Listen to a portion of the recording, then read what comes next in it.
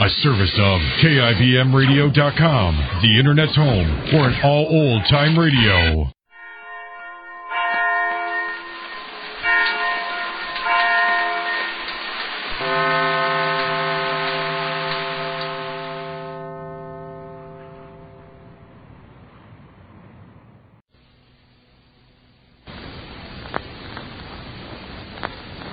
And now the Goldbergs. It was the memory of love and anguish, of remembered ambition and shame, that Sylvia Allison tried to destroy when she drove the car containing Sammy and herself over an embankment. For Sylvia could no longer find any use in living. And now in the hospital, in a white and dimly lit room, Sylvia sees the doctor as in a dream and hears him say, "Your father's outside. And if you behave, I'll let him come in." I don't want to see him. I don't want to see anybody. Sam.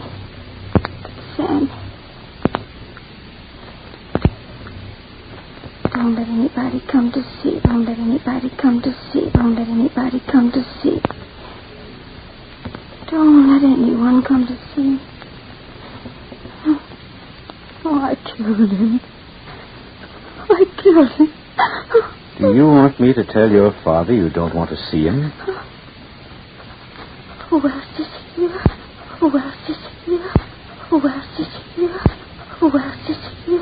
The father of the young man. Not his mother. I didn't see anyone else. I wanted it to happen to both of us. Not just him.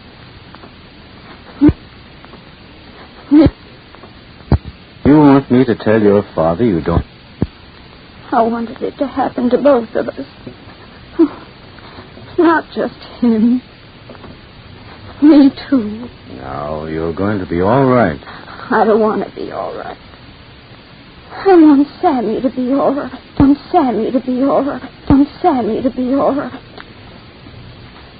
I wish I was dead. You don't know what you wish.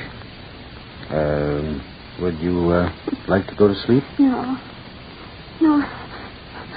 I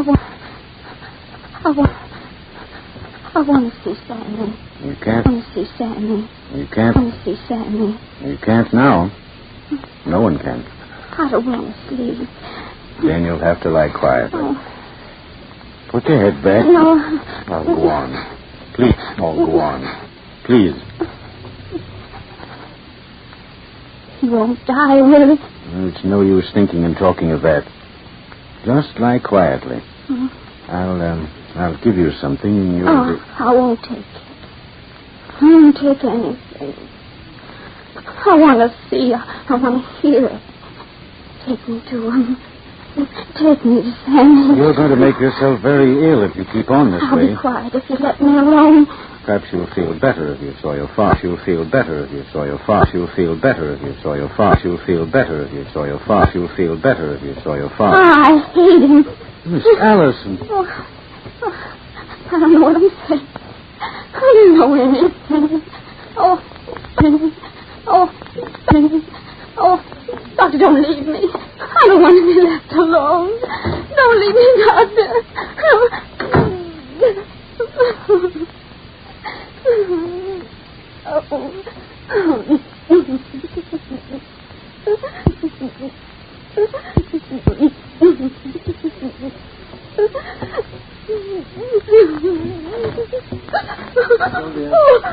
Away. Go away. How do you feel, Sylvia? Sylvia. I did it. I killed Sammy. I did it. Sylvia. I did it. Sylvia. I did it. Sylvia, Get darling. away from me. It's your fault. It's all your fault. Why couldn't it have been me? Nobody would have cared. Nobody would have come here. It wouldn't have mattered. Sylvia. Go away. Leave me alone. Oh, leave me alone. It was your fault. Because you were like all the rest of them. All you could do was be horrified and hate me when you found out what I was. I had nothing left. I had no one to go to. You made me do it. Sylvia, Get please. away from me. Leave me alone. Oh, you're worse than I am because you could have helped me. Sylvia, Get please. away from me.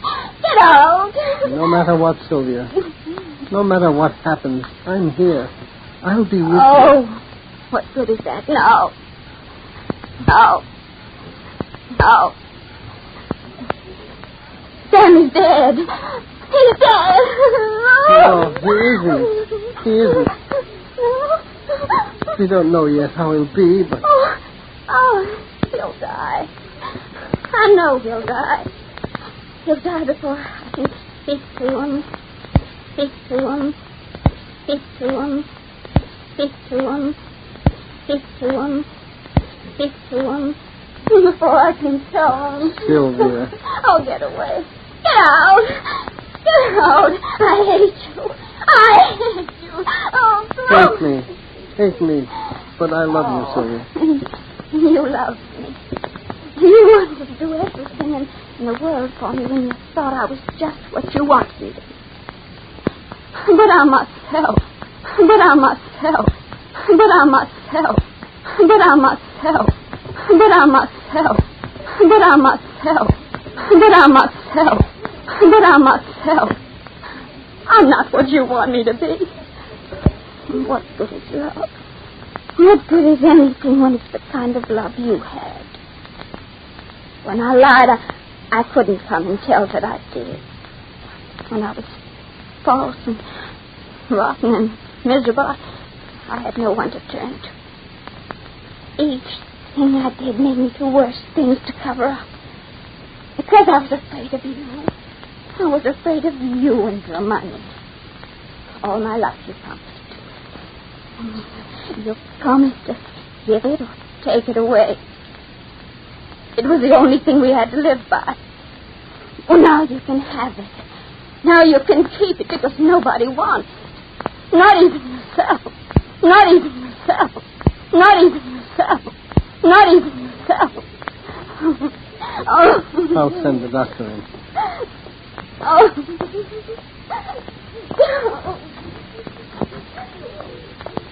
Doctor?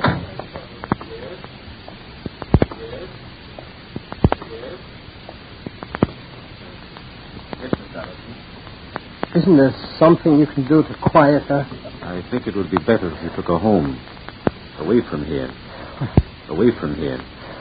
Away from here. Away from here. If you think so. But I don't want to leave until I know how the young man is.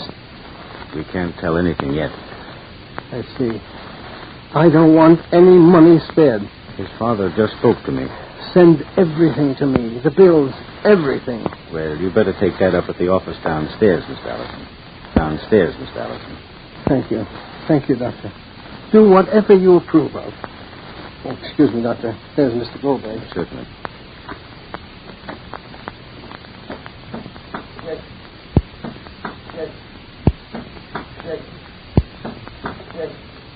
Yes, I just spoke to the doctor.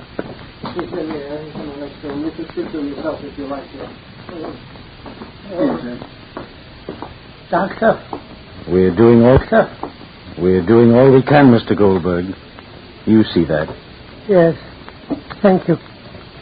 I just told the doctor not to spare any expense. Thank you. Well, Doctor, do you think... Why don't you go down to the end of the corridor? There's a little reception room.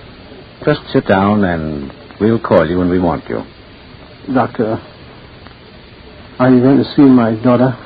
Yes. Thank you. What did they tell you, Allison? Just what they told you, Jake. You didn't see Sammy? Huh? No. Then you don't know. Mrs. Goldberg has to know.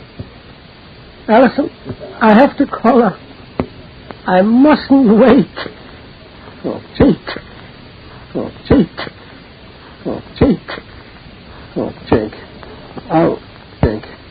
Oh, Jake. I'll drive home. That'll be better than calling.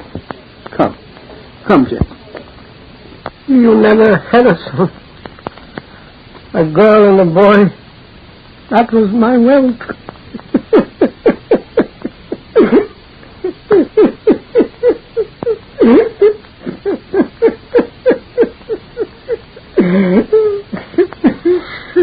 Mrs. Goldberg. Who told her? Allison? Jake.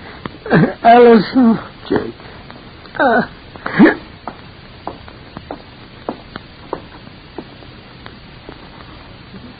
Jake.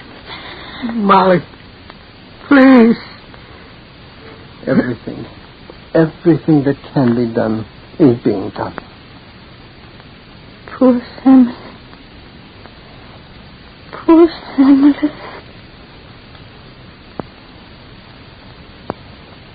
The long, quiet halls echo the footsteps of the nurses, the quiet tread of a doctor making his rounds. Behind each door are people like ourselves, suddenly different and strange. And there, too, lies Sammy. His family sits about, feeling stupid and strange and helpless, waiting, while Sylvia's mind is whirling with dreams and thoughts and sudden cries. Has she solved her problem and Sammy's, now in this way?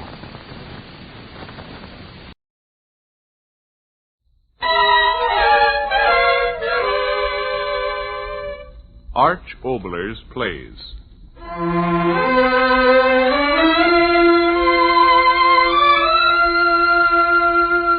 A Story in the Night.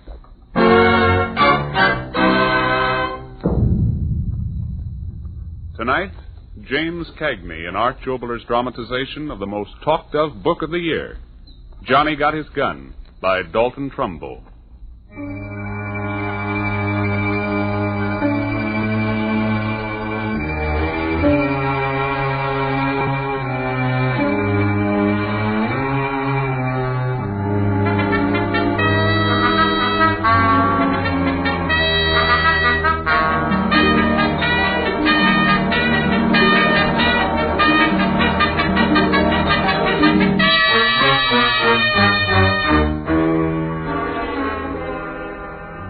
We tell you of Joe Bonham.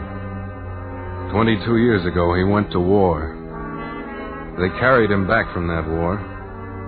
They carried him back because he had no arms, no legs, no ears with which to hear, no eyes with which to see, no mouth with which to speak.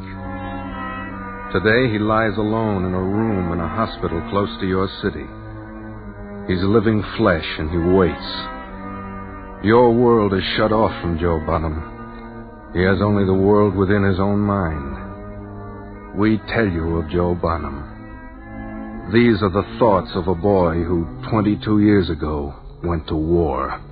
Somebody listen to me. I'm talking to you. Somebody listen to me. Gotta talk to somebody. It's dark and lonely. Somebody... No. Going out of my head again. How can you hear what ain't got a tongue, ain't got a mouth, ain't got...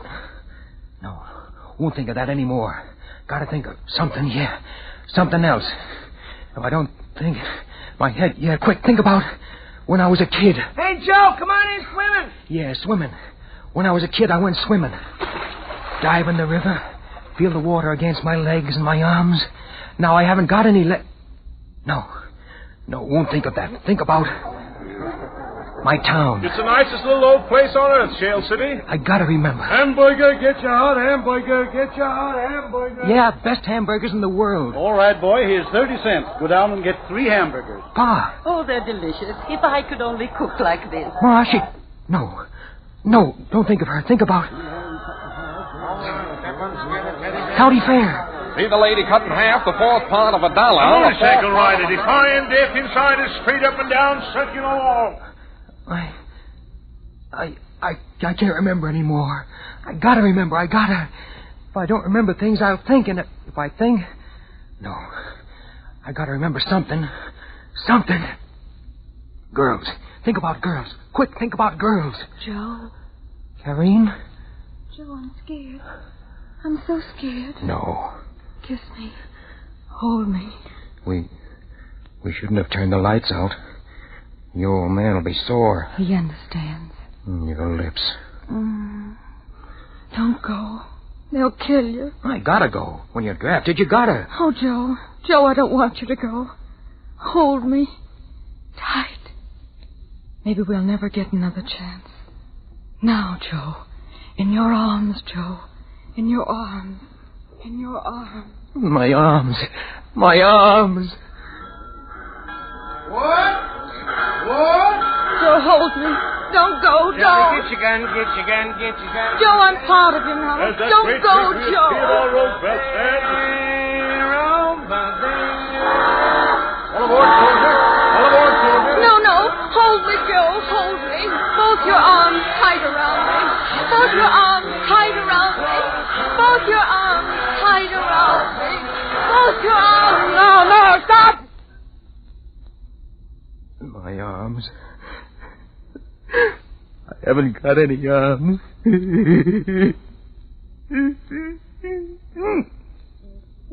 You hear me, Karine? I haven't got any arms. I haven't got any arms.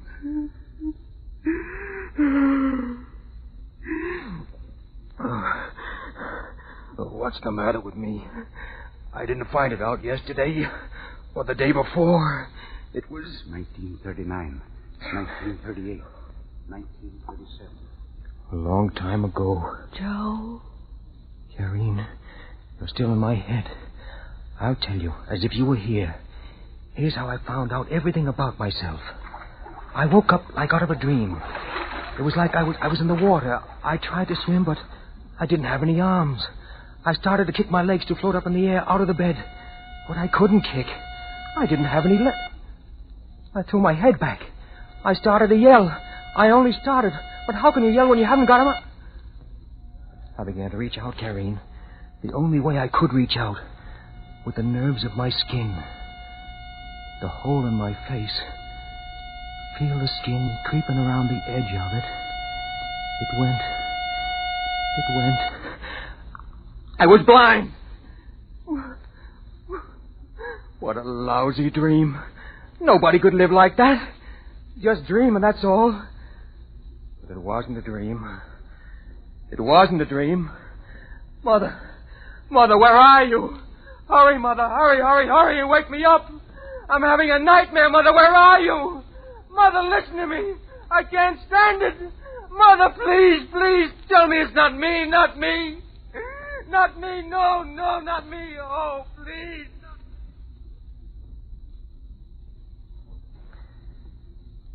That's the way I found out. A long time ago. Who was I telling that to? Joe. Oh, Karine. Still in my head. In my heart. Now I'll tell you about how I found out about time. About the days. Knowing about the days you're living through, that's important, see? But all I remembered was... died in the dugout, and then... that was all. A day in September 1918, and that's all. Time stopped then. Start time over again. But how could I catch hold of time when I was caught inside myself?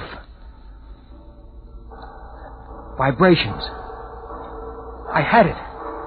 When the nurse came into the room, the vibration of her footsteps running up through the floor, through the bed, through the springs of the bed, into me. All I had to do was count the seconds, then the minutes, then the hours between each visit she made, until I had 24 hours counted up in my head. And after that, I'd be able to figure the days out just by counting up her visits. One day, the minute the nurse left me, I began to count. 1, 2, 3, second by second, 4, second 5, by second. 6, When I counted 60, 8, that meant a minute, 10, as nearly as I was able to figure it. 13, But I always lost count. I'd think of something else, then I'd lose count again. 1, 2, 1, 2. Day after day after day, but I could never keep track. I couldn't. And all the time, the days were running away from me. And then, one day it happened. The skin on the side of my neck, the half of a forehead above the mask. Lying there all the years gone by, I got to thinking that maybe there was some way I could use those pieces of skin. Skin free to the air. They were healthy. I got to thinking what a man did with his skin. to feel with, But that didn't seem enough. to sweat with. Yeah, sweat with. Hot and cold. Sunrise and sunset. Just like that. The idea came into my head just like that. All I had to do was to feel with my skin. When it changed from cool to warm on that little piece of skin, it'd be sunrise and the beginning of a day. I got to thinking about the nurse and how many visits she made me each day and when she made them. Yeah, I'd better start with the nurse. She changes the bedding. In a hospital, they must change bedding in the morning, maybe around 8 o'clock. So all I got to do is wait till she changes the bedclothes. That'll mean it's morning. Then wait, maybe 18, 20 hours, and that'll be next morning. That'll be sunrise. You can feel the heat of sunrise against your skin, yeah. So I waited until the next time she changed the bedding. She walked away. Calm down, because you haven't proved anything yet. Calm down and wait and count her visits. Number 2, I dozed off and woke. Visit number 3, time got all mixed up. Then 4, and then the 5th time. Now all of a sudden, I knew it was happening. My heart stopped, my breath stopped. I knew it was happening. Slow at first, crawling along my skin, warmer and warmer, the rising sun. In my room. I'd won. I'd caught up with time again. The sun. It was dawn. It was dawn for the world and for me. I could smell the dawn. Yeah, me without a face lying there, and the smell of the dew on the grass, and me without eyes, shading my eyes and seeing the sun coming up over the mountains back home, and the hills going pink and lavender like the inside of a seashell. The sun warming my little piece of skin, and me seeing without eyes the town where I was born, and me without ears hearing the lowing of the cows waiting to be milked, and babies kicking in their cribs and rubbing their eyes with their fists. It's sunrise, and I've got it. And now I'll always know when it's sunrise, and they can't take it away from me. Thank you, God. Thank you. Thank you. Thank you. I may never have anything else, but I'll always have dawn and the morning sunlight. A year went by fast. I was a busy guy. Learned a lot. Yeah, could even tell my nurses apart. The day nurse always walked to the bed with 4 steps. She was always the same, but the night nurses seemed to change. One of them must have cried when she looked at me. I felt her tears wet on me. I like to think she was young and beautiful. But every night, summer and winter, week in and week out, month in and month out, every night I was with you, Karine. With you, darling. My arms around you, yours around me. With you, Karine. Joe, my darling. Close to you. My dearest. My arms around you. My lover. And yours around me. Mine. With you, Karine. Oh, Joe. Joe. 2 years went by after I discovered time. 3 years went by after I discovered time. The 4th year started awfully slow. One day I felt vibrations. Vibrations heavier and heavier, and then they stopped. I knew they were standing around the bed. After all these years, visitors. And all at once, crazy thoughts went through my head. It may be your mother. No. Karine. No, not Karine. Not Karine standing by my bed. You can't see me. Not this way. Not you, Karine. Go away. Go away. Go away. Go away. Go away. Go away. Then a hand came to rest on my forehead. A man's hand. Doctors. Yes. Maybe doctors come to examine me. Oh. Somebody was touching at my nightshirt over my left breast. The cloth fell back against my chest again. It was heavy now, weighed down by something. Medal. They given me a medal. Me, a medal. Me, A medal! Me! The generals were here, around my bed. The generals. The big guys, the famous guys who still had arms and legs and could still see and talk and smell and taste. In my throat, I felt a tearing of something that used to be a voice. I was talking to them, and they couldn't hear me.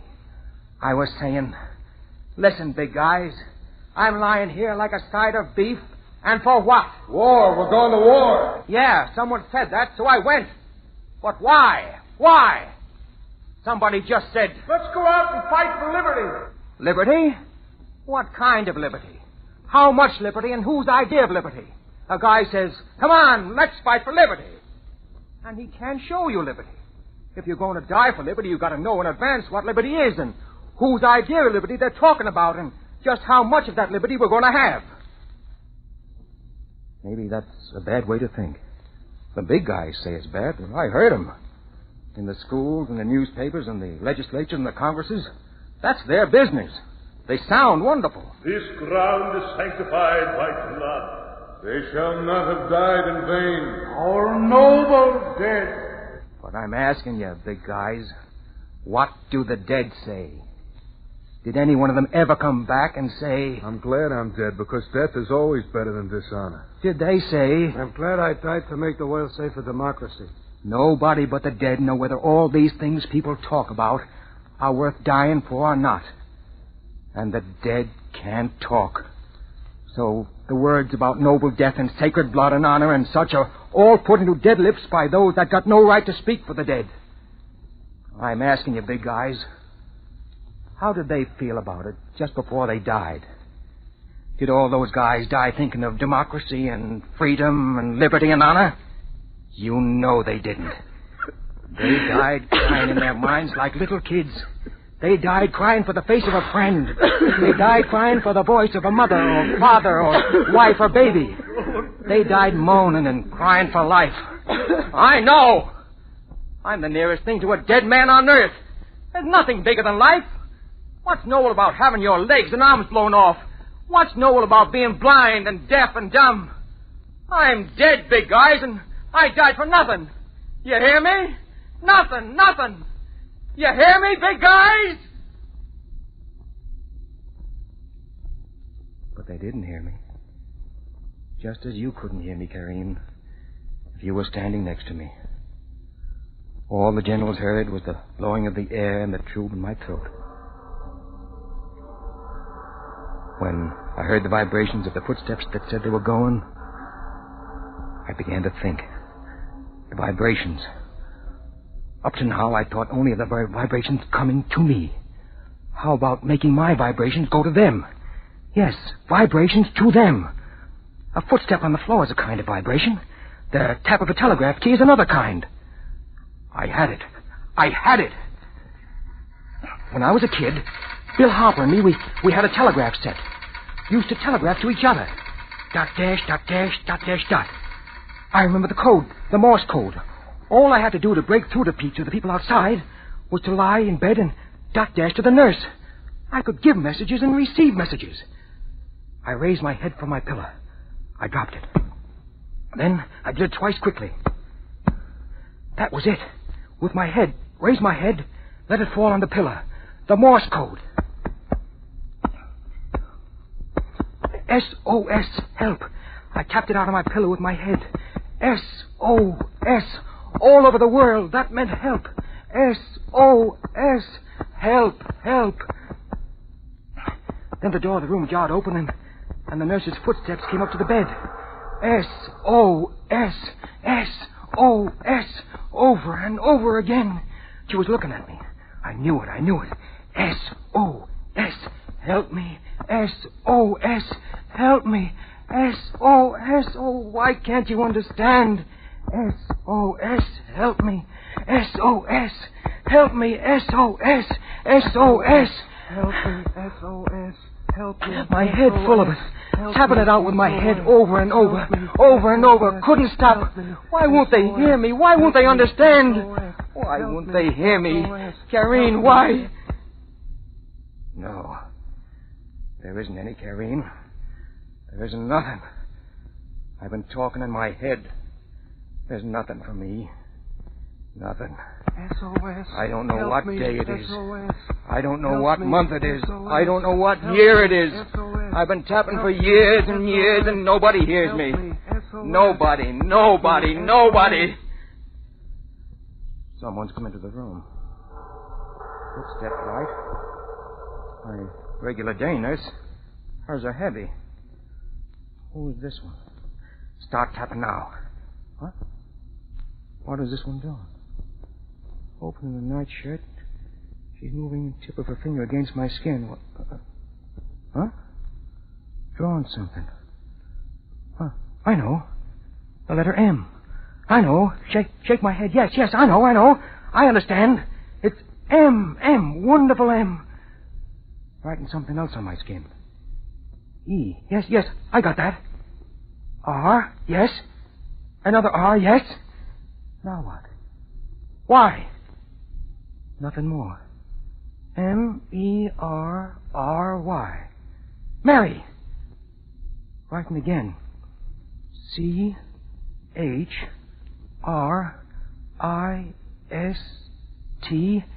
C-H-R-I-S-T-M-A-S. Merry Christmas. Merry Christmas.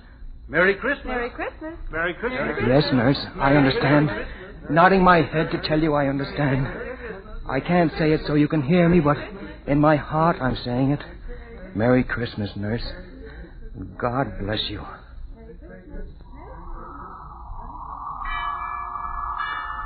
Bells in my town. I'm hearing them in my head, nurse. 'Twas the night before Christmas. Mother. And all through the house, not a creature was stirring, not even a mouse. Mother, I hear you. The stockings were hung by the chimney with care, in a hope that St. Nicholas soon would be there. Every Christmas Eve, I remember. He sprang to his sleigh, to his team gave a whistle, and away they all flew like down from a thistle. But I heard him explain ere he drove out of sight, Merry Christmas to all, and to all a good night. Merry Christmas, Mother. Merry Christmas, Mother. Nurse. New nurse. Smart nurse. She'll pay attention to me. Old nurse didn't understand. New nurse, you've got to understand. Tapping, I'll start. There, nurse. I did it. Did you understand it? 3, 2, and 3. S-O-S. Did you understand it? I'll do it again. Morse code. You understand? Morse code. Watch, nurse, watch. If I had a tongue, if I had a mouth, I'd yell it at you. I'd scream it at you. But I have nothing but the tapping of my head, so watch, nurse, watch. If you turn and walk out of the room and never come back, you'll be carrying my life with you. You're life and death to me, nurse. Look, I'll tap it again. See? S-O-S. Help me. S-O-S. Oh, I'll do it again. I'm praying now, nurse. Me, just an ordinary guy, I'm praying. Oh, please, God, make her understand what I'm trying to tell her. Please, God, make her understand. I know you're a busy guy. I know there are millions of people praying to you every minute. I know all these things, God, and I don't blame you for getting behind in your orders. Nobody's perfect, but what I want is such a little thing. All I want you to do is to take a tiny little idea that's in my mind and put it in her mind 2, maybe 3 feet away. That's all I want, God. Just a little idea that's in my mind and put it in her mind. It's such a little thing, God. Such a little thing. She's going away. She's gone out of the room. No, can't be true. Can't shove me down under the ground again, bury me deep again. No, I won't believe it, I won't. I won't start crying now. She'll come back. She's my life. She's my chance at life. She will come back. She will. Door. She's back. Brought someone with her. Man's finger on my head. What? Finger tapping on my head. Tapping out W. H. Tapping out the code on my head. A. T-W-H-A-T, what? D-O-Y-O-U-Y-O-U-U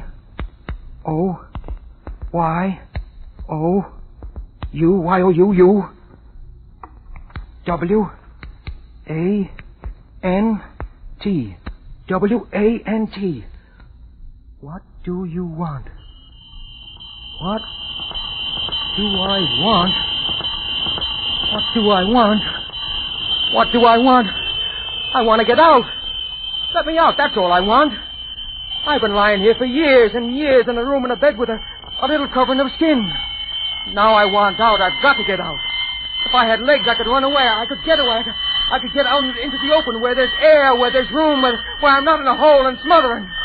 Inside me, I scream and howl and push and fight for room and air, for escape from the smothering, from the loneliness. Let me out of here and take me back into the world.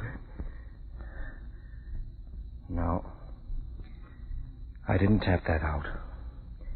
What I just said, I only was thinking. Won't say it to you waiting up there, no. Before I ask you up there, before I tap it out with my head, I've got to think out just what I'm going to tell you. It may be my last chance. I've got it. I've got it. Listen, you up there. I'm tapping it out with my head. Let me out of here. Let me out of here. Let me out. I can earn my keep. I can do a job like anyone else. Take me out of here and build a glass case for me so people can see me. Take me in my glass case to the beaches, to the county fairs and the church bazaars and the circuses and the traveling carnivals. You'll do a wonderful business with me, and I could pay you for the trouble. They've never seen nothing like me. I'm something you can really holler about. I'm the dead man who's alive. The live man who's dead. I'm the man who made the world safe for democracy. Take me into the places where men work and make things. Take me there and say, boys, here's a cheap way to get by. Maybe times are bad and your salaries are low. Don't worry, boys, because you'll have your chance. There'll be another war along pretty soon, and then maybe you'll be lucky like me. Take me into the schoolhouses, all the schoolhouses in the world. They'll scream at first and have nightmares at night, but they'll get used to it because they've got to get used to it. And it's best to start them young. Take me into the colleges and universities and academies and convents. Call the girls together, all the healthy, beautiful young girls.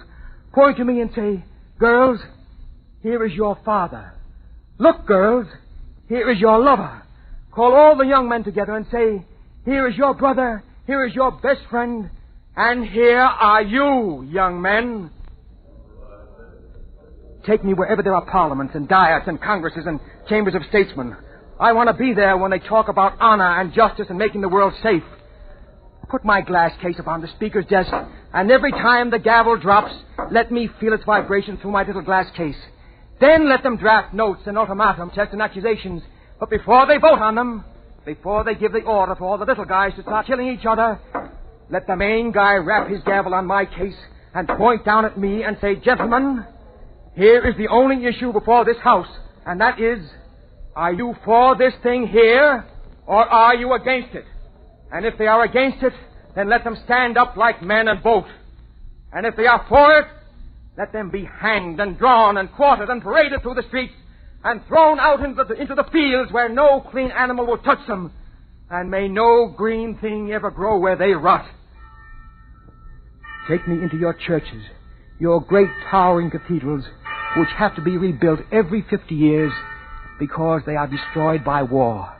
Carry me in my glass box down the aisles where kings and priests and brides and children at their confirmations have gone so many times before to kiss a splinter of wood from a true cross on which was nailed the body of a man who was lucky enough to die.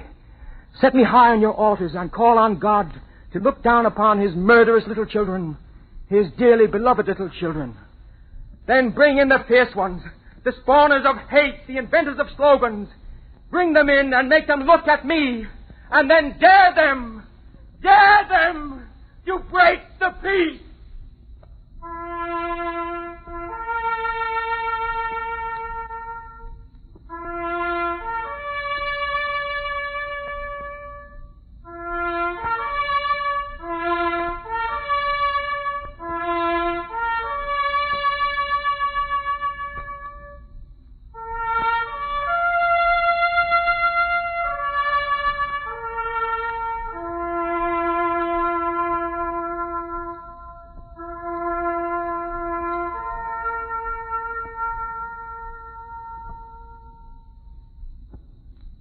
Ladies and gentlemen, tonight we have brought you James Cagney playing the leading role in Dalton Trumbo's memorable novel of the year, Johnny Got His Gun.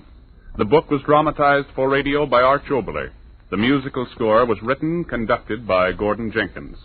Mr. Cagney can now be seen in the Warner Brothers picture The Fighting 69th and in the forthcoming production Torrid Zone. In preparation is City of Conquest. The book Johnny Got His Gun is the prize-winning novel by Dalton Trumbo. All of us want to thank Mr. Cagney and Mr. Trumbo for their great contribution to this program. Next week, it is our pleasure to present an actor known and respected by all of us, Mr. Ronald Colman, in an unusual play, The Most Dangerous Game. Next week, then, Mr. Ronald Colman. Arch Oboler's plays are a presentation of the National Broadcasting Company. Tonight's play came to you from Hollywood's Radio City. This is the National Broadcasting Company.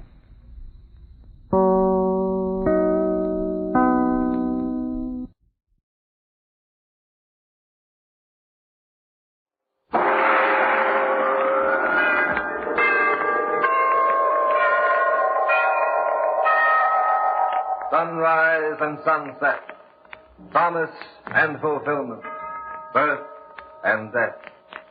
The whole drama of life is written in the sands of time. We present a new series of radio programs, The Clock.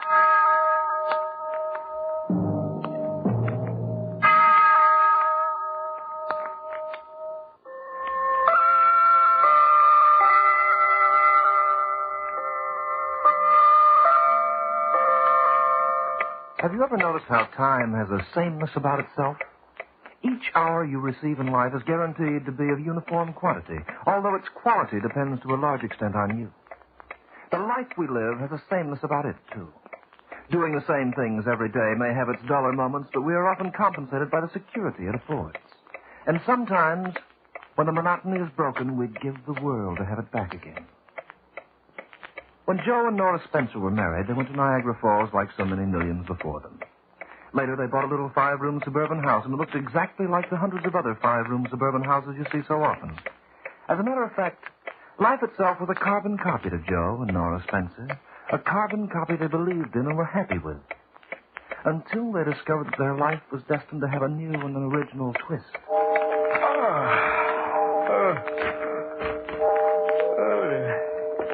My goodness, 10 o'clock. I guess we'll hit the hay early tonight, Nora. Finished with the newspaper? Just about. Oh, looks like we'll have a nice day tomorrow. Mostly sunny, it says, with moderate west to southwest winds. Oh, Joe, did I tell you the Howards are coming over tomorrow night? Oh, you didn't have to tell me. Tomorrow's Monday, isn't it? Oh, what's that? Monday the Howards, Tuesday Bill Pepper and his wife, Wednesday the movie. You make it sound like a routine. Well, it's a routine, more or less. You mind it? You know I don't. Sometimes I wonder if the life we lead is a little too dull for you. Funny, I've thought of the same thing about you. I'm very happy, Joe. You know that. Sure, I know. And I wouldn't want anything to change it. Nothing ever will. I wish I was sure of that. I wish I was sure that you and I and this house would go on forever, just as we are. Hey, what's got into you tonight? I don't know. I guess I'm so happy I'm just looking for trouble. Well, you'd better cut it out or you'll get spanked. How about we hit the hay? All right. You go ahead. I'll put the lights up. Hey, what's that? What? Well, there's a cab just stopped in front of the door. Uh-huh. Someone's getting out. Why, it looks like Amy Gibbs. Your cousin? What on earth's she doing here? The last I heard, she was living in Wisconsin. It's a funny time to make a call. Oh, she's coming up the walk, Joe. I'll let her in.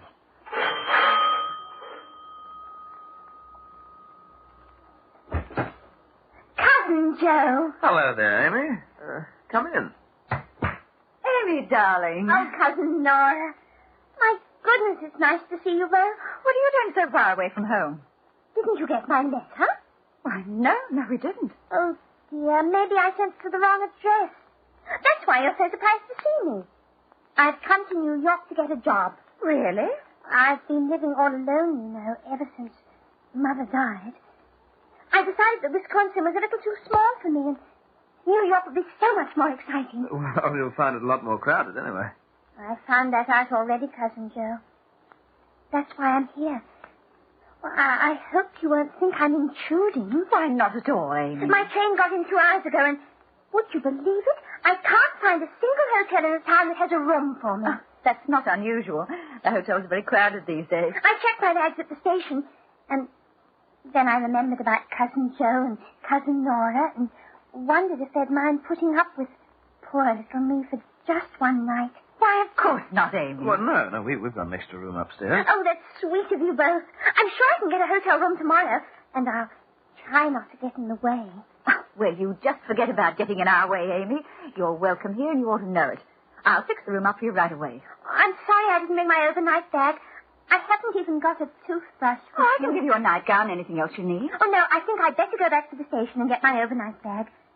Oh, have you got any small bills, Cousin Joe? My smallest is a 20, and I couldn't get back to the cab driver. Oh, let's see. Yeah. Oh, will 4 singles do? Oh, that's just perfect. And as long as I'm at it, I may as well bring all my luggage up here. You never know when things are misplaced in these public lockers. Sure. Oh, don't wait up for me now. Just leave the key under the mat. I'll be back in an hour or so. And thanks again, Cousin Nora. Thanks loads.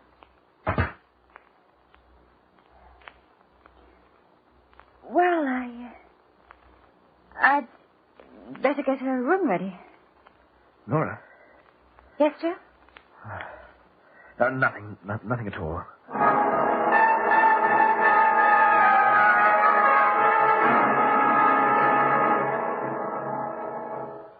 Oh, good morning, Nora. Good morning, dear. Here's your coffee. Thanks. Oh, be careful. It's very hot. Where's Amy? I thought I'd go downtown with her and help her find a place to stay. I'm afraid poor Amy isn't feeling very well. She isn't? I spoke to her up in her room a little while ago. She's had an attack of migraine or something. She asked me if she could stay another day or so until she got over it. Oh, well, if she's ill... I told her she could stay as long as she liked. You did? Well, I was only being polite, Joe. I'm sure she'll be gone in a day or two as soon as she's well. Still wish you hadn't told her that. Why? I don't know. I just wish you hadn't. Oh, I'm sorry. I shouldn't be that way. It's just that I'm not used to having someone around. It's always been you and me and no one else. And I'm afraid I like it that way.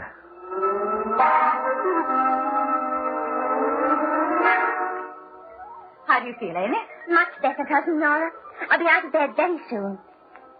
You and Cousin Joe have both been so good to me. It's the least we could do. And don't think I'll ever forget it either. I never will. Well, I'll leave you now. I've got some work to do downstairs. All right, Cousin Nora. And I'll have my lunch in bed again today. Really, Cousin Nora, I've tried so hard to find a job. But I just can't seem to get one that suits me. And as far as apartments are concerned, they're impossible to get.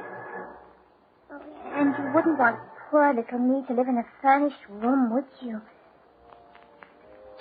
It's so much nicer here.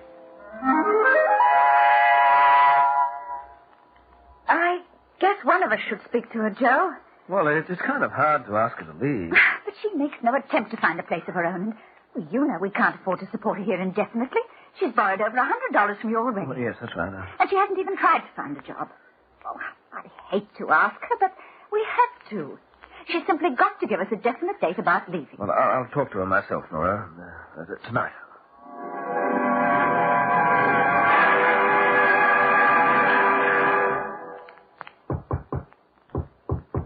Yes? It's Joe, Amy. May I come in?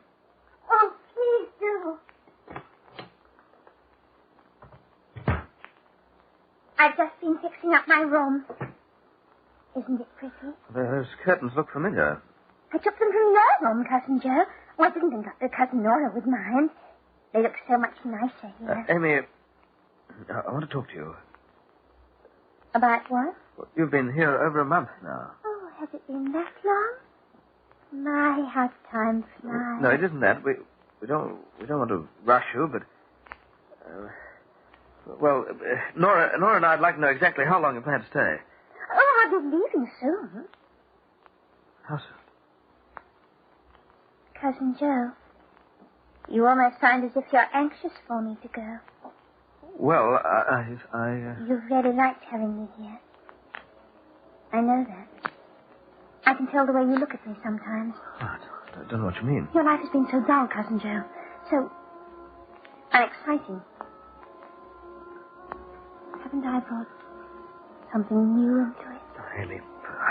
Yesterday, while I was doing my hair in front of the mirror, my door was open. I saw you watching me. Well, I just glanced in. I've seen that look in a man's eyes before. Amy, this is crazy. You've watched me often, Cousin Joe. When I've walked up and down the stairs, when I've laughed. Sometimes I didn't even have to see you. I could feel your eyes. Amy, you've got to leave. I'm young, Joe. Young and pretty. Boys have told me lots of times how pretty I am. They say I do something to them. Do I do something to you, Joe? Amy. Put your arms around me.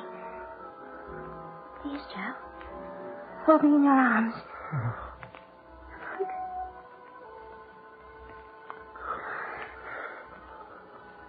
Now, tell me to leave and I'll go. Joe? Darling Joe?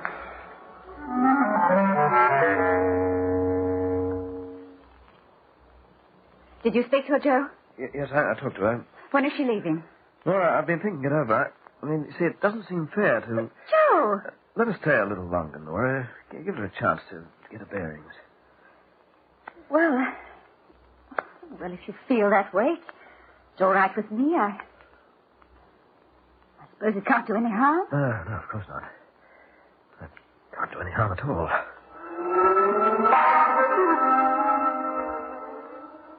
Amy, what are you doing with that dress on? They've taken in at the seams. But that's my dress. It's the one I bought for Easter. Is it now? I didn't know. I just thought I'd borrow it. I'm so sick and tired of wearing the same old clothes. You had no right to go into my closet. But Cousin Nora...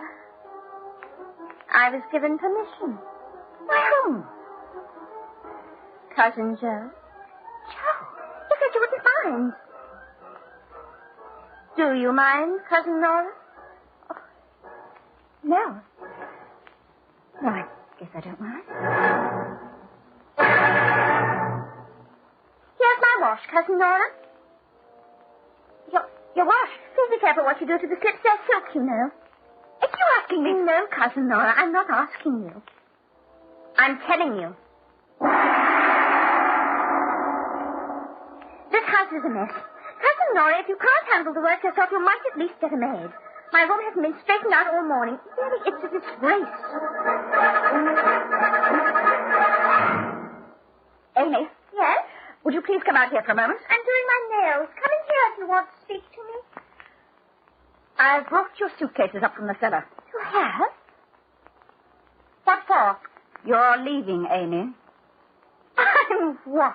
You're leaving this house. Don't be silly, Cousin Nora. I've stood for a great deal from you, Amy. I don't know why I have, but now I'm through. I can tell you why you stood for me, Cousin Nora. I'm not interested in what... You were afraid to force a showdown. Afraid? You've taken my orders like a servant girl because you didn't want to raise an issue. That's a lie. You know what's been going on around here. And you also know that if Joe had to make a choice, you might be out in the cold.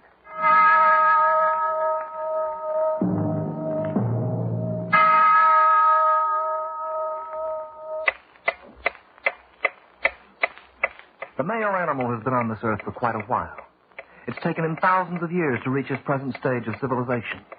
But the wrong woman can send him back to the jungle and the caves in exactly half an hour. How dare you talk to me like that? Now, let's have no hysterics, Cousin Nora. I think I'm being very generous under the circumstances. Generous? I'm letting you stay here, aren't I? I could tell your husband to get rid of you if I wanted to. I could tell him to send you away, but I've got a big heart. I'm beginning to see that. You haven't got a chance against me, Nora, and you know it. How dare you? The arrangements we have is peculiar, I must admit, but I like it this way. Temporarily, at least. When a man meets another woman, he usually separates from his wife. In this case, I'm adding a little twist to it. I'm letting you stay. That's very kind of you. Of course, you have an alternative. Have I? You can pack your things and get out. Joe will give you a divorce. I'll see that he does. Well, I'll stay, Amy. I thought you would. There, my nails are finished. Lovely, aren't they?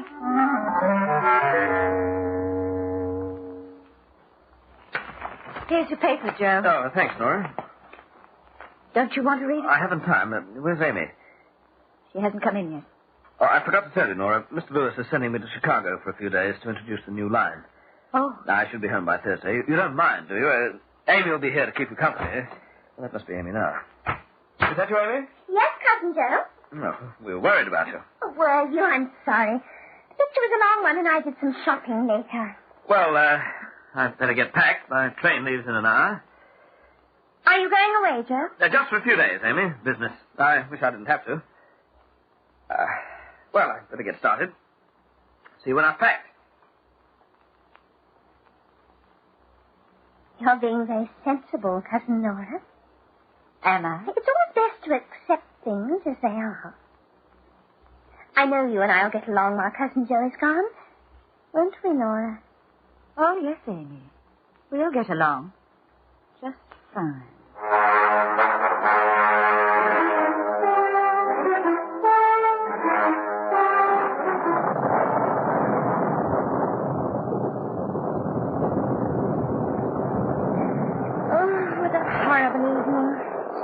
Go out and too dull to stay in. Laura, when did Joe say he'll be home? Thursday. This is only Monday. Are you bored, Amy? Very. I intend to do my best to entertain you. Entertain me? What can you do for excitement? Play checkers? You'll get your share of excitement, Amy. Be patient. Why are you looking at me like that? Was I looking at you in any particular way? Just don't start any funny business, Cousin Nora. You'll regret it. How old are you, Amy? That's none of your affair. You can't be any more than 23 or 4. What about it? You have so much to look forward to in life. And there's so much you could miss. I often think of death, Amy. Sometimes when I fall asleep, I dream of it. And it comforts me. Stop talking like that. I don't like it. Oh, I think I'll go to bed. My head's been bothering me all day. If you're sick, why don't you call a doctor? I'm quite all right. It's just that I keep forgetting things and my head aches so. Good night, Amy. Good night. I hope your dreams are as pleasant as mine.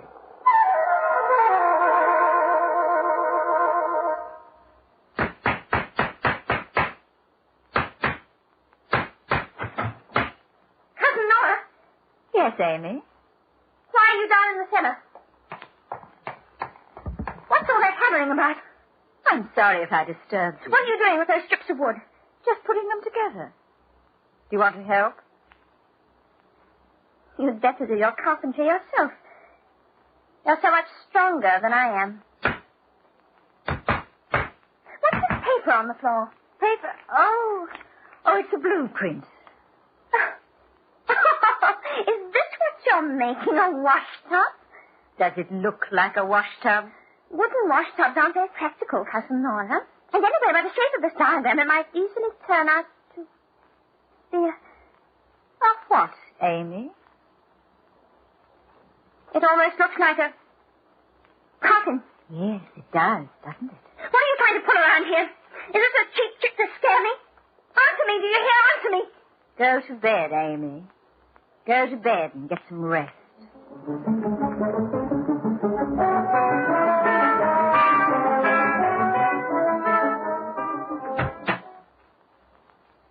Amy, I've brought your dinner. Put the tray on that table and get out. Very well. Now leave me alone. Well? What are you standing there for? I want to know if you like the soup. It's very good. Here, let's... What did you just put in that soup? Oh, Why, nothing. I saw you drop something in there. What are you trying to do? Poison me? You shouldn't have smashed that cup, Amy. Get out, you here! Get out! Good night, Amy. I know what I'll do.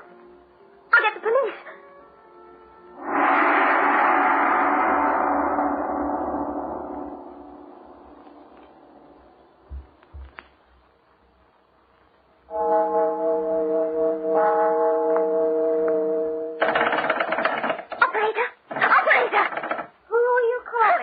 Time of night, Amy.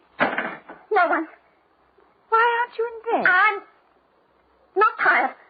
Amy. Don't come near me. You're crazy. You're out of your mind. Stay away from me, Nora. I wish you wouldn't carry on in this way. What's that? Oh, it sounds like a police car. One of the neighbors must have heard me. Now I'll put you where I'll never see you again. Amy. You see this bottle? I found it in your room. It's poison. You tried to put it in my food. Oh, I'll be rid of you for good now, for good. Is this the Spencer house? Oh, officer, you're just in time. She tried to kill me. She tried to poison me. She's got out of her head. Are you Mrs. Spencer? I'm Mrs. Spencer, officer. I'm the woman who called you before, and this is the girl I told you about. Oh. All right, girlie, come on. Let's you and me take a little walk. But there's nothing wrong with me. She's the one you want. Look, she tried to put this poison into my food. Do you deny that you put this in my food? Do you deny it? Of course, dear, I put it in. But I tried to tell you it was only saccharin. Saccharin? How long has this been going on? Ever since my husband left, officer. There's a wash tub downstairs she keeps referring to as a coffin. Oh, I've done my best to calm her. She's lying! Can't you see she's lying? Well, come on, girlie. We can talk it over downtown. Keep your hands off me! Easy now. Let's not get rough, sister. Oh, just a moment, officer. Yeah? You see, this girl is my cousin, and I feel responsible for her. She's not really insane. It's just that she's emotionally upset. I don't want to see her put away. Well, that's not up to me, lady. But if I talk to the proper authorities and testify that she's never really done anything wrong, do you think they might put her under my care? That all depends, lady. It's up to you. You'll go away for a nice long rest, won't you, Amy? And if I come down and talk on your behalf, you'll do as I say, won't you, Amy? Come on, girlie. Come on.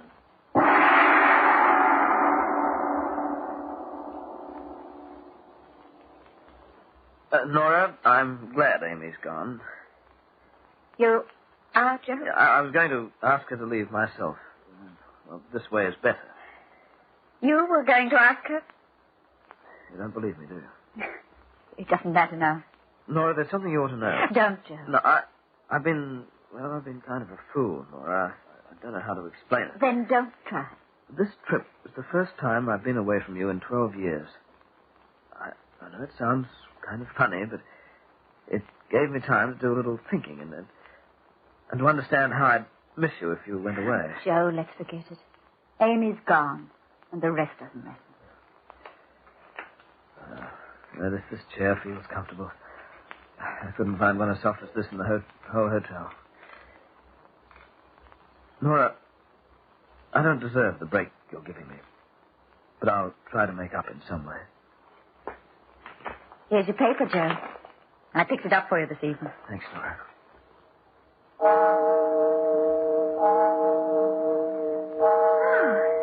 It's 10 o'clock. Yeah. Guess we'll hit the hay early tonight, huh? Looks like we'll have a nice day tomorrow. Mostly sunny, it says, with moderate west to southwest winds.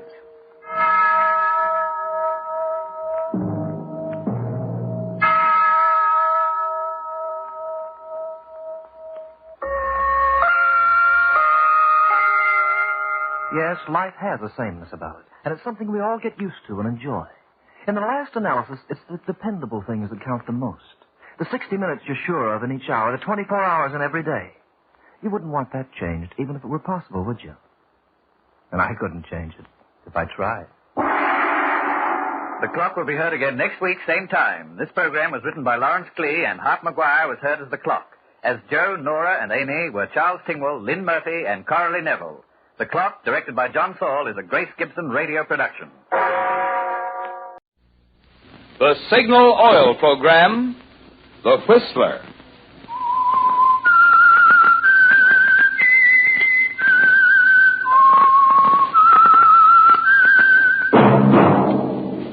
That whistle is your signal for the Signal Oil Program, The Whistler.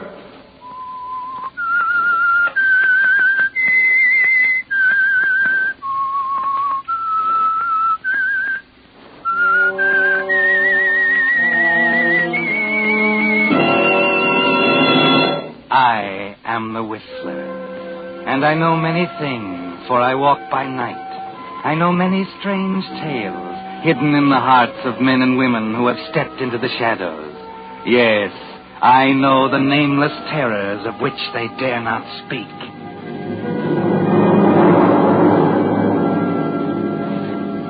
Yes, friends, it's time for The Whistler. And remember, let every traffic signal remind you, with new Signal gasoline, you do go farther than ever. Look for the familiar big yellow and black circle sign that identifies those popular Signal service stations in 7 western states from Canada to Mexico. And now, The Whistler's strange story, Treasure Hunt.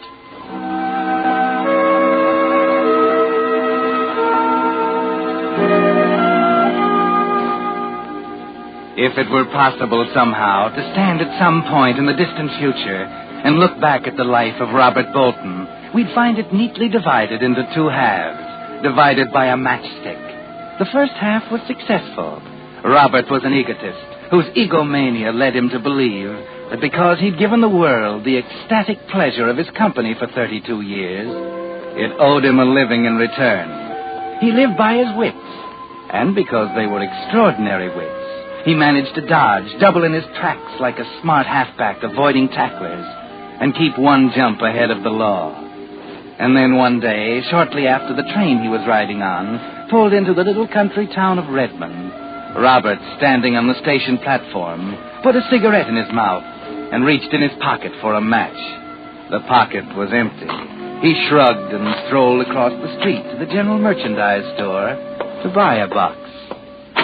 But it's $200,000 at least. That's what you've been saying ever since old Colonel Randolph died. They've been living on credit for 5 years. Oh, every soul in town. And I'm telling you, Gregory Mott, we ain't going to see 1 red cent. You mark my word. How do you know we ain't? Well, just you go back and look at them bills the Randolph sisters has got run up here. Flour and eggs and milk and everything. It's nigh on to $500. But Martha and Evie's bound to find that money any day now. Can't never tell. If I hear that again, I'll scream out loud. When we find Grandfather Randolph $200,000, we'll pay our bills. Well, they ain't found it yet, and they ain't gonna, if you ask me. Reckon the old colonel hit it good. And that's another thing. Why'd any man hide that much money around and leave a crazy poem to tell where it was hid? Is that reasonable? Oh, I know, Lou. It's just that Martha and Evie Randolph are such nice... I know. They're ladies, wearing them lace things like they was rich. I notice Martha's too much a lady to marry Sheriff Conway and get her bills paid. Maybe he ain't asked her. Evie thinks she's too good for him, and that's why. Ain't no excuse for letting their bills run. Why, they could take in boarders. They're willing to take in boarders, but who stops over in Redmond? Well, talking about it won't get us our money. I'm just getting tired of this whole... I beg your pardon. Oh, hello there, mister. Been here long? No, I just came in for a box of matches. Sure. Here you are. Thanks. You just passing through on the train? Yeah. You have a nice town here, Mr. Mott. I was on my way to Florida, but Redmond is such a charming little place. Might stay over for a while? Could be, Mr. Mott. Could be.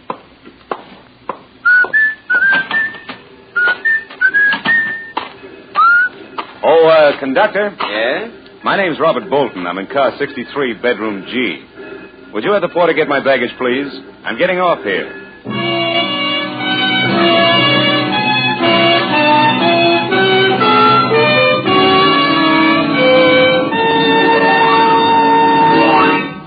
With the prologue of tonight's story, Treasure Hunt, the Signal Oil Company brings you another strange story by The Whistler. But now I think you'll be interested in a letter I received after a recent Whistler broadcast in which I had told how the atoms in gasoline molecules are actually rearranged to put exciting new power into new Signal gasoline. The letter read, Mr. Miller, you say they rearrange atoms in making Signal gasoline. I thought atoms are the things scientists split to make atomic bombs. Well, it occurred to me that other listeners may have wondered about this, too, so I'd like to make this point clear. Splitting atoms to release atomic power is one thing, but rearranging atoms is a completely different branch of science, through which some of today's most remarkable new products are being created. Take nylon hosiery, for instance. Do you know how nylon was created? Why, by rearranging atoms. And that fine new synthetic rubber for tires, it too was made by rearranging atoms. So you see, in rearranging gasoline atoms, Signal is just using the latest scientific method to put tremendously increased power into new Signal gasoline. Just another example of the alert, progressive policy of Signal Oil Company, which for 14 years has been quick to bring you every latest scientific advancement in the fine quality petroleum products, wearing the name Signal. And now, back to the Whistler.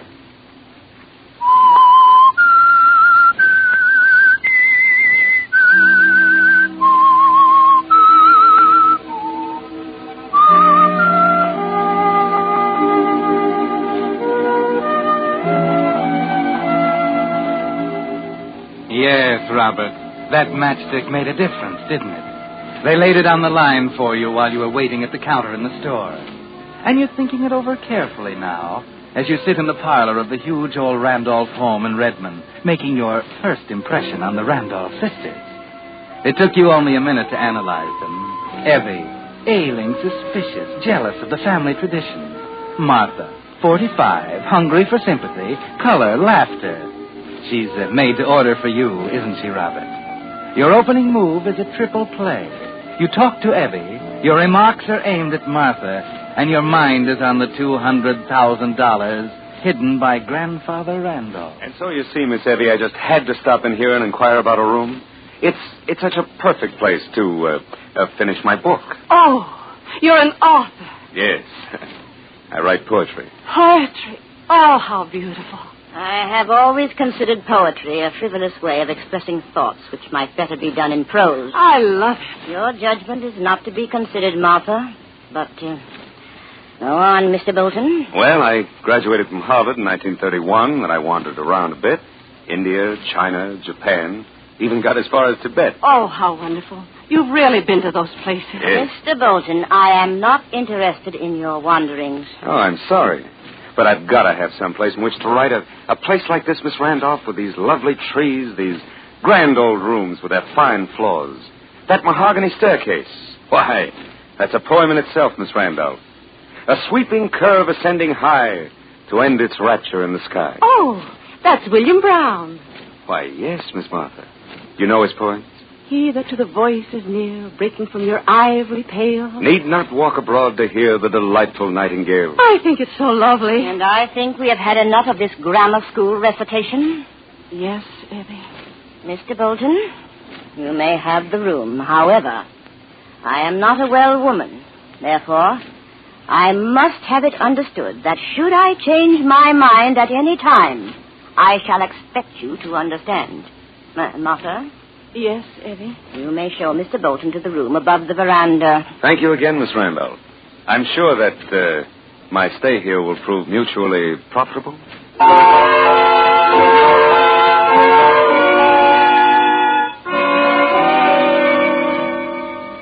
Well, you're established in the Randolph house, Robert Bolton.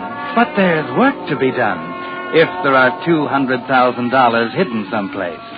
You know Evie Randolph is shrewd, almost as clever as you are. But again, there's Martha, poor, homely, pathetically eager Martha, who hangs on your words. And you can be charming, can't you, Robert? It's not long before you've made a conquest, such a simple one. Martha never has had such wonderful times, has she? Movies, poetry, a drive in a rented car. Oh, please, Mr. Bolton, you mustn't go so far. Why not? It's like living in another world. Just flashes of the earth we know. Gone before you can see the ugliness, the gray drabness. Oh, yes, it is like that.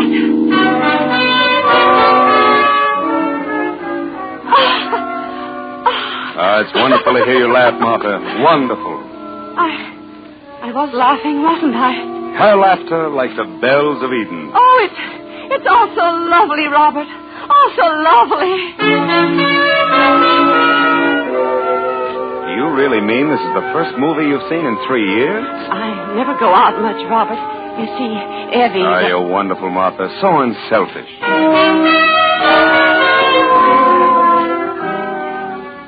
Yes, Robert. It takes only 3 days. Martha is hopelessly in love with you. But you've been very careful not to make love to her, haven't you? That you've been saving for a very important moment. A moment that comes one day as you walk with Martha in the garden at the Randolph place. Robert, is there anything wrong? Wrong? Is something troubling you? Well, the book isn't going so well. Oh, is that all? But you've got to expect times when you think things are all wrong. You told me that yourself, Robert. Yes, but this is different, Martha. Maybe I'm a failure. Maybe people are right when they say a poet is some odd kind of a freak. But I don't feel that way. I know that, Martha. And I'm grateful. No, I'm the one who should be grateful. And I am, Robert. So grateful. You? But what for? Well, because you made me laugh. You brought something here that... I shouldn't talk like this, Robert. Why not, Martha? Well, yes. No, I won't say it. Say what, Robert? Look here, well, for the first time in my life, I find myself unable to choose the right words. But, Martha, what would you say if I told you I loved you? Oh, please, Robert, no. I'm sorry, I shouldn't have said it. But you did. You did. I'm a fool. You said it. But you can't mean it. Look at me. Look at me, Robert. I am, Martha. There's nothing for you to fall in love with. I'm ugly, Robert. Ugly. Don't say that. It's true. It's true, Robert. No, it's not. Listen to me, Martha. What is beauty if it has no soul? What is loveliness if there is no heart? That's... Robert Bolton. Martha. Oh, Robert. No, I shouldn't have. What have I to offer you? Nothing. You and your sister have all this, the house, the garden, money. Money? Well, Robert, dear, we have no more than you. Oh, you're joking. No, my darling. No, I'm not. Abby and I have been living on credit. Everyone thinks we'll find Grandfather Randolph's money. Money? There is money? I don't believe it, but Abby does. She's looked for it so many times. Oh, treasure hunt, huh? You're making fun of it. Oh, no, dearest. But, well, things like that just don't happen, not in real life. But suppose there was money, and we found it. Then you wouldn't have to worry about staying here with Abby. She could have the money, and we could have each other. Do you mean that, Robert? Don't you believe me, Martha? Oh, yes, Robert. But Abby would never let us have the verse. Verse? I don't understand. Well, Grandfather Randolph left the secret of the money hidden in a little verse he wrote. Abby keeps it in her room. I've only seen it once. Oh, well, that's that. But I could make a copy of it when she's asleep. She wouldn't have to know. Oh, you're clever, sweetheart. You know, I never would have thought of that. And if we find the money, we shall taste the sweets of Araby and live but for the ecstasy that life shall bring to us.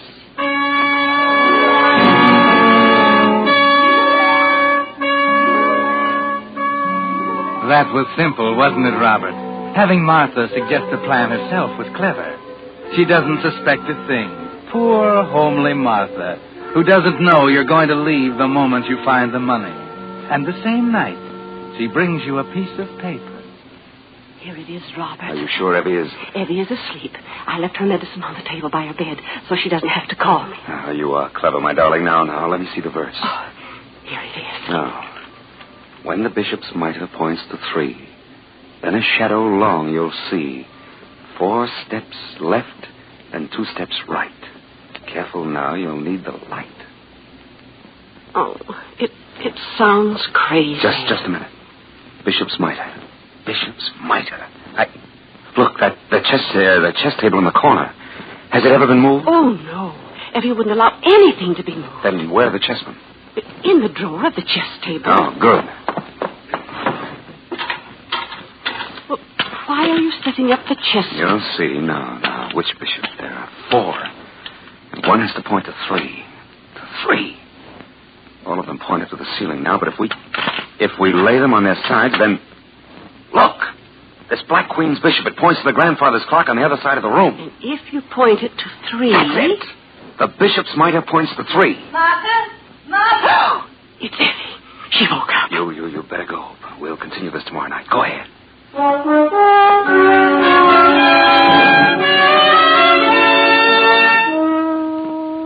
She won't wake up tonight, will she? Oh, I don't know, Robert.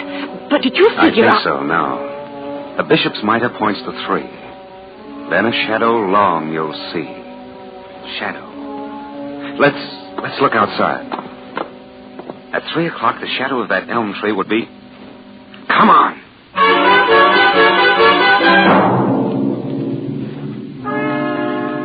You're so wonderful. It's all so simple now. 4 steps left. Then 2 steps right. And right in front of the old cooling shed. And the next line reads, careful now, you'll need a light. Martha! That means we'll need a light to see inside the cooling shed. That's it. The money is in the cooling shed. It is. But, we just don't have a light now, do we? We'll have to wait until tomorrow night. Well, I can get a lantern. No, Martha, darling. We'll wait until tomorrow night. But why? Can't we tell Evie now? You're not going to tell Evie until we get the money, do you hear? All right, Robert. Anything you say.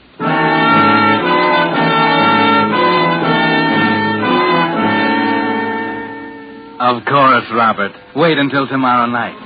Then you'll plan to sneak outside without Martha. And you needed time to pack, didn't you? Get ready to leave suddenly with the money and without Martha. So the next day you sit in the garden smoking a cigarette, smiling to yourself, thinking how easy it was. Then suddenly... Howdy, Mr. Bolton. Oh, hello, Sheriff Conway. You know me, huh? Why, of course. You've been pointed out to me. In addition, the star glittering on your vest is, in itself, a monumental advertisement. Yep. Mind if I sit down a mite? Certainly not, Sheriff. Make yourself at home. Did you come here just to sit in the sun, or do you have something more important on your mind? Well, Bolton, I ain't one to beat around the bush. There's some talk going around about you and Miss Martha. Really? What harm is there in that? Well, you're a young man, handsome. Thank you, Sheriff. I didn't know you cared. I don't think you're up to any good, Bolton. Martha's a good 15, 20 years older than you. Oh, so that's the way the wind blows, is it? Torch-bearing in the provinces. You love her, don't you? Listen, I came here friendly-like, but I'm having a hard time now to keep from smashing that pretty face of yours. But you won't do it, Sheriff, because you'd look a great deal sillier and more stupid than you do now. You can't afford that, Sheriff. You're smart, ain't you, Bolton? Smart enough to know you haven't got a thing to say in this matter. Now you listen. I intend to remain here as long as I like. You're after that money. You can prove that, of course. He doesn't have to. Miss Evie, you hadn't ought to come out here. It was thoughtful of you, Sheriff Conway, to concern yourself with our affairs, Martha's and mine. However, I am quite capable of handling this. Miss Evie, don't go getting riled up now. You're hard, Please, you know. Sheriff Conway. Mr. Bolton. Yes, Miss Evie. I gave you to understand when you came here that any time I chose to ask you to leave, you would do so. So what? Consider this your last day here. You'd better reconsider that. You heard Miss Evie, Bolton. Sheriff? Yes, Miss Evie. Mr. Bolton, I'm a sick woman, but I'm not blind. My sister Martha is impressionable. She is infatuated with you, and you've done nothing to discourage her. Perhaps I love her. That's ridiculous, and you know it. Mr. Bolton, if you're not out of the house, in 1 hour, I shall ask Sheriff Conway to evict you. Martha might have something to say about that. I've already told her. You have 1 hour, Mr. Bolton.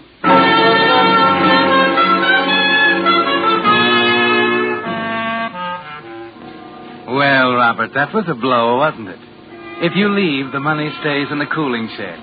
If you stay, the sheriff will have a field day throwing you out. Your only hope is Martha, isn't it? And you haven't much time. You sit alone in the garden thinking. And suddenly it comes to you. There is a way, isn't there? You hurry over to the little pharmacy where you and Martha bought the medicine for Evie. The clerk knows you and says nothing when you ask for a little bottle of poison to kill rats. You sign the poison book and hurry back to Martha with a half hour to go. She's in the parlor playing the piano.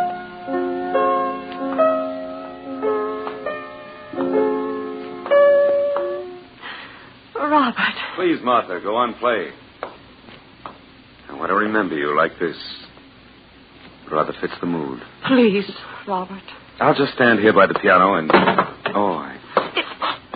It's poison. Robert, what were you going to do with this? You weren't supposed to see that. Give it to me. You were going to kill yourself? All my life, I've had cherished and loved things taken away from me. I'm tired, Martha, tired and beaten. Misunderstood by the people I love the most. Your sister, you. Not me, Robert. I swear it, not me. You were going to stand by and let me leave, weren't you? But what could I do? You see? I love you, Robert. I love you so much. And does that solve the problem? No. What can we do? What can I do? You could marry me. And Evie would see that I do love you. Robert, marry? Don't you want to, my darling? But Evie. Give me that bottle. No, I'll marry you, Robert. Now, today, we can go to Milltown right away. Yes, anything you say, Robert. Anything you say.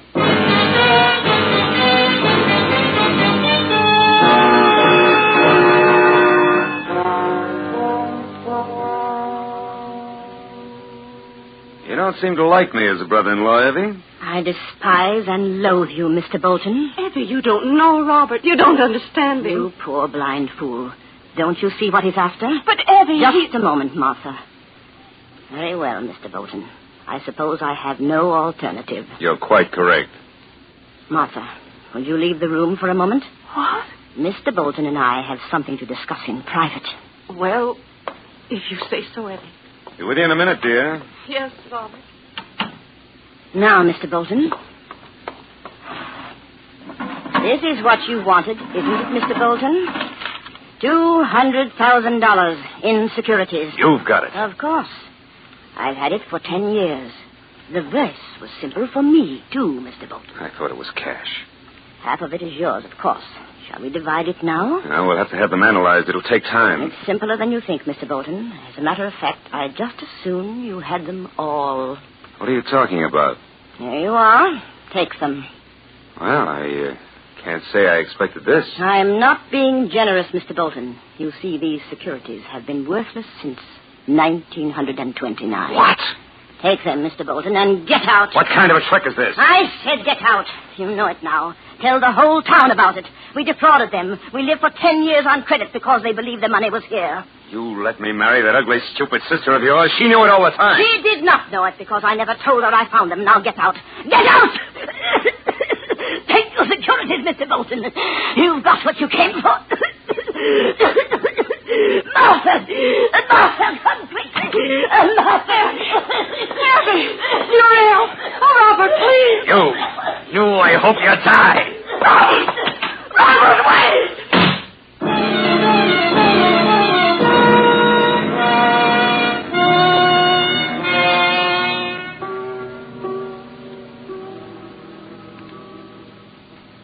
What time's the train leave, clerk? Little trouble up the line. Might be late today, maybe 5 o'clock. You can quit worrying, Mr. Bolton. You ain't taking no trains.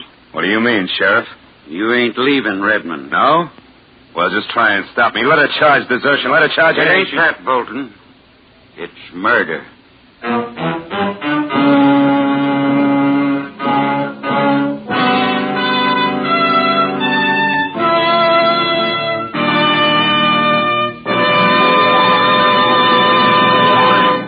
The Whistler will return in just a moment with a strange ending to tonight's story.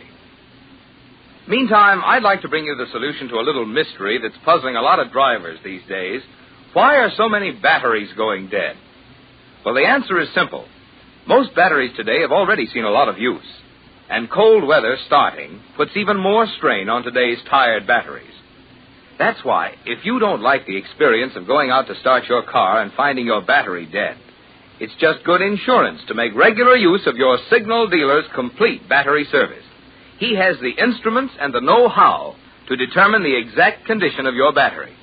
If it's run down, your signal dealer has the latest equipment for charging. And if you do need a new battery, his rugged Signal batteries are built to Signal's own exacting specifications and guaranteed for long, long life. So stop in at your Signal dealer soon.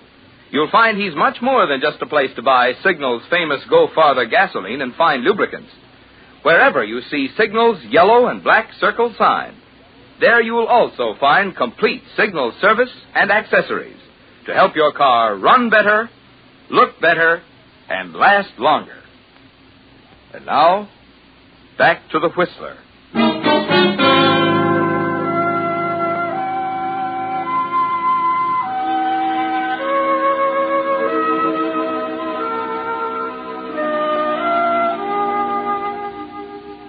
That one stopped you, didn't it, Robert? For once, you have nothing to say.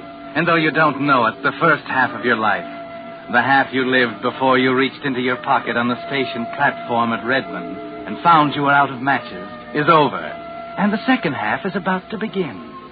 The sheriff refuses to explain further as you go together back to the Randolph house. He waits until you go through the door into Evie Randolph's bedroom, until you stand there staring down at her still figure on the bed. Sheriff, I swear to you I didn't. I tell you I had nothing to do with it. You bought this bottle of poison at Rigby's pharmacy. For myself, I told you. Ask Martha. I got a feeling the jury's not going to believe anything Martha says about you. They'd think she was trying to cover up for you. But I ain't telling you anything, though, am I? You likely know juries pretty well by now. Evie got that poison by mistake. Sure, when Martha took it away from you and hid it in the medicine cabinet. And that's where poor Evie found it. Sick, dazed. That's it. I knew you didn't believe I did it, Sheriff. Who says I don't? What? What are you getting at? Well, you can have your pick. You can leave Redmond. Yes. And face a murder charge. There's the money, the fight you had with Evie, the poison register at the store. Wait a minute. You can't do this. No. Or you can stay here and make Martha a good husband. Write poetry for her. Take her riding. Make her happy. And I'll forget about the other. Well? I won't do it. Huh? Murderers hang in this state, Bolton. All right, Sheriff. You win. And I'll be around checking up. And if you ever try to run out on her, I'll reopen the case on new evidence. And I swear before the Lord, Bolton, I'll hang you.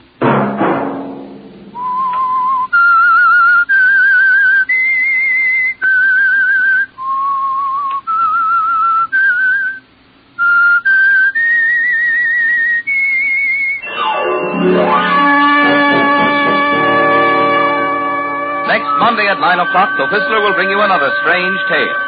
The Whistler is broadcast for your entertainment by the marketers of Signal gasoline and motor oil and fine quality automotive accessories, and by your neighborhood Signal dealer. This program, directed by George W. Allen, with tonight's story by Russell Hughes, music by Wilbur Hatch, is transmitted to our troops overseas by the Armed Forces Radio Service.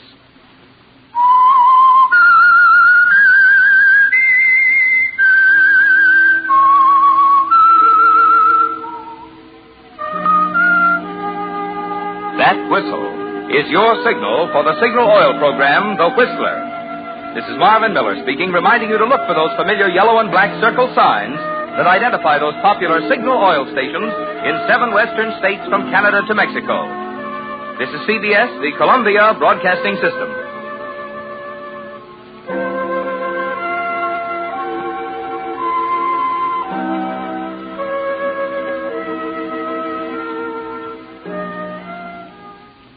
The Signal Oil program, The Whistler.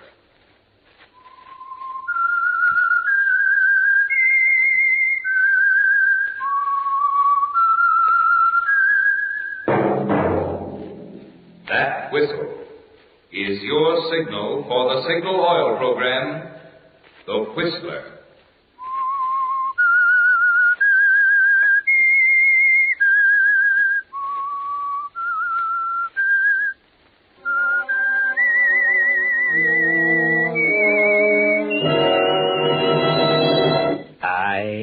the Whistler. And I know many things, for I walk by night. I know many strange tales hidden in the hearts of men and women who have stepped into the shadows. Yes, I know the nameless terrors of which they dare not speak.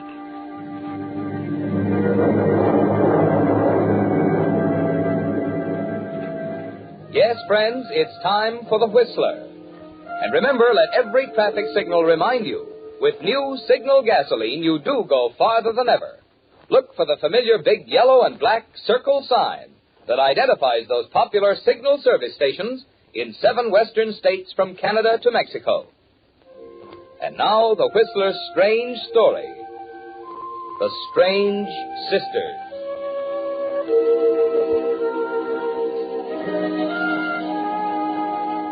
The 3 Randall girls were as different from each other as day and night. Even the people of Newton who had watched them grow up found it hard to accept the fact that they were sisters. Pamela, the eldest, was forceful and overbearing, heavy-set and unattractive. Kathy, the youngest, was a weakling. Life was a little too complicated for her, and she found the easiest solution was to let Pamela face it, to bring her problems to Pamela, to listen meekly to Pamela's instructions, and then to quietly obey. Yes, Pamela and Kathy were 2 extremes. And Sally, the 3rd sister, was in the middle, both in age and temperament. The combination of Pamela's strength and Kathy's frailty had produced in Sally a kind of radiance that had made life easy for her, that had made her sure of success where her sisters had failed. And the more she succeeded, the harder it became for Pamela and Kathy to face it. Until one morning, Mrs. Stokes, the housekeeper, called Kathy for breakfast. There was no answer. Miss Kathy, your breakfast is on the table. Oh, that girl takes a team of horses to get her out of bed.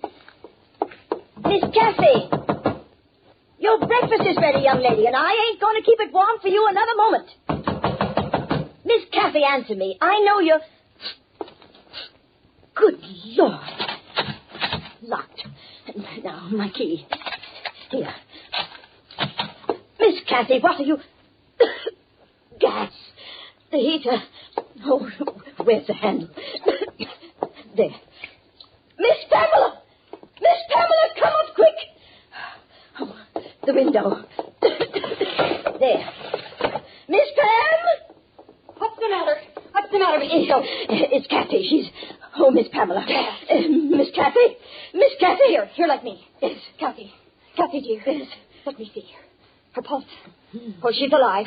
Call Dr. Johnson quickly. Do you think she... Don't stand there like an idiot. Call the doctor. Yes, Miss Pamela. Right away.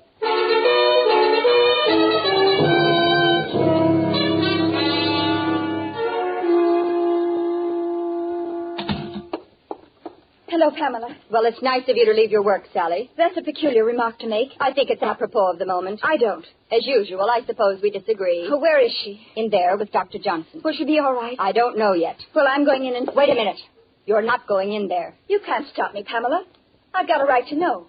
And since you didn't choose to tell me over the phone, I'll find out for myself. I said wait. Kathy is my sister, too, Pamela. She doesn't belong to you. You've had her under your thumb for so long, the poor girl can't even think for herself. All right, go on in if you want to kill her. What do you mean by that? I've managed to convince Dr. Johnson it was an accident. It was an accident. She left the gas heater on and You've then... never been very clever, Sally. Kathy tried to kill herself. You're wrong. You're making it up. She didn't have a reason. I admit it wasn't a very good reason, but it's been used 1,000 times. Go on. It's a man, Sally, and a rather shabby specimen at that. She was in love? Yes. How long has it been going on? 6 months or more. You're sure? Of course I'm sure. Who is it, Pamela? Your fiancé. Henry? Why... Oh, you're wrong. You must be wrong. He never gave her any reason. He's hardly even spoken to her. You asked me, and I told you. Pamela, where did Kathy get the idea that Henry French was in love with her? Tell me, Pamela. Where did it come from? I don't know. You stepped into that part of her life, too, didn't you?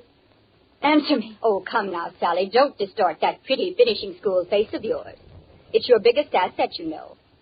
It's gotten you everything you ever wanted. There's no end to what it can do. How can you be so contemptible? Maybe I was wrong. Maybe you are clever, insinuating your way into Father's confidence, bowing and scraping, playing the faithful daughter when he was ill. That's why Father left everything to you when he died. $50,000 and 2 sisters to provide for, if and when you felt like it. We're your favorite charity, aren't we? That's part of the act, too. Lady Bountiful. I've heard all I want to hear, Pamela. Very well, perhaps you'd better go. I'm going to see Kathy whether you like it or not. You see, I was wrong. I'm admitting it. Oh? I was wrong in leaving you and Kathy under the same roof. I just hope it isn't too late to do anything about it. Perhaps you're forgetting it's my roof, too. As long as I choose to let you stay here, Pamela. Funny, isn't it, Pamela? You try to be fair. You try to do the right thing, and it all blows up in your face. Well, Dr. Johnson? I think she's going to be all right. May I see her, Doctor? She asked for Pamela. Oh, well, I'm sure if she knows I'm here. Perhaps you'd better wait, Sally. She was rather specific. What do you mean, specific? She doesn't want to see you, Sally. Oh, I'll go in, Doctor. Are you going to wait, Sally? No. I'll go. I left her prescription on the dresser, Pamela. 3 drops and half a glass of water every 4 hours. May I drop you off somewhere, Sally? Oh, thank you, Doctor.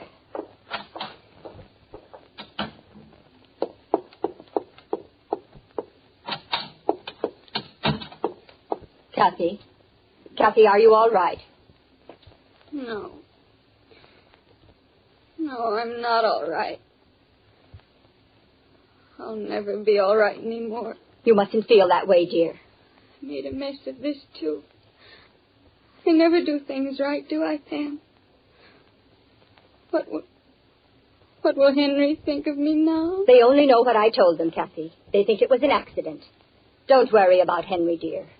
You must have been wrong, Pam. He doesn't love me. He couldn't. He would have told me. He wouldn't have just gone off with Sally. Well, maybe you'll believe me now, Kathy. She's capable of anything. She owns it all now. The house, the money, and now Henry French. Don't you see, Kathy? He was the only thing she didn't have. He was yours. And she made up her mind she wanted him, too. He never told me. Of course he didn't. Sally never gave him a chance. I hate her. It's awful, Pam, but I can't help it. I hate her. So do I. What can we do? Well, maybe you'd better rest a while now. No. Now tell me, Pam. What are we going to do? There's a way. Yes, there is a way. What? Kathy, we're going to kill her.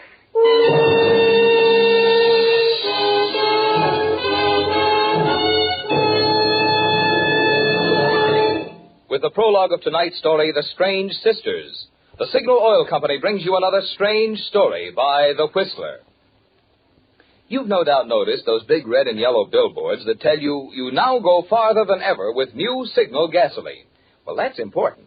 But unfortunately, there isn't room on those billboards to tell the equally important part of the story, the finer performance in new Signal gasoline that makes this good mileage possible.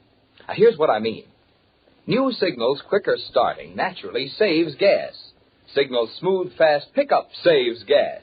And Signal's effortless anti-knock power that sends your motor purring up the steepest hills saves gas.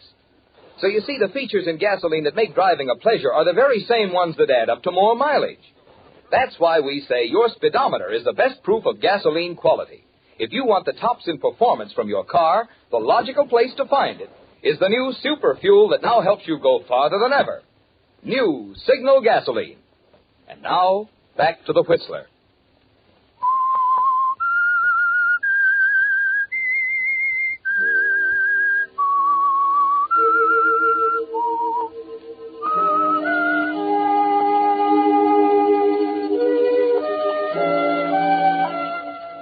Well, Pamela, jealousy can do strange things to a mind like yours, can't it? And it's a peculiar mind, filled to the bursting point with frustrated black hatred for your sister Sally, accumulated during the long years the three of you spent under the same roof with your father. She always had everything, didn't she? You and Kathy had to take what was left and like it. Yes, Pamela, That jealous hatred has brought you to the point where you'll stop at nothing. Lying, cheating, twisting the truth in such a way that your poor, gullible sister Kathy believes the very existence of Sally condemns her to begging for crumbs at Sally's table when the bread is rightfully hers. And you've thought of everything, haven't you, Pamela?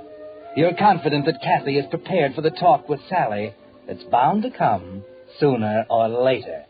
But, Kathy, I know I'm right about Pamela. Why must you always talk about Pamela? Pamela did this if it wasn't for Pamela. Oh, stop it, will you? I tell you, Pamela's the only one in the world I can turn to. Please, Kathy, please believe me, you're wrong. I'm not wrong. You are, dear. She's filled your mind with all sorts of hateful lies about me and Henry. Why do you keep throwing that in my face? Henry! He's yours now, isn't he? You've got him. You were smart. Just like she said. All right, take him. Marry him, I don't care. Doesn't make any difference now. Kathy, apparently there's nothing I can do or say that will make any difference in the way you feel. I promised Father I'd take care of you. Well, I'm leaving you the house and all the furniture. And I'm making arrangements for a trust fund that'll provide for you both. That's charitable of you. Under the circumstances, I think it is. I'll expect you and Pamela to be civil to Henry until we leave. Is that clear? Is he coming here? Yes. To live? Yes, for a week or so. I don't understand. It's very simple. We're going to be married tonight.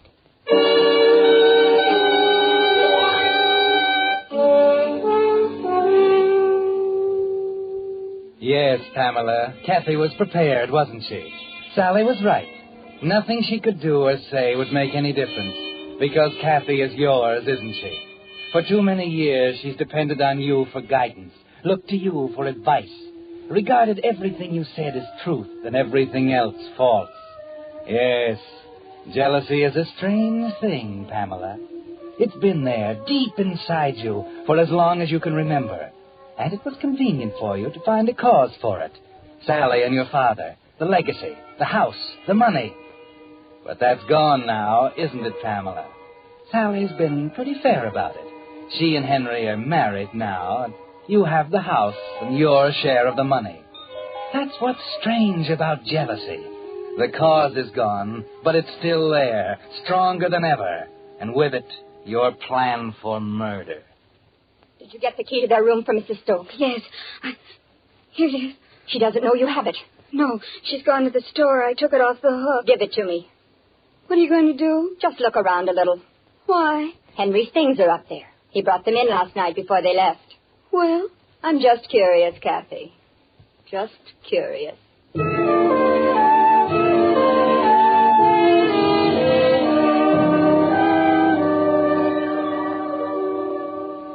All right, Kathy, you can put the key back now. Did you find anything? Yes, several things. What? Kathy, I'll do the shopping tomorrow. Shopping? Pam, you never do. I'll tell you later. It seems Mr. French is a vicious man, Kathy.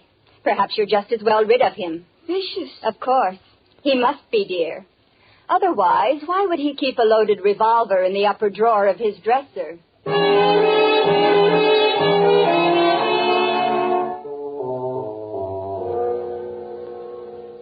Well, Miss Pamela, what are you doing around here? Why, you ain't been in the store for 6 months now. Oh, I thought the walk might do me good. Well, what'll it be? A small rolled roast, please.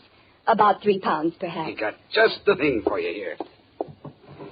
You ain't looking too well, if you don't mind my saying so. Something wrong? No, nothing. Oh. Will this do? Yes, that'll be fine. It's kind of small. Oh, it'll do, Mr. Watkins. You see, Kathy and I haven't been too well lately. I thought so. Now, come on, what's up?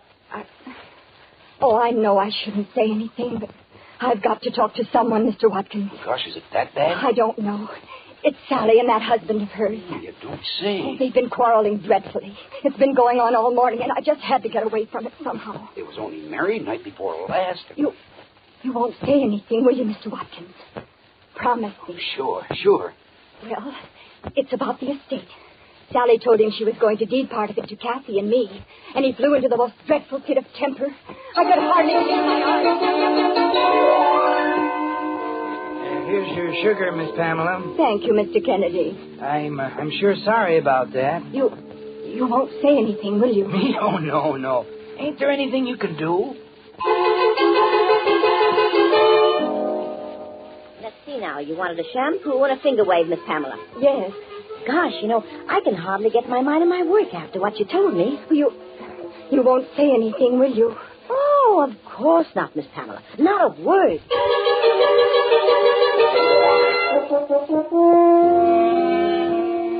You're very efficient, aren't you, Pamela? The town of Newton is like a smooth pond. All you have to do is cast a few pebbles here and there, and the ripples spread over the whole surface, clear to the edges.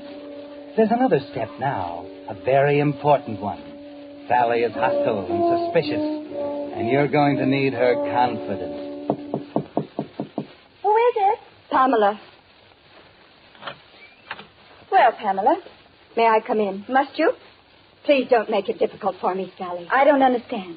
I have something to tell you. I'd like to come in and sit down if you don't mind. All right, Pamela.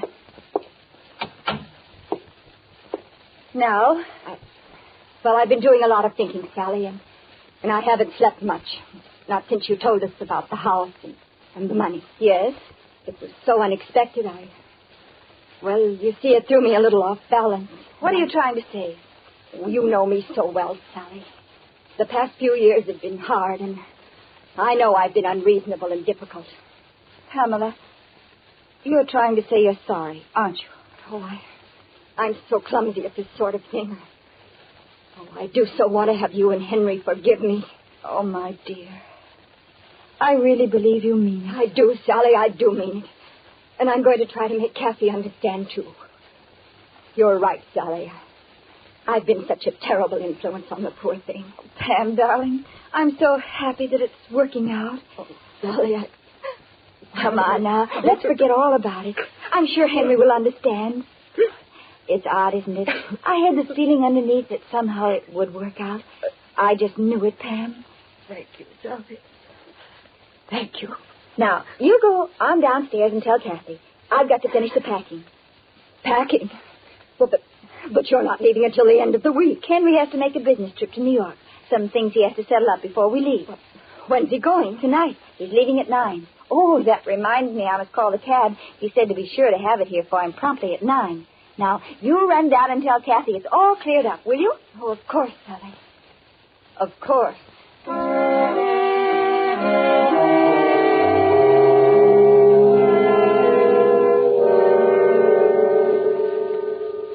That's what I get for avoiding them. How could I have been so stupid? Oh, it's all right, Pam. Henry will be back. Don't be ridiculous. He's leaving for New York tonight, and they're taking the steamer from there in 4 days. No, Kathy. He's not coming back. He'll send for her, and she'll meet him there. But isn't there some way? There's only one way. It's got to happen tonight. Oh, I'm scared.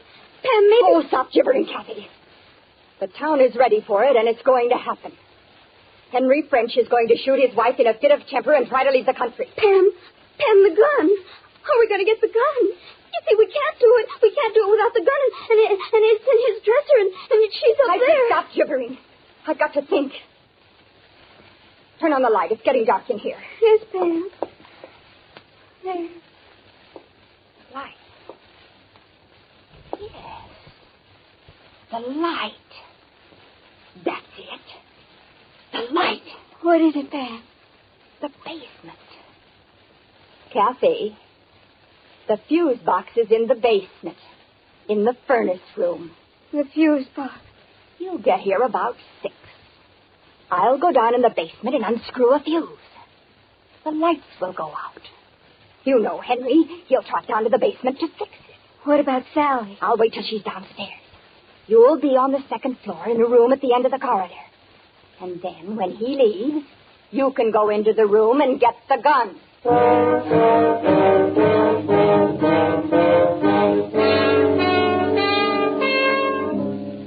You can see it pretty clearly now, can't you, Pamela? The people versus Henry French, the charged murder. It's easy to think there in the basement as you wait in a dark corner after you unscrew the fuse and listen to the confusion upstairs as they stumble around in the dark. Then, as an afterthought, you find an old blown-out fuse on the shelf and screw it into place, just in case Henry might wonder how a perfectly good one could come unscrewed by itself. Then, when it's over, you return secretly to your room at the end of the second-floor corridor. Did you get it? Yes, here it is. I wore my gloves, Pam, just as you told me. All right. Now, listen. We haven't much time. He's down there now waiting for the taxi. Have you got your watch on? Yes. Now, let's see. Oh, luminous dial, that's good. Now, listen carefully. The taxi is calling promptly at 9 o'clock. Understand, it's going to happen shortly after he leaves. About 9:05. Who's going to do it? You are. Oh, Pam. You've got to. I'll have to be upstairs. You'll be in the basement. Henry will leave in the taxi at 9, and I'll get Sally up on the second floor on some pretext. At 9:05, I'll scream that you've fallen down the basement stairs. She'll run down. Yes. Yes, Pam. I understand. Now, remember, not until after 9 o'clock. We've got to be sure Henry is gone. All right, Pam. I'll look at my watch. I promise. Good. Now, you'd better get down there. It would be rude of me not to be there to say goodbye to him.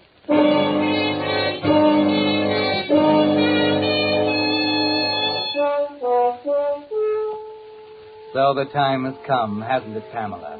40 years of pent-up hatred is about to find release at last. For the first time in your life, you're actually cordial to Henry as you make small talk with him in the entrance hallway, and you feel a glow of satisfaction as you watch him carry his bags to the waiting taxi. Then, just as you begin to wonder why Sally isn't there to see him off, you hear a foot on the stair, and your heart stops. Sally. What's the matter? Why, the suitcase. You're in traveling clothes. Well, what's the matter with that? You're going to... Oh, that's it. I guess I'm not used to having you concerned about me, Pam. As a matter of fact, we decided just 5 minutes ago. I convinced Henry that walking out on his wife after 4 days of marriage was a pretty dirty trick. Yes, dear, I'm coming. Well, goodbye, Pamela.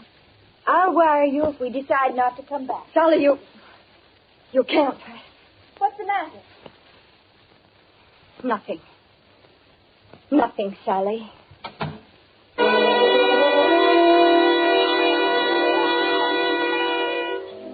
You watch unbelieving as she walks down the steps to the taxicab.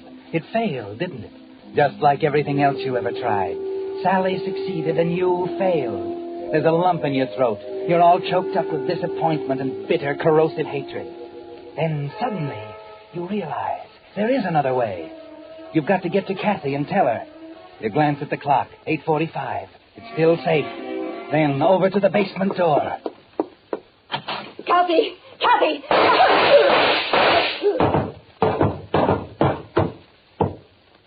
Kathy. Pam!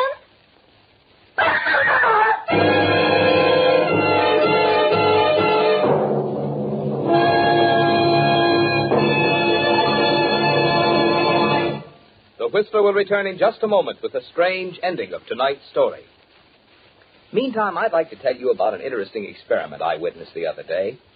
An automobile motor that had been driven 35,000 miles without taking the head off was being torn down for inspection. Ordinarily, you'd expect to find a good deal of carbon in the cylinder head and worn motor parts. But this motor was remarkably clean, free of carbon, and all parts were in excellent condition. Now, the thing which makes these results so interesting is that this motor was lubricated only with Signal 4-Star motor oil. A Signal engineer who was present, however, explained to me why Signal 4-Star oil takes such good care of motors. Because of solvent refining, one of the latest and most costly developments in petroleum engineering, Signal 4-Star motor oil has 3 important advantages. 1, forms less carbon, far less by actual tests than many leading brands. 2, its tougher film clings to moving parts, protecting them from wear and sealing in power. And 3, Signal 4-Star oil flows freely, instantly on coldest mornings, yet doesn't thin out when your motor is hot. In these days when motors have to last and last, your motor needs this triple protection. You can get it by making your next oil change a change to the better, the change to Signal 4-Star motor oil. And now, back to the Whistler.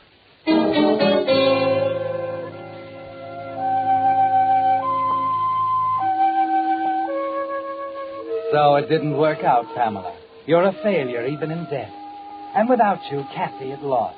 She's helpless now, cringing before the sharp questions the officers throw at her, trying futilely to lie her way out of a hopeless trap. And Sally stands there, unbelieving, as the hatred, the jealousies come to the surface for all the world to see. More questions, more stumbling answers, then still more and more, until finally... All right, we did it. We planned to kill her. Leave me alone. Take her away, Joe. Well, there you are, Mrs. French. I can't believe it. It's so fantastic. Yeah, it is at that. They knew Mr. French was leaving at 9. Planned to kill you with his gun. In the dresser drawer. That's where he kept it. Pamela was smart, Mrs. French, but she forgot one thing. The clock on the wall read 8:45, so she figured it was safe to open the basement door where Kathy was waiting to kill you. She forgot it was an electric clock. When she pulled the fuse down there and cut out the current, the clock lost 18 minutes.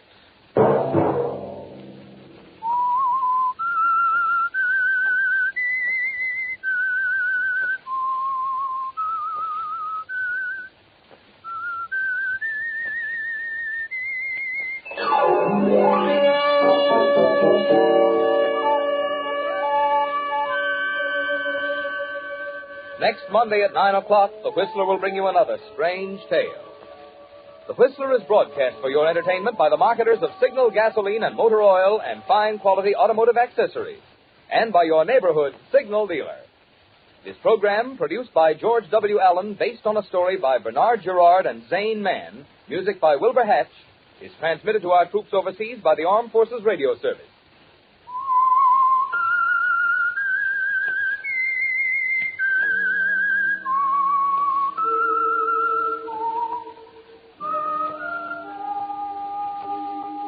That whistle is your signal for the Signal Oil program, The Whistler.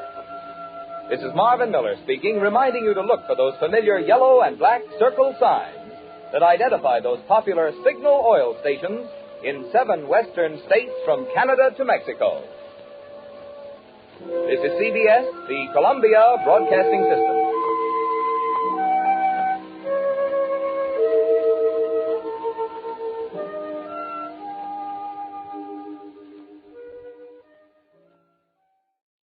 Quiet, please. Quiet, please.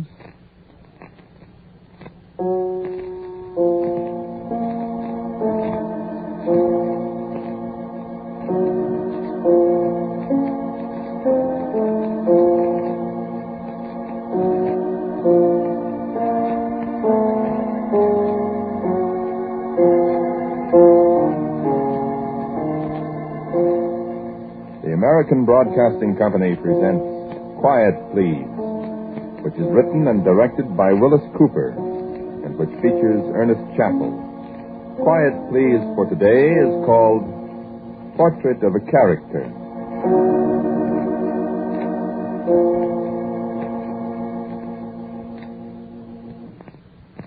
Mister, you suppose you can fix this horn for me? I don't know. The mouthpiece is kind of worn, I guess. There's some dents in it. See, here on the bell? Oh, I dropped it one day. No, I don't want a new one. This old horn's good enough for me. I've had it a long time. It's got sentimental value, you know. Huh? No, I don't care what it costs, but I need it pretty quick. Got to play a big job, see? Me?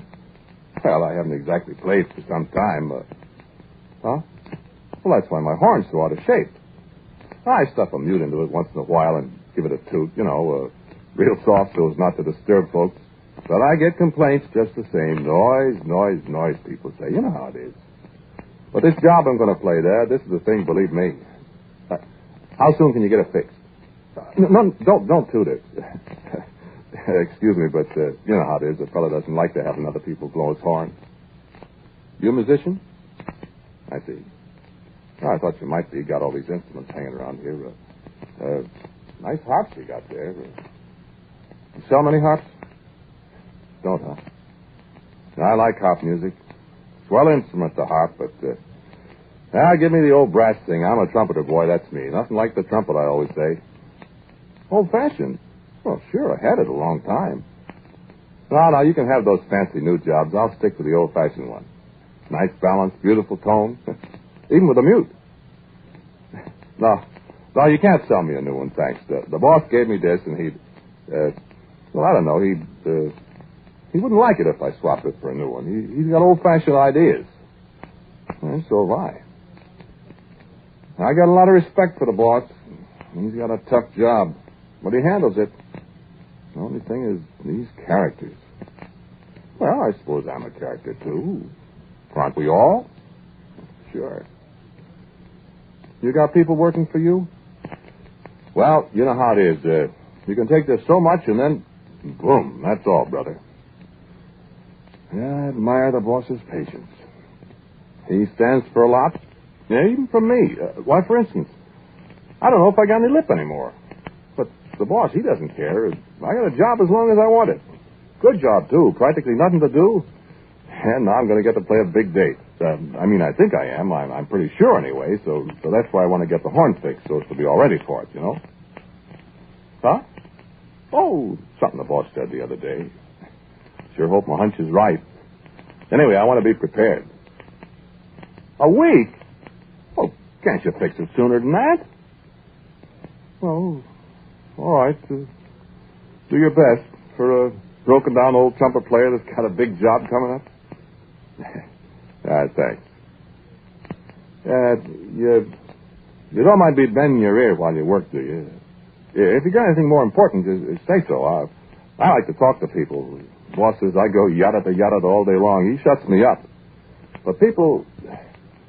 Yeah, most people give me a pain. Yeah. Like last Sunday. Huh? You run across a lot of odd characters in this racket. I overheard this fellow and this gal. No, I wasn't what you call it, eavesdropping. I just heard it. I was sitting on the back porch polishing up the horn there. Pretty near polished right through it, haven't I? Waiting for the boss to give me a chance to play a job.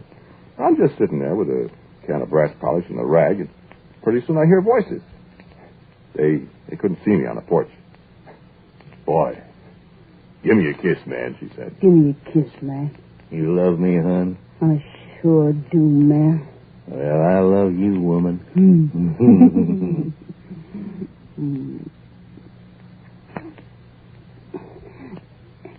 Ain't you scared, man?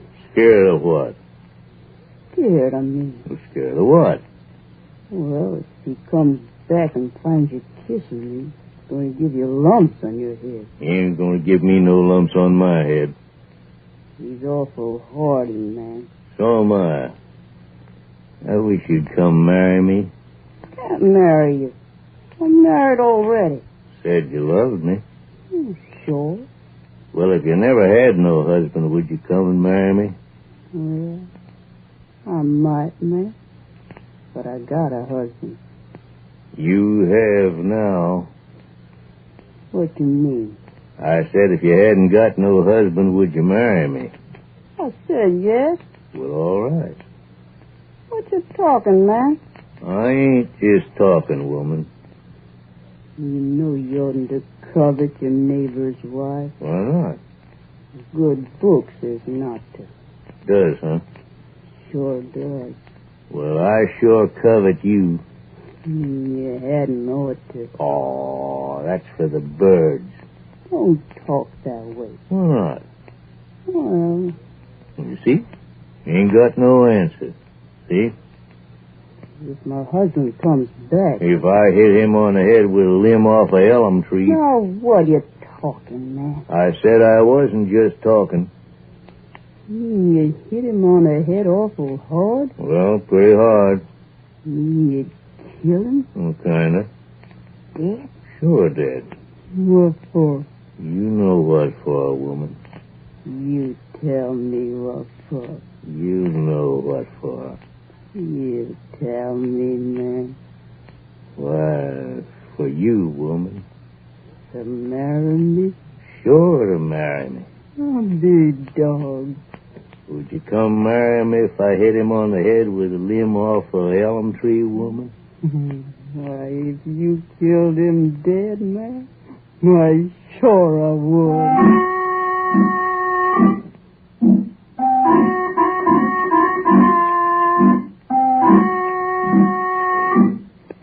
What do you know about that?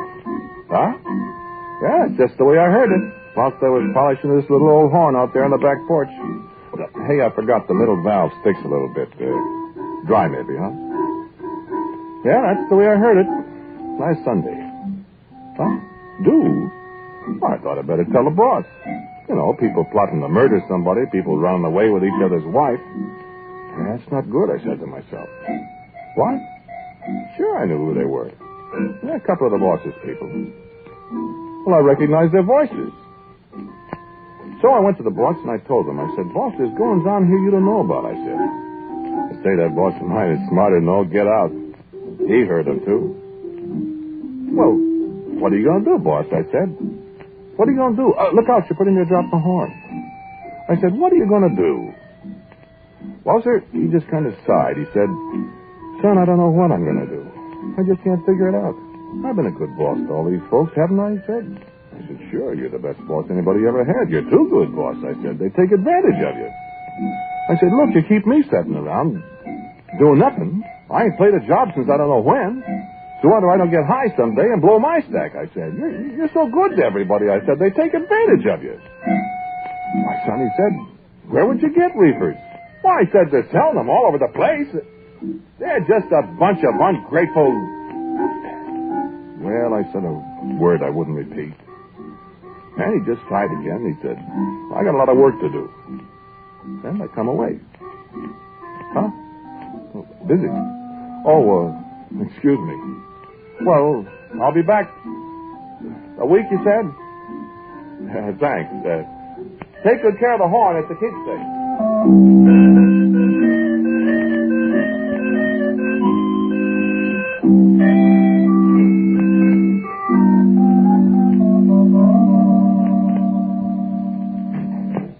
Hiya! You got my horn ready yet? Oh, take another week, huh? Oh, that's a shame. Can I take a look at it? I feel funny without it. Oh, thanks. It feels good. Oh, boy, will I make a big old noise with you. Okay. Thanks, mister, but hurry it up, will you? Busy? Oh, I got time. Besides, I can watch you working on the horn. Thanks, don't mind me. Remember I told you about that couple I heard from the back porch? Yeah. I was sitting alongside the window last night. I heard them again. Oh, man. I heard her first. Just whispering to him. What'll we do with him? Don't need to whisper. Your Pa and Ma is asleep. Sure hit him over the head, man. I sure did, didn't I? I can hit pretty hard. He's sure a dead one, man.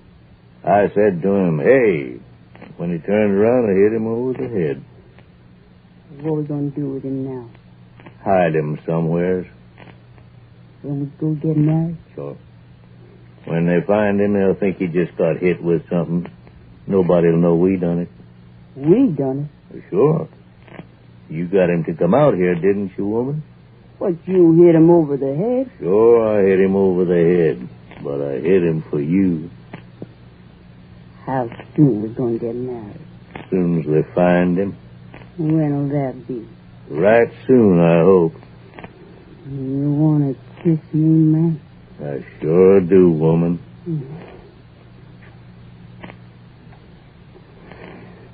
Now, you don't have to covet me anymore.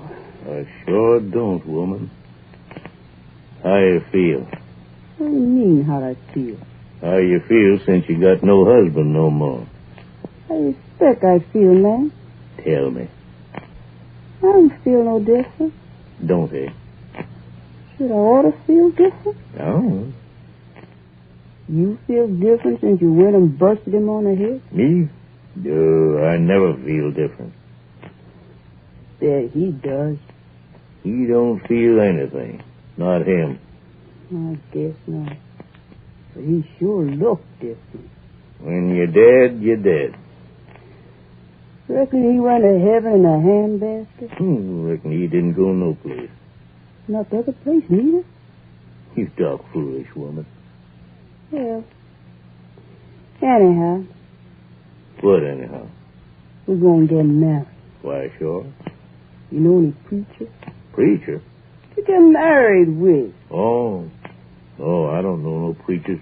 What are we going to tell a preacher when we go to get married? We don't tell him nothing. Have to tell him something. He won't marry us. Like what? Like who you and me is and all that. Was we married before and stuff? Ain't you never told no fibs, woman? Oh, fibs?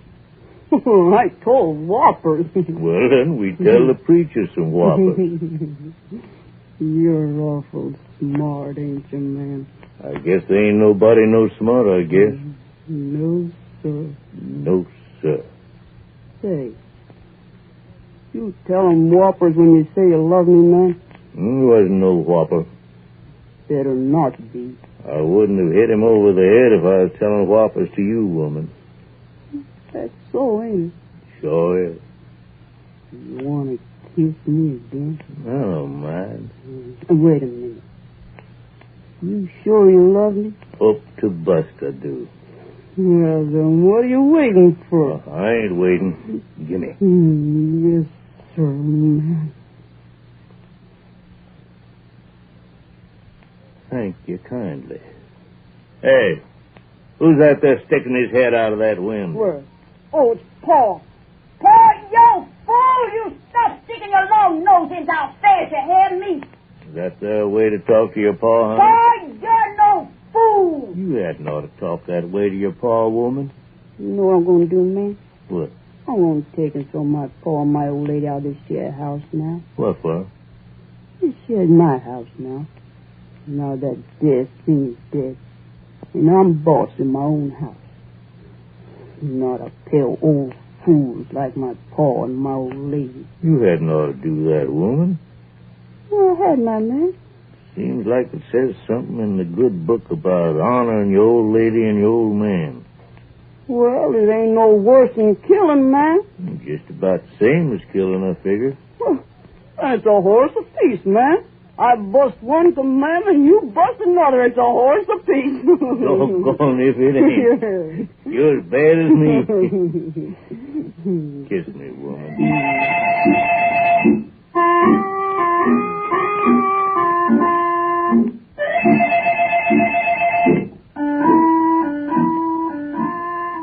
I said to boss, that fella killed that other fella, I said. He murdered him, I said. I heard him talking about it. He just shook his head and he sighed again. I said, boss, what are you going to do about it? And he shook his head. Well, I said, I guess we ain't really got evidence to stand up in court, I said. I just heard him talking about it. I can't prove anything. But I said, boss, don't you think we ought to have him arrested or something? And he just shook his head. I said, boss... And he looked up at me. He looked at me, and I could see he was mad. You get out of here, he said. And I never saw him look so mad. What? Oh, I took a powder. What? No, I don't want to buy a new one. You fix this one up. That's the best horn you ever saw, believe me. Sure, it's old-fashioned. I told you that, but it's mine. I want it fixed. Yeah, I'll be back. Them people, what's the world coming to?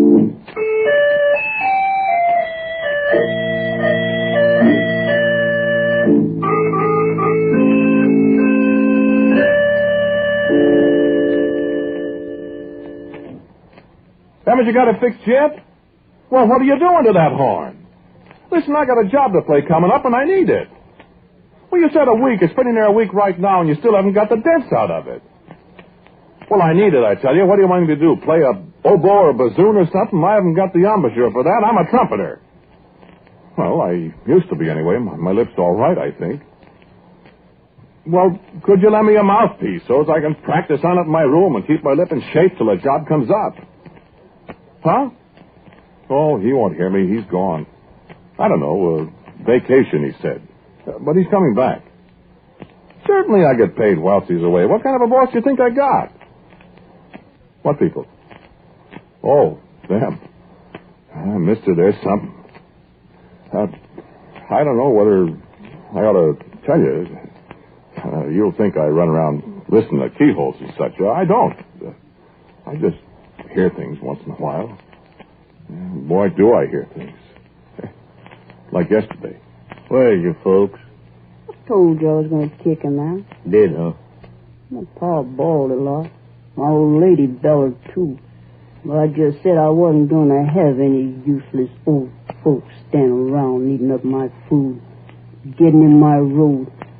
I pushed him outside. Whilst it was raining? I sure did, man. Give me a kiss, woman. I won't need it. You come on, give me a kiss. What for? Well, you're married to me, woman. When you gonna bring home some money, then? I ain't got no job. Well, you get one. I won't neither. Well, you won't get none of my money, man. Well, I will. How you gonna get it? I might hit you over the head with a limb off an elm tree. Yeah? And when the boss finds out, he'll have you strung up. That's what he'll do. The boss. Yes, the He won't boss. never do that to me. Well, you look out. I'm not afraid of the boss. You better be, man. You hit me over the head.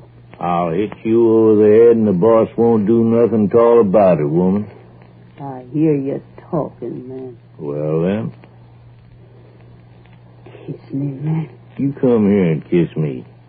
Listen, What? you ain't scared of the boss? I ain't scared of nobody. He's easy going. Sure he is. He don't do nothing about nobody. No, he don't. He never done anything about us killing your man. Maybe he didn't know, though. Everybody says he knows everything, but he don't. He sure don't. Listen. What? You want money? Why, sure. Boss got all kinds of things. Valuables. He don't set no guard over things. What are you talking, woman? I ain't just talking, man. You take a dare? I don't take no dares, woman. Then I dare you, man. Dare me what? Go robbing and stealing in the night when nobody's looking. I don't mind. The boss won't miss it. Of course he won't. He's rich. Tonight? Tonight, man? You coming along, woman?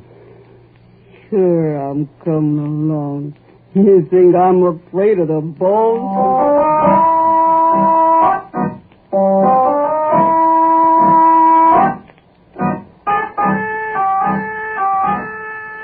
Am I boring you? Okay. Why, I sat up all night waiting for him to show up. Yeah, I'm a smarty. I was going to catch him red-handed, you see, and I was going to drag him into the boss and say, "Here, boss, look what I found." Yeah, and there they'd be with their hands full of stuff they'd stole. The boss, I figured, he'd cloud up and rain all over him. What? Yeah, I guess I must have fell asleep. I woke up and it was morning, and I looked. The safe was wide open. Boy, what they took. Yeah, I was scared stiff. Well, here I am watching for them, and they robbed the boss right under my nose. Huh? Well, I expected the boss would fire me anyway, so the best thing I could do was go to him and tell him. Sure, I told him. You know what he said? Yeah, he just shook his head. I know what he said. I know it, son. I said, "Boss, look, how long are you going to let this go on?" I said, "Lying and murdering, boss, and kicking their poor old folks out in the street and coveting other people's wives and everything, boss." I said, "You know about it, boss. I told you all the things I knowed about, boss. You're letting them get away with murder, boss." And he just sat there and looked at me. He looked at me a long time, and I said, "Yes, and boss, on top of everything else, here they come and rob you." "Yeah, that's all, boss, when they rob you." "And besides, boss," I said, You know, me, the clever guy. Besides, they said they're not afraid of you. I don't think I ought to have said that.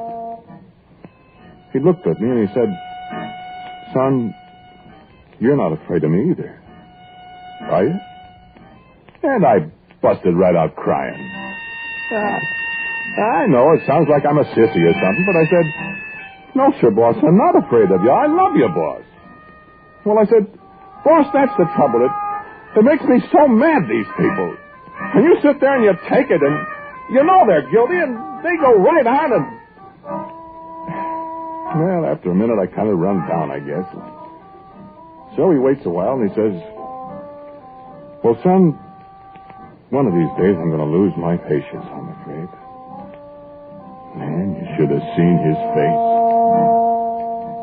What?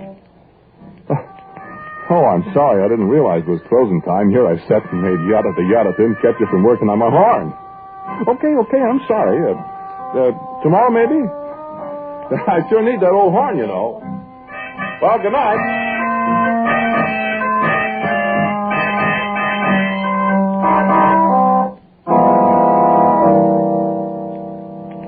The horn ready yet? Ah, well then, I'll wait. It sure looks nice, doesn't it? Yeah, you got the dents out all right. That's a nice job.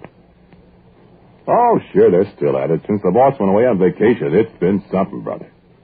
I was going to tell you about the other day. The day he told me about the job I'm going to play. You're not a musician, you said. Well, you haven't got an idea how good it feels after you've been on the shelf so long. How it feels when you got a job to play coming up. Ah, man, it's wonderful. Huh? Oh, them. Yeah. I was asleep under the apple tree, you see, and they woke me up talking. Yeah, if I had my way, but I just worked there. That woman. Neighbors. I say neighbors, man. I'm going to pop that fella any day now. Uppity ways, sashaying along the street as if she owns it. And him. He's got 3 suits of clothes. The way she talks, man. Mrs. Uppity, Lord de Door. Him and his horse and buggy. We got no horse and buggy, man. And she invited me to tea, don't you know? Tea. Well, give her tea. Know what I done, woman? What? Know that there dog of theirs? That measly little feist. He's dead. How he dead? Poison. Serves him right, man. I hate him. I hate him too, man. And they hate us. They sure do. One thing, they don't like the boss, though. The boss. We're sure making a fool out of him, ain't we? You know what I think, man? What do you think, woman? I don't think there is no boss. You don't? Don't never see him. Don't never hear him. Just hear about him. Never does nothing. We bust alone, he don't do nothing. All them things in the book. Them's for the birds, woman.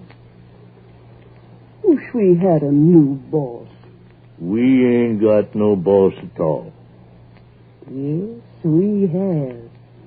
Who's this boss? Reckon we're the boss ourselves. Why, sure, woman, we're the boss. Do like we please, man. Do like we please.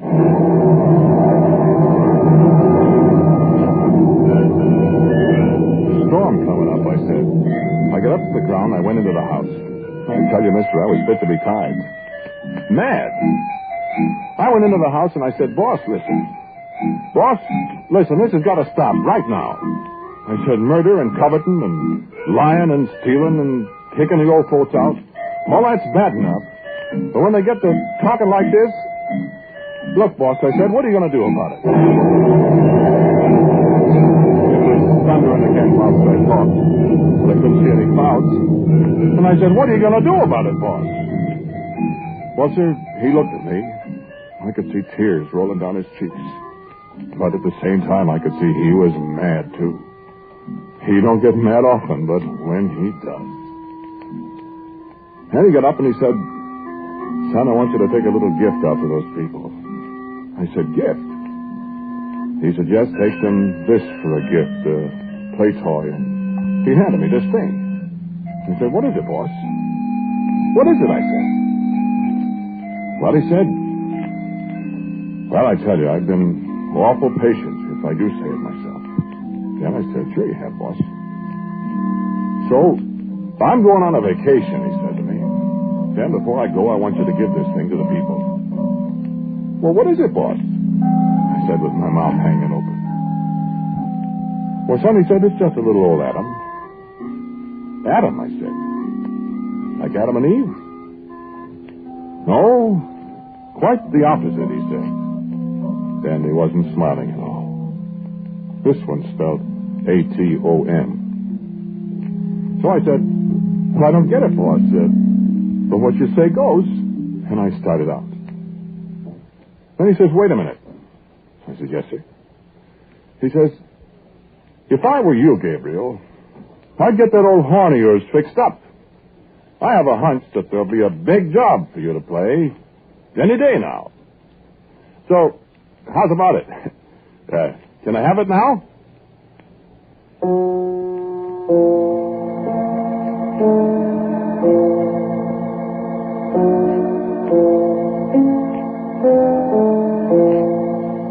The title of today's Quiet Phase story is Portrait of a Character. It was written and directed by Willis Cooper. The man who spoke to you was Ernest Chappell. And the woman was Athena Lord. The man was Charles Eggleston.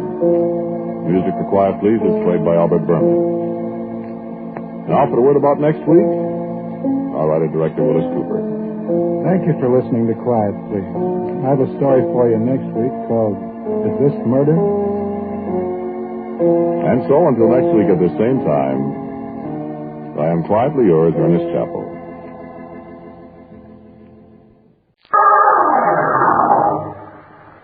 Mystery is my hobby.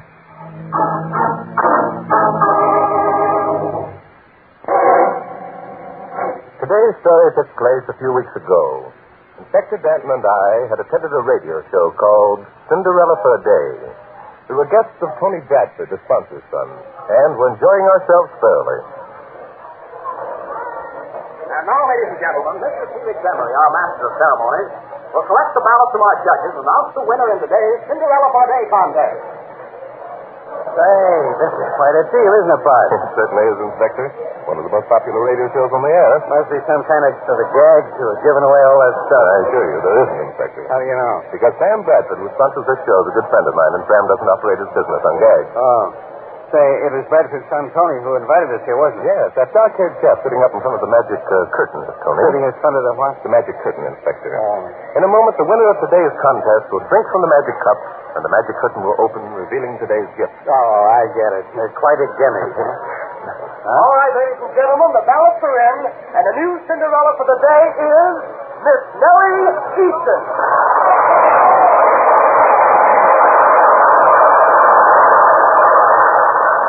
Nellie looks right pleased. Good.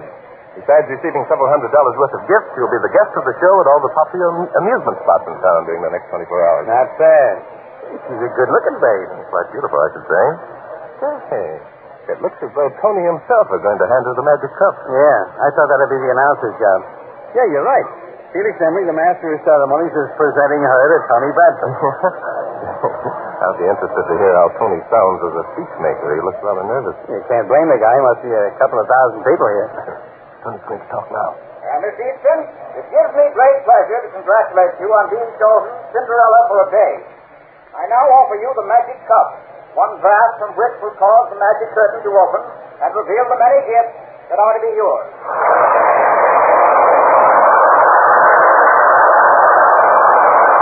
Well, that wasn't bad for an amateur. Sounded kind of stilted to me. Oh, come now. Say, what's the matter with that red-headed babe? Oh, she's one of the contestants. She seems to be disturbed because she didn't win. Who's that talking to her? That's Miss Lewis, the announcer. He must have said the right thing. She's quieted down. Look, Miss Easton is drinking from the cup now. Yeah. What's in it, anyway? Well, nothing very exciting, Inspector. Colored water on that. Hey. What's the matter? Miss Easton seems to be ill. Yeah, look, she's collapsing. She's fallen into Tony Batford's arms. Call back to someone. Close in those curtains. If the only colored water was in that cup, Bud, come on. Let's get up on the stage. That's right.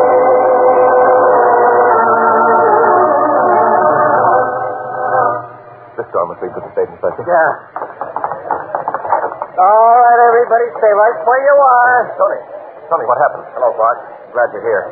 I can't imagine what caused Miss Easton just to collapse. Obviously, heart trouble. Heart trouble, Mike, but look at her. She's dead. Furthermore, she's been poisoned. What? Poison? Well, you can't be serious. How could she? From that magic cup of yours. Hey, what happened to the cup? Where is it? Here it is. I took it from Miss Easton when it looked as though she were going to fall. Well, that's just dandy. Anybody else handle it? Well, I'm afraid we all did at one time or another. If it's fingerprints. Yeah, that's it, son. It was fingerprints I was thinking of. Well, Bud, it looks as though we stepped into something. Yes, it does, Inspector. I propose that we clear the auditorium. Clear the auditorium, but look, suppose that one of the 2,000 witnesses committed the murder. Obviously, we can't question 2,000 suspects, Inspector. Well, of course not. Besides, it's going to be bad publicity if it's suspected that Miss Easton was murdered. So far, the people out front think she nearly collapsed. They won't think so after tonight's papers get out. Inspector, the chances are 1,000 to 1 that it was someone connected with the show who was responsible. I think we'll have better luck apprehending the guilty party if we don't have 2,000 curious people milling around. Yeah, maybe you're right at that. Okay, everybody. All of you hang around. Bart, get hold of a doctor, will you? Sergeant. Bradford, give me a list of all the people who are connected.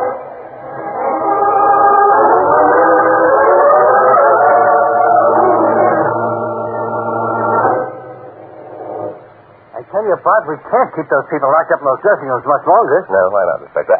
Never mind. You're right, as usual. Yeah. Have you the doctor's report? Yeah. There was poison in the cup, all right. Now, if we only knew who put it in there. If we knew, we'd have our man, wouldn't we, Yeah. Inspector? Murderers are such smart people. Not all of them. Hey, where you going? Step over here a minute, will you, Inspector? Sure. Found something? Possibly.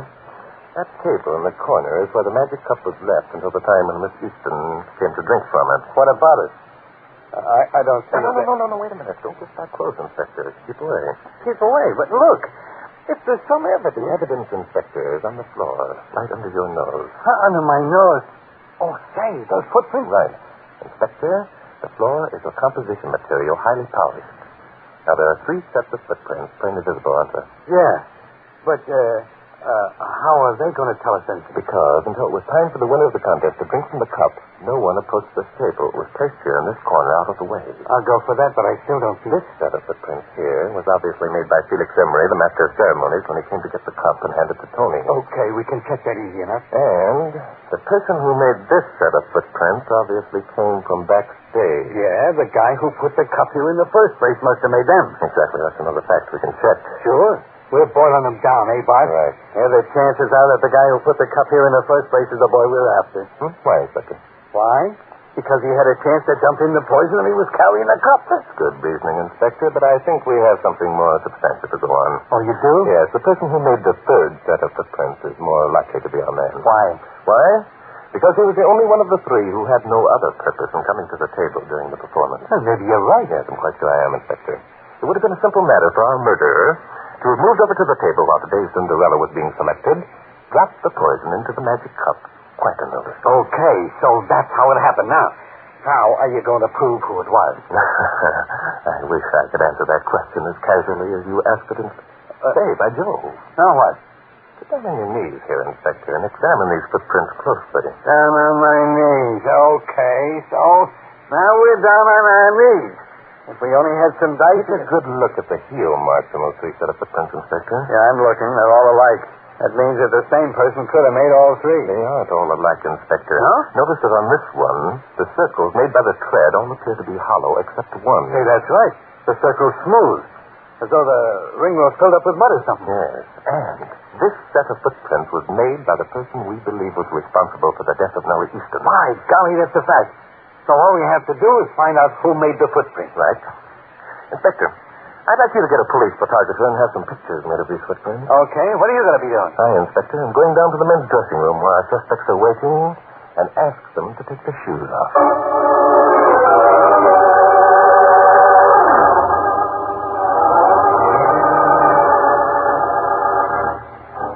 Oh, for God's sake, Tony, stop pacing back and forth. You're giving me the willies. Hey, stay out of here, Nick.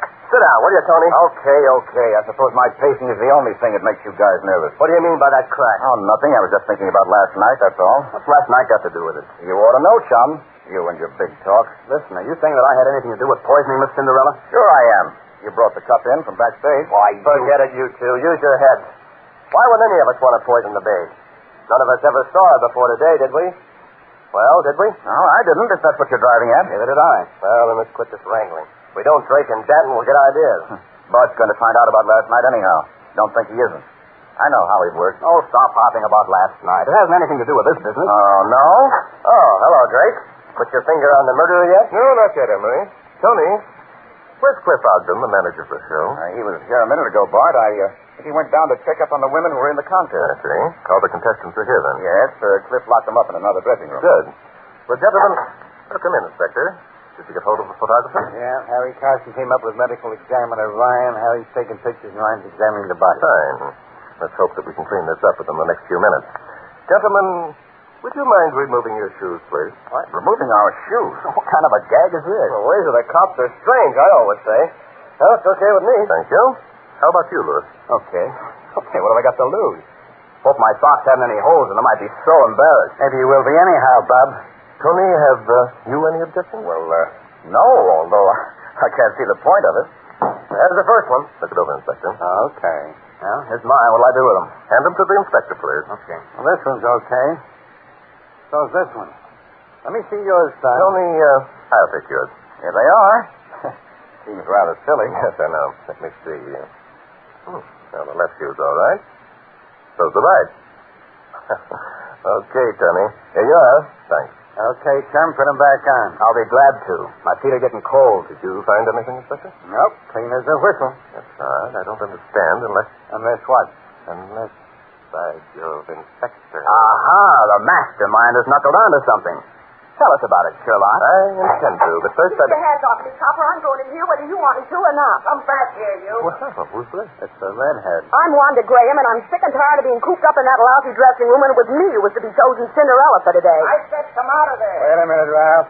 This sounds interesting. Lady, what was that remark you just made? I said I'm sick and tired of being cooped up in that lousy dressing room.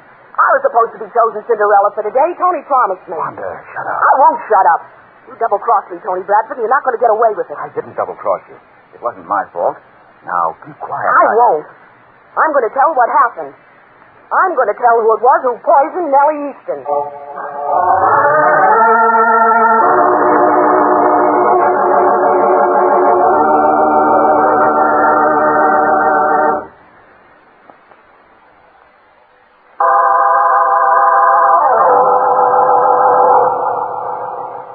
Wanda, if you open your head about last night, I'll... You won't do anything, Junior.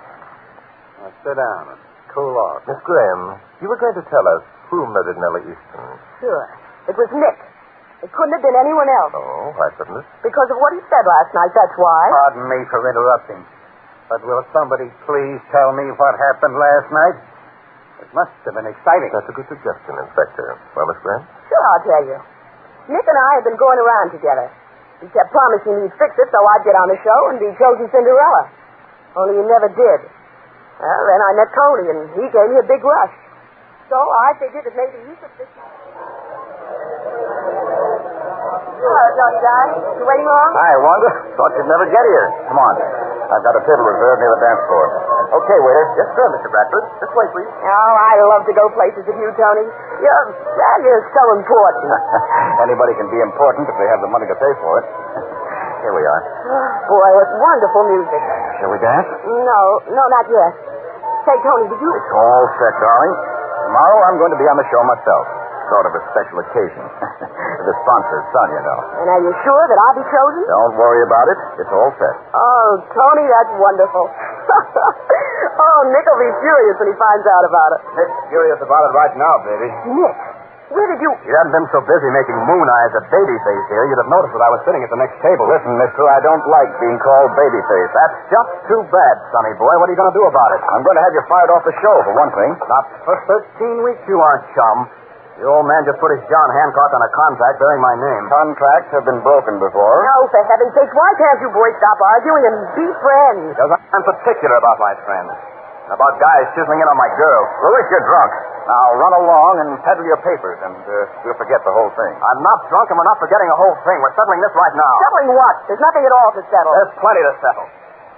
Oh, you're my girl, Wanda. You always have been. Right now, you're carried away by this goon and his dough, but one more crack like that, Louis, and I'll make you wish that you... Oh, relax, big shot, relax. You don't have to impress Wanda. She knows what she wants. Right now, she thinks you can get it for her. That's her only interest in you. Nick! Sorry, honey. Bradford, I'm going to say something that won't make sense to a guy like you. Nothing you've said so far has made sense. I happen to be in love with Wanda. Sure, go ahead and say it. I'm a sucker. All right, so I'm a sucker, but that's the way it is. I'm in love with her, and I'm not letting any false alarm like you take her away from me. I've already taken her away, mister. You'd better start getting used to the idea right now. I'm not getting used to anything. I'm telling you to lay off. I'm warning you, fella. Get smart and see things my way. Because if you don't, I'm going to kill you both.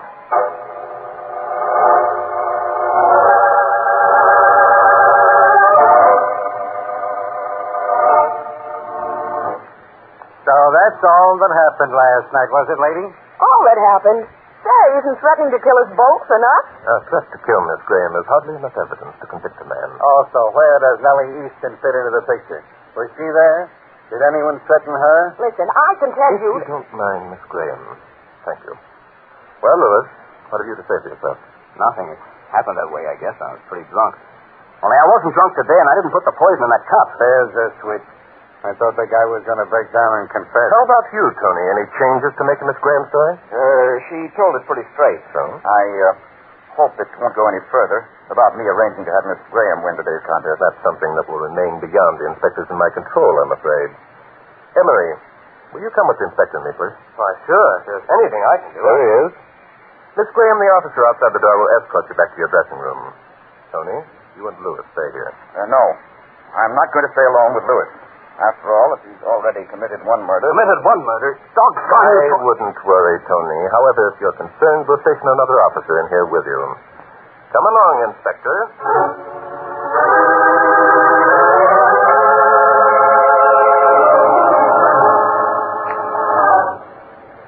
All right, Emery. How much did Tony offer you to switch the ballot? Switch the ballot? I don't know what you're talking about. You know exactly what I'm talking about. Did he threaten to have you fired off the show, or did he offer you money? He didn't offer me anything. Now, look, Drake. I don't have to answer your questions, and I'm not going to... You're quite right, Emery. You don't have to answer my questions. It's entirely up to you. However, if you spent a few days in jail... Jail? Naturally, you don't think for a second we're going to let you off scot-free and arrest the others, do you? But I didn't have anything to do with this. Listen, if I'm arrested, it'll ruin. Perhaps you're right. However, if you care to cooperate now, I think I can assure you that it won't be necessary for you to spend any time in jail. How can I believe that? That's entirely up to you, Emery. It's your one chance. I see. You think you've got me over the bell, don't you? Quite frankly, yes. I suppose you know I'd be fired out of my ear if I ever admitted switching those ballots. There are two answers to that, Emery. First, the admission won't go any further than the inspector and me. Second, I don't think you did switch the ballots. Well, then what do we... You took money from Tony and promised him that you would switch them. Then at the last moment, you either got cold feet or found there wasn't an opportunity. Isn't that true? If it were true, what difference does it make? So long as the ballots weren't switched. It makes all the difference in the world, Emery. Now listen. Tony admits that he promised Miss Graham that he could arrange it so she would win the contest. That guy. We were all getting sick of the way he was throwing his weight around just because he was a sponsor's son. Yes, I know. Never mind that. It just stands to reason that the only way Tony could make his arrangements was through you. Because you were the only one who handled the ballots after they left the hands of the 5 judges. I still don't see why... Because, Emery, Nellie Easton was poisoned by mistake. Miss Graham was supposed to be the real victim. I see. Okay, you win, Drake. Tony gave me $1,000. The last minute I got scared that someone would see me. My job was worth more than $1,000. I was going to give it back. Even if Tony did get me fired, I figured I could get another job if my reputation was clean. Splendid, thank you. Your confession, Emery, has been taken down by Inspector Denton and the stenographer in the next room, so don't make the mistake of trying to change it. Why, you... There's no need for alarm. The information will be kept confidential. Right now, I can practically promise you, you won't have to spend any time in jail.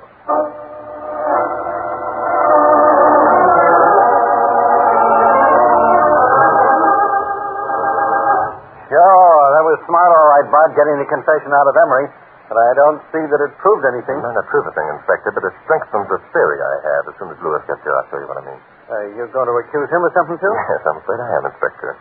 You see, I already know who made those footprints. You already know, but doggone it, none of the shoes we looked at corresponded to the pictures we took. That's quite true, Inspector. However... You want to see me? Yes, we did, Lewis. Close the door, please, and come in. There's anything more I can tell you. You think you're going to make me confess to putting the poison that I... Well, the last thought in our mind, Lewis, is to try to get you to confess to murdering Nellie Easton. It would be foolish of us to even think you would. Well? However, there's one thing I want you to confess to.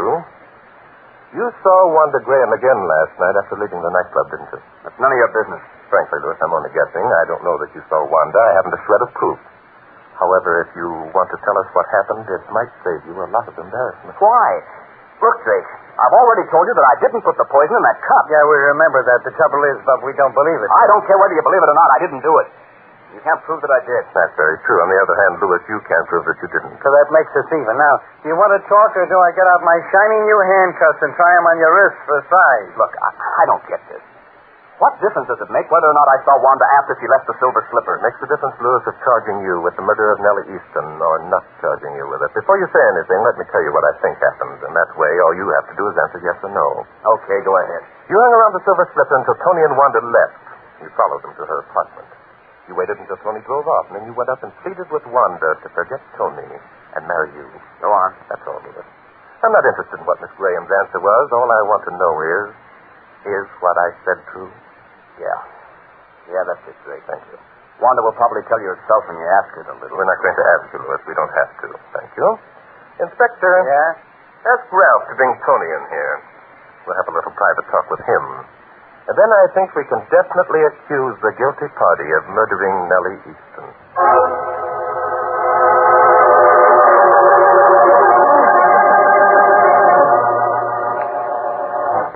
You see, Tony, it's like this. We feel reasonably sure that we know who put the poison in the cup, but it isn't going to do us much good unless we can get enough facts to substantiate a charge. Sure, Bud, I understand. The trouble is I've told you everything I know. Sure, that's what the others said, only we found out different. But there isn't anything else to tell. If there were, I'd... How about after you left Wanda's apartment last night, Tony? What? I don't know what you said to each other before you left, and I'm not particularly interested. I have a hunch, however, that Wanda was impressed by Nick's admission at the Silver Slipper that he was honestly in love with her. Well? Because of that, she was probably a little cold to you. After all, women are flattered when a man tells them he's in love with them and means it. Now, look here, Bud. The chances are that Wanda toyed with the thought anyway. She wanted to be left alone. She sent you home earlier than you'd intended. Is that right, Tony? It seems to me that you're sticking your nose into something that doesn't concern you. Well, that's very possible, Tony. My guess is that you became suspicious because of Wanda's attitude, and you hung around outside for a while. And you weren't too surprised when you saw Nick Lewis drive up and go in. Oh, so you know about that? Yes, Lewis just told us. Well, what about it? Lewis didn't see me, and I didn't go up to see Wanda again. I know you didn't, Tony. You went home. You got to thinking about it. It occurred to you that Lewis might have been right when he said that Wanda was interested in you only because of your money. Oh, that's a lot of nonsense. No, it isn't, Tony. You probably had some drinks, and the thought grew in your mind. You enlarged upon it. Your natural vanity rebelled. So then, you got to thinking of today's show, and you saw an opportunity to get your revenge. That's when you decided to murder Wanda Graham and make it appear that your rival was guilty of the crime. You're crazy. No, I'm not, Tony. I have positive proof that it was you who put the poison in the magic cup, and now I have your motive. Inspector, you won't get away. Oh, no, I'll show you.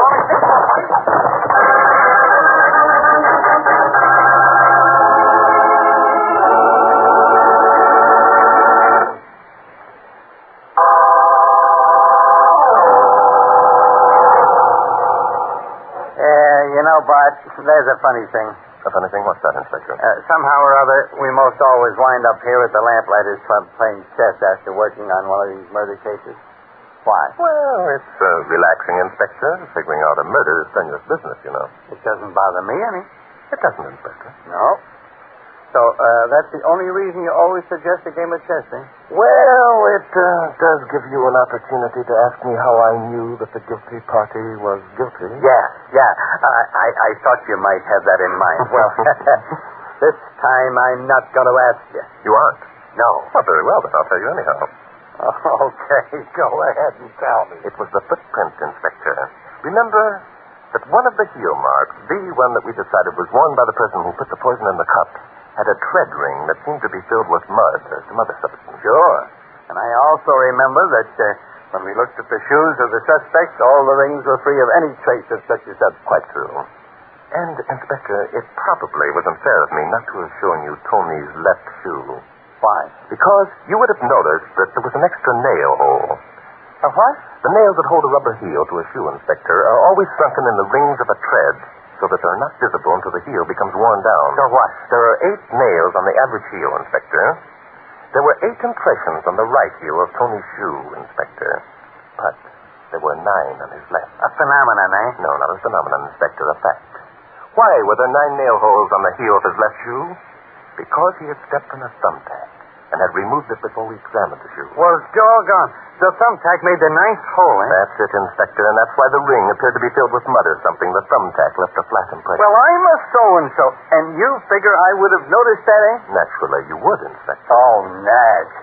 Now, tell me why you noticed. All right, Inspector. I noticed it because mystery is my hobby.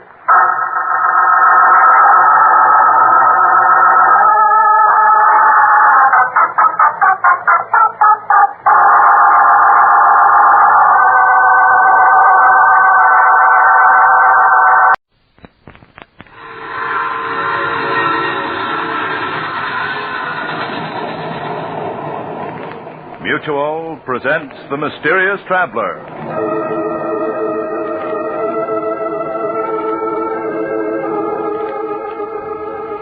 This is The Mysterious Traveler, inviting you to join me on another journey into the realm of the strange and the terrifying.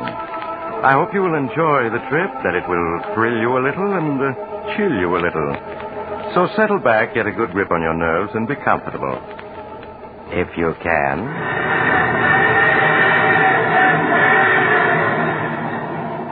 What is our story tonight? Why, tonight we're going to see what happens when an honest man yields to temptation and descends into the murky depths of murder and despair. It's the story I call Dark Destiny.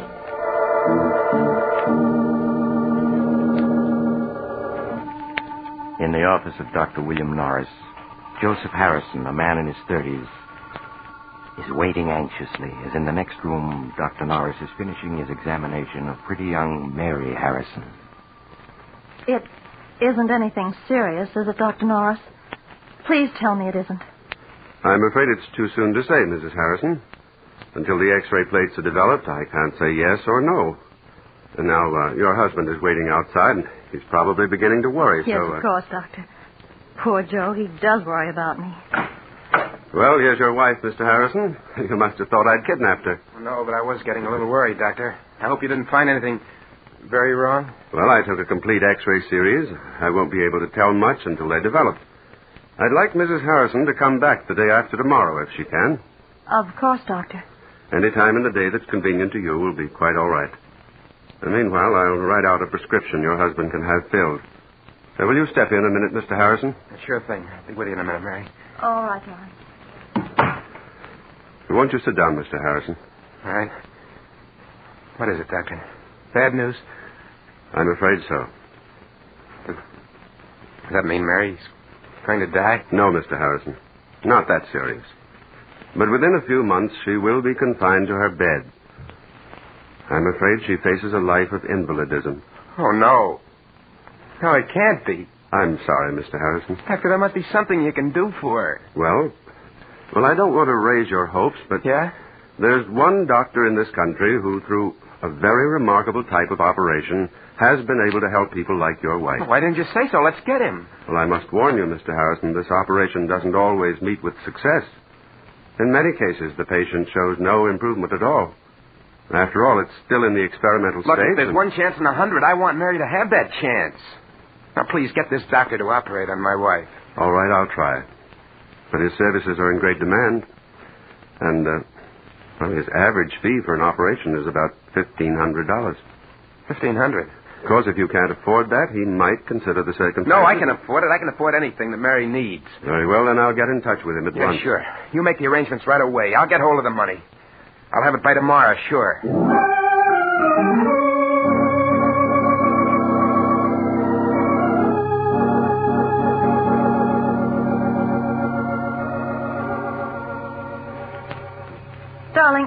help me off with my coat, will you? Oh, sure. How you feeling? Oh, my backache is much better since I took the medicine Dr. Norris gave me. I'm sure I'm going to be all right, Joe. Of course you are. He's one of the best doctors in the city. He'll have you well in no time. Did he tell you anything more, Joe? No, not a thing. Except that the treatment may take a little time. That's all. A little time? Yeah. Oh, dear, I hope it won't be too expensive. Your business has fallen off, and we've used up our savings Now, don't account. you worry about the money. Don't you worry about anything. All right, darling. I won't. But aren't you going to take your coat off? No, I got to get that prescription the doctor gave me filled. You just take it easy till I get back. I might stop in at the shop, too. There's something I have to tend to.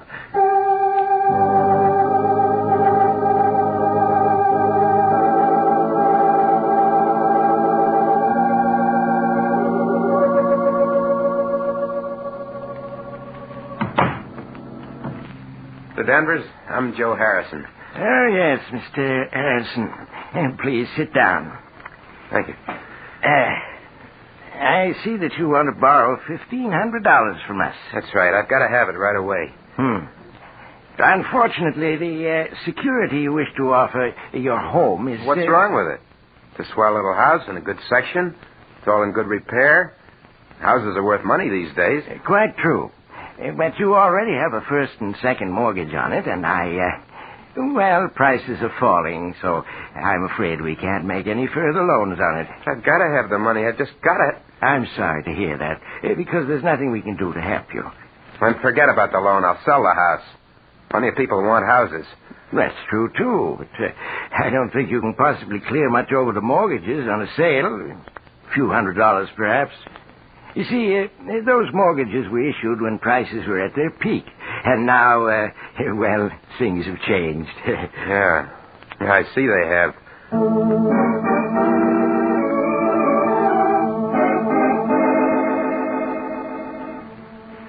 You say you're not employed, Mr. Harrison. No, I own a shop. You see, I'm a locksmith. That means you're never certain of your income. Now, if you had a job, a regular income that could be depended upon... What are you getting at? You mean you're not going to let me have the money? I'm afraid I can't, Mr. Harrison. But your ads say that you lend up to $2,000 on a personal note. I only want $1,500. Look, you got to let me have it. I certainly wish I could, but under the circumstances, I'm sorry. Very sorry, but there's nothing I can do. I'm afraid the collateral you suggest isn't satisfactory, Mr. Harrison. We'd lend you the money if we could, but we just can't. Sorry. But I've just got to have it. I've got to. Sorry. Do you hear me? I've got to have it. Sorry. Sorry. Sorry. Sorry. Sorry.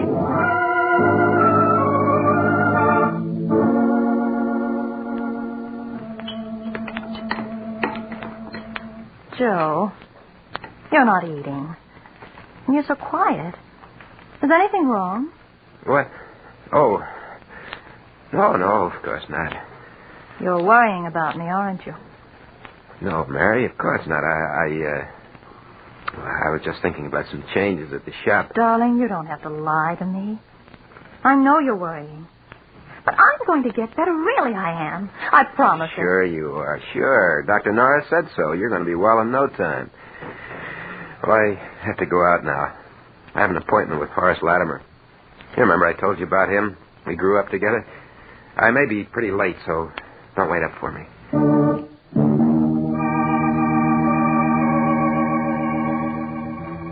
Joe had no appointment with Horace Latimer, but he went to see Horace anyway, for they had been boyhood friends until their paths had separated. Horace had grown rich, and Joe hoped desperately that Horace would lend him the money he had been trying to raise all day, a sum that would mean nothing at all to Horace.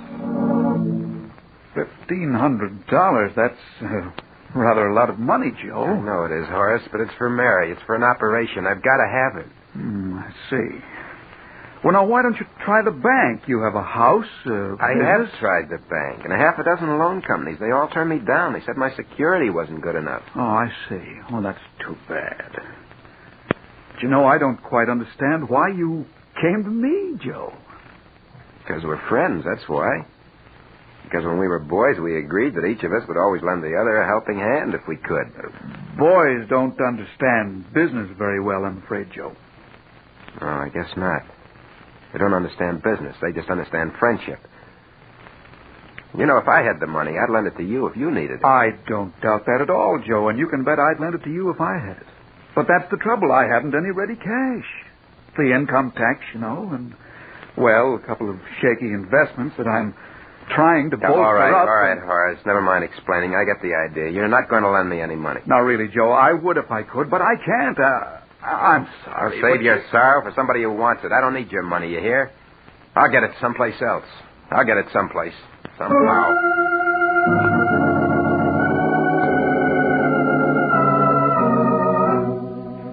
After he had slammed out of Horace Latimer's expensive home, Joe stood for a moment on the dark street corner, staring back with bitterness in his face.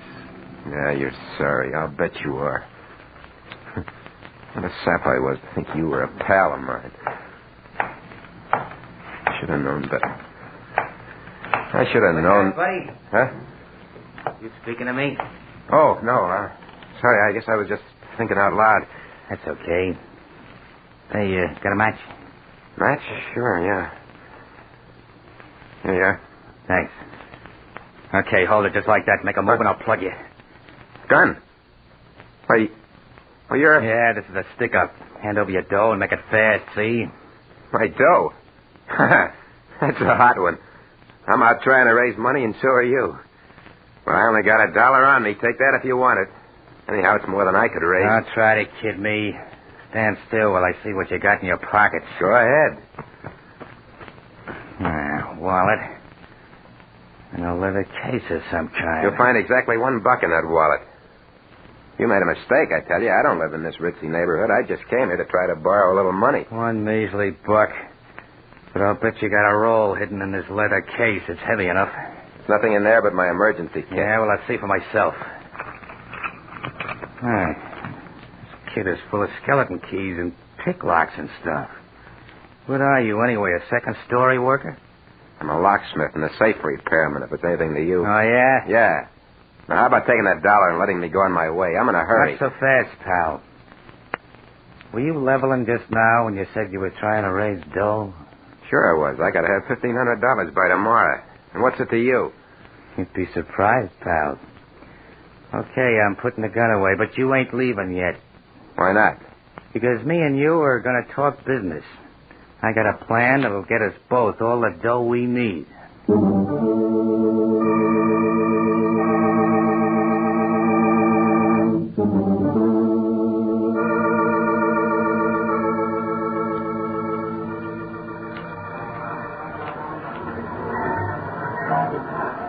2 more beers, waiter. Well, Joe, is it a deal on my proposition? I don't know, Mike. Sure you do. There's nothing to it. You can open locks and safes. Yeah, but... I know a house where there's a safe with plenty of dough in it. You and me together, we'll go get it. We'll make a team. But burglary. I've never stolen anything in my life. Listen, you need dough bad, don't you? And so do I. Plenty bad. Yeah, but You said you'd do anything to get it, didn't you? Yeah, I did. Then what are you hanging back for? All you gotta do is get the back door open and the safe. You can do that, can't you? Yeah, I suppose so. But... Then forget the buts. In a half an hour, you'll have your $1,500 and more. How else you ever gonna get it? Answer me that. I don't know. Hey, look. You saw all those big houses lived in by guys with dough. How'd they get it? They took it from somebody else, every one of them. Yeah, I suppose so. You sure the money's there? I'm positive. Look, I was casing a joint, and I looked in a window just in time to see the old geezer put a roll of bills in a safe you can open with your teeth. All right, I'll do it. I gotta have that money.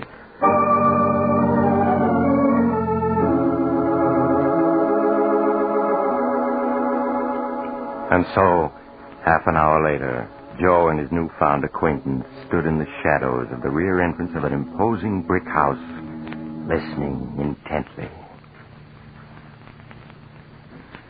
Not a sound anyplace.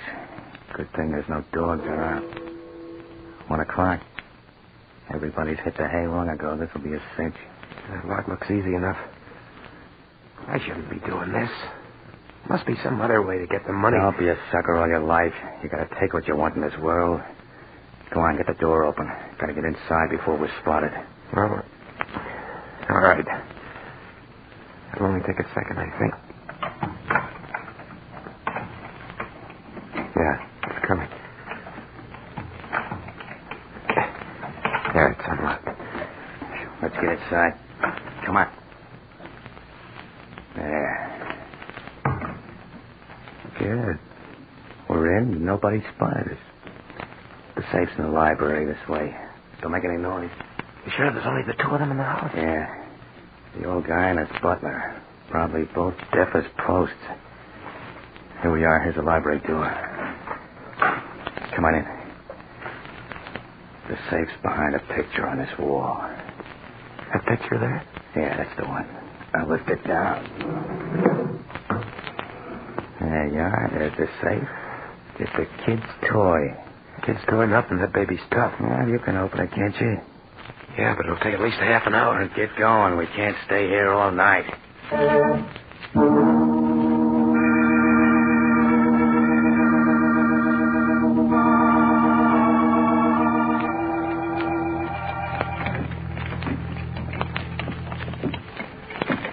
Hurry it up. You've been 40 minutes on that thing. I told you it was tough.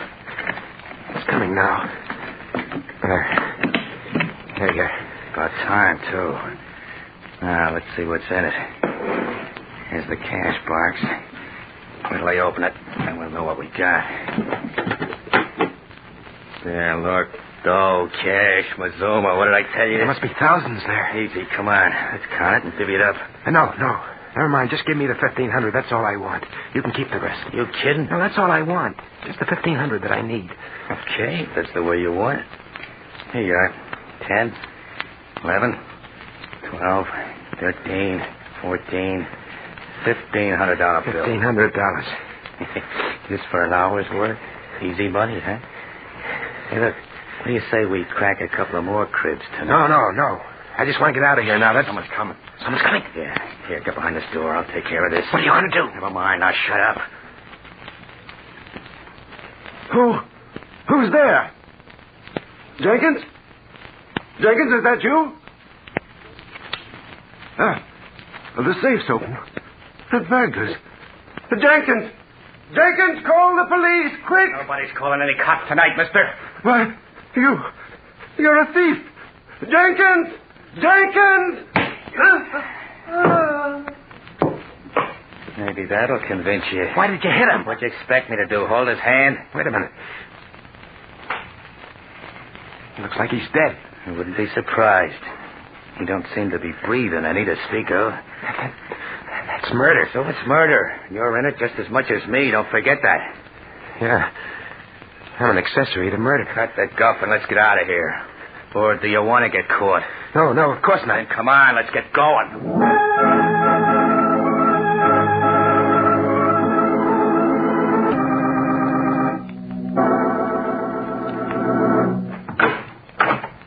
Okay, here we are.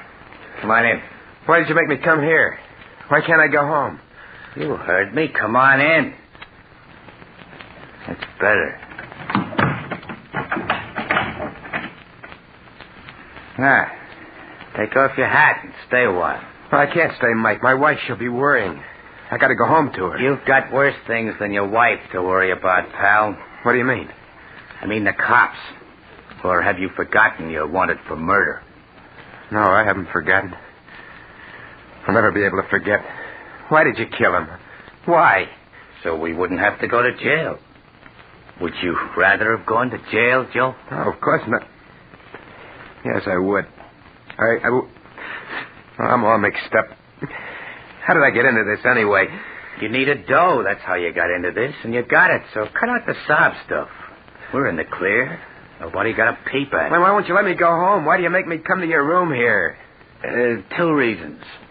The first is I want to make sure you know what it'll mean if you let anything slip. I know. You don't have to tell me. I won't let anything slip. If I thought you might, I'd slit your throat right now. I won't, I tell you.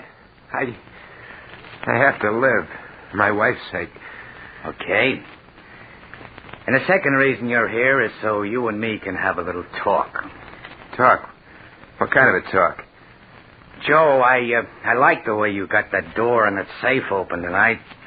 You and me got a future together. I don't know what you mean. Oh, yes, you do.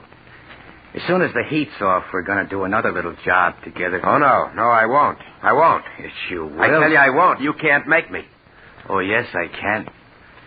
Because if you don't, I can always send a little note to the cops telling them it's you they want for that killing tonight. You wouldn't do that. That'd get you, too. I'd be a long ways away by then, but you can't get away. You got a business here and a sick wife. You couldn't leave them.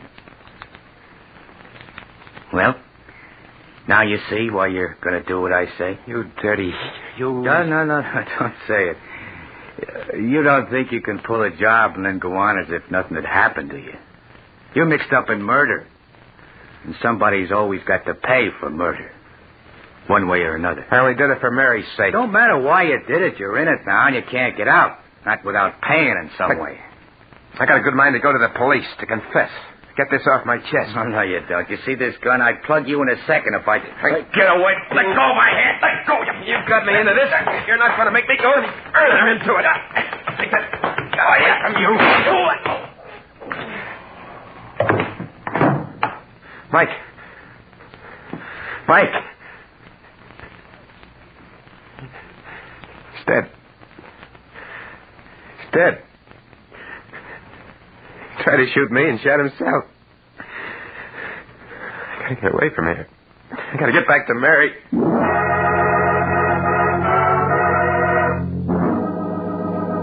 In a daze of horror, Joe Harrison found his hat and made his way to the street. His mind was a dizzy whirl of thoughts which he could not control. They went around and around in his head. I'm a murderer. They'll catch me. They'll hang me. I didn't mean to do it. I just wanted the money. The money was all I wanted. The money to make Mary well, that's all. Now they'll catch me. They'll hang me. They must... I got to escape. Got to. Mike said the murder has to be paid for somehow. That isn't true. Sometimes you can escape if you're lucky. I just got to be lucky. I need a drink. Got to have a drink before I go crazy. So Joe Harrison stumbled into a tiny bar on a dark street. Struggling to control his shaking hands and to keep his voice normal, he ordered a double rye and gulped it down. Then, as his senses cleared a little, he heard the radio at the end of the bar broadcasting a warning to the city. The police department is asking you to be on the lookout for the following man. Wanted for the brutal murder committed in Gramercy Park section 2 hours ago. Please make a note of the following description given by the victim before he died. The description follows. Hey, look, buddy, what's the idea? What'd you shut the radio off for? Answer me, what'd you do it for? Because I was sick of listening to it, that's why. Oh, is that so? Well, I'm not, see? And I got an idea maybe there was some other reason you didn't want to hear it. So I'm going to turn it on again. No, you mustn't. Well, I'm going to. And if you want to make a try for a break, I got a gun right here under the bar, you see? Now let's hear what the killer looked like. I repeat, be on the lookout for a man of medium height, lean and wiry, with reddish-brown hair. If you see such a man, report at once to headquarters. We now turn you back to our regular night program of popular dance tunes. Lean and wiry with reddish-brown hair, huh? Well, that ain't you. You're kind of heavy-set and black-haired. For a minute there, you had me going. I was positive you was the killer, the way you didn't want me to hear the description. Just jumpy, huh? Well, here, have another drink on the house, huh? Oh, thanks. I gotta go home. I need some sleep. Yeah, that's what I need. Some sleep.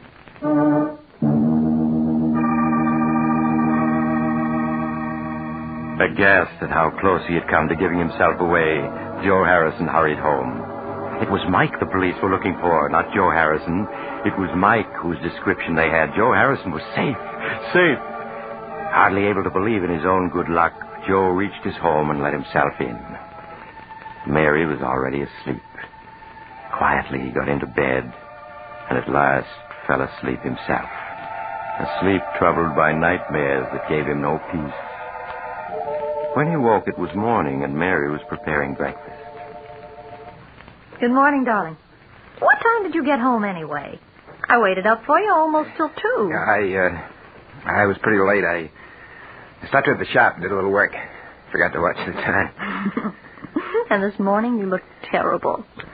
I know. You're worrying. About me. But you mustn't, darling. I'm going to be all right. Really, I am. Of course you are. I'm going to see to that. What do you think? Dr. Norris called up last night. Wanted to talk to you. He said he had good news for you. Good news? Mm-hmm. But he wouldn't tell me what it was. I don't know why. He asked for you to stop in at his office this morning. Yeah, I think I know what it is. Yeah, sure. I'll go right over and see him. Oh, but, darling, you're going to eat breakfast first, aren't you? No, I'll eat when I get back. I want to see the doctor first. Anyway, I'm not very hungry. All right, Joe. But please hurry back. I want to know what the doctor said. Yeah, sure, Mary. I'll be right back. But everything's okay now. Everything's okay.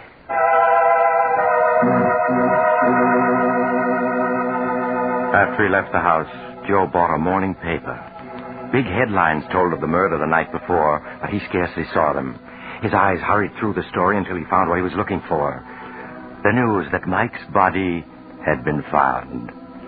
The man Mike had struck had given his butler Mike's description before he died, but he hadn't seen Joe at all. So the police had listed Mike's death as a suicide or an accident and closed the case. Joe Harrison was safe. Perfectly safe. Safe? I'm safe. Sometimes you can get away with murder, not have to pay anything. If you're lucky. And I've been lucky.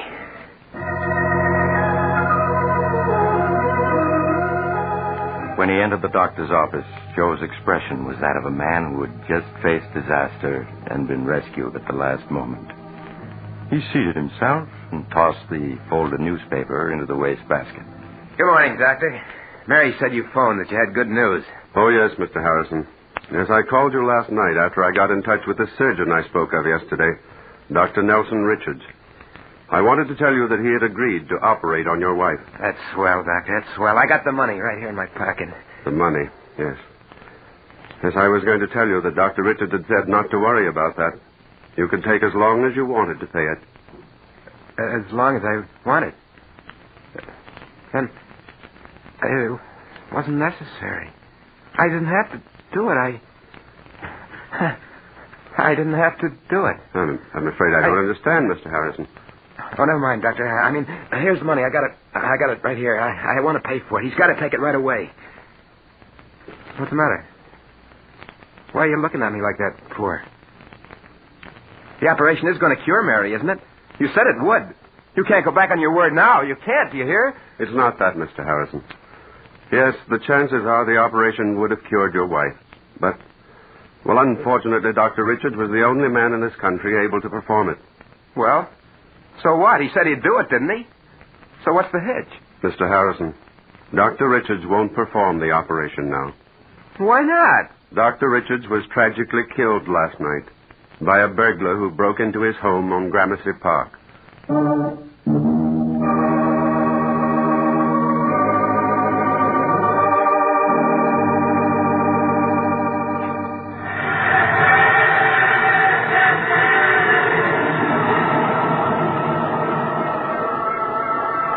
This is the mysterious traveler again.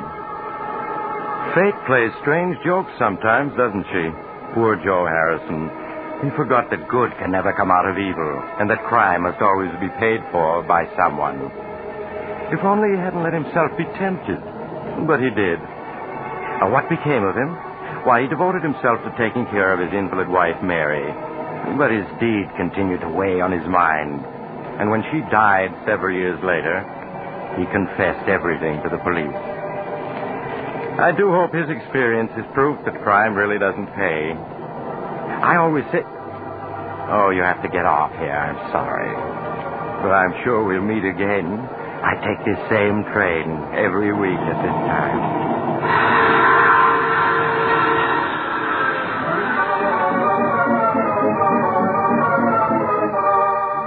You've just heard The Mysterious Traveler, a series of dramas of the strange and terrifying. In tonight's cast were Maurice Tarplin, Joseph Julian, Elaine Kent, Palmer Ward, Kenny Lynch, and Bill Smith. Original music was played by Charles Paul. The Mysterious Traveler is written, produced, and directed by Rob Arthur and David Kogan. Listen next week to a tale titled Flight from Fear. Another strange and shivery tale of the Mysterious Traveler. The Mysterious Traveler has come to you from our New York studios. Carl Caruso speaking. This is the Mutual Broadcasting System.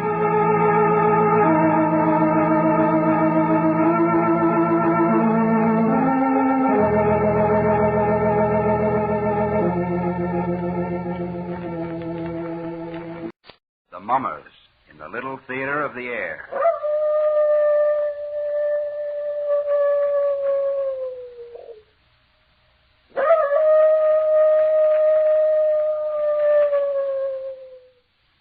Now, the Hermits.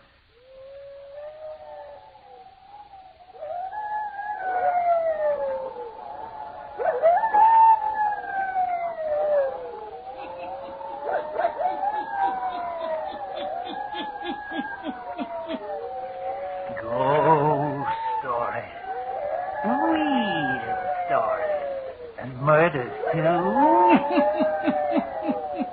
The hermit knows of them all. Turn out your lights. Turn them out. Have you heard the story? The mystery of the thing? Then listen while the hermit tells you the story.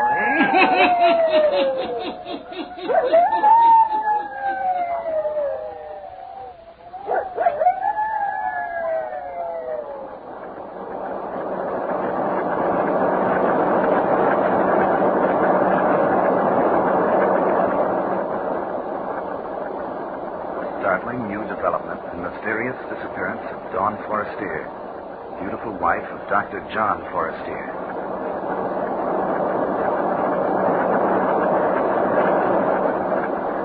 Hextree, you two in Forestier case.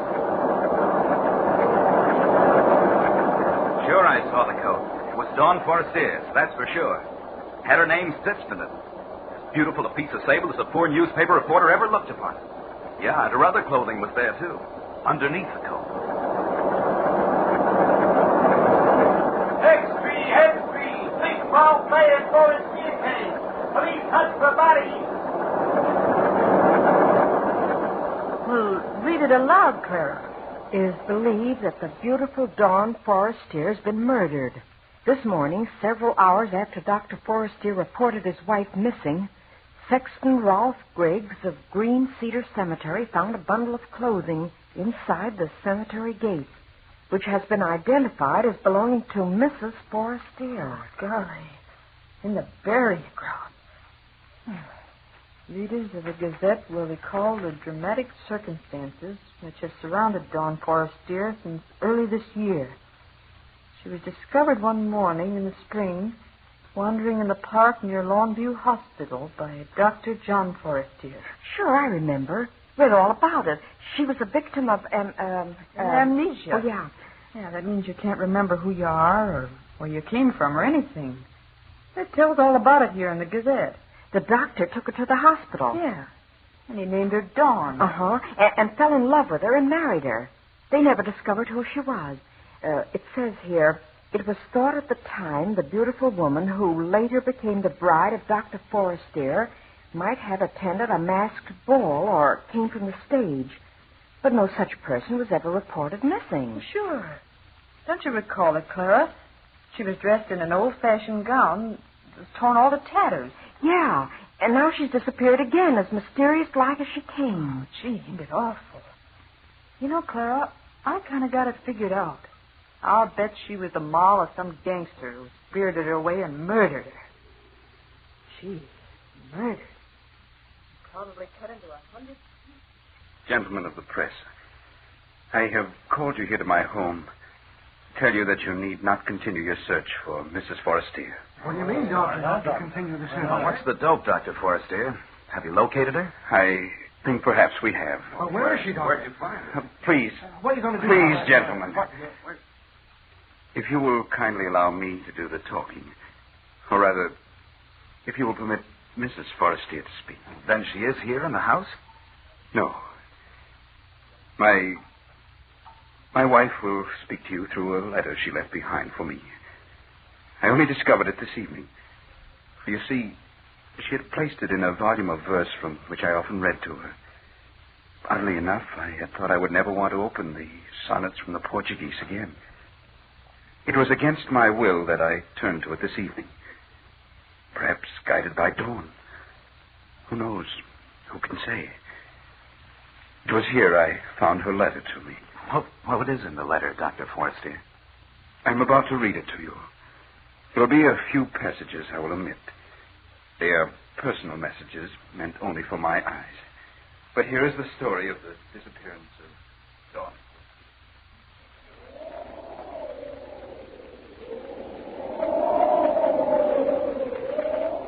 My darling John, this is going to be the most difficult and tragic hour of my life. For in this letter, I must say farewell to you, my devoted husband. The story I have to tell you, John, will be so strange and terrible that at first you won't believe it. But as you remember me, as you recall the circumstances of our meeting, how you found me dazed and wandering in the park one spring morning, how we've never known who I was or where I came from, then you will give more credence to my story.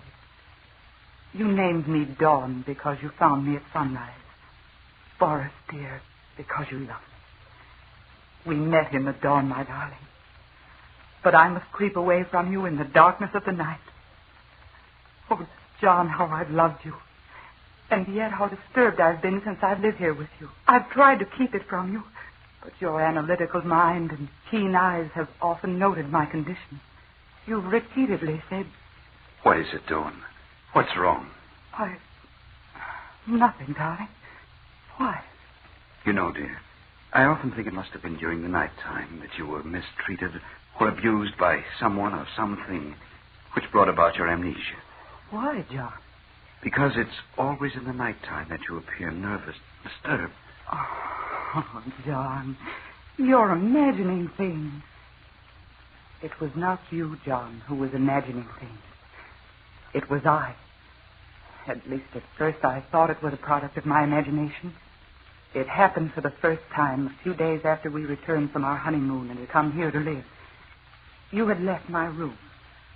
I had turned off the light by my bed, prepared to sleep. First, I thought I must be dreaming. From a distance, I heard a singing wind, like the opening strains of a melody played on an organ. Something quickened within me. I seemed to know the melody. I thought to myself, everything is going to come back to me. I shall know who I was before I became Dawn Forestier. I listened intently.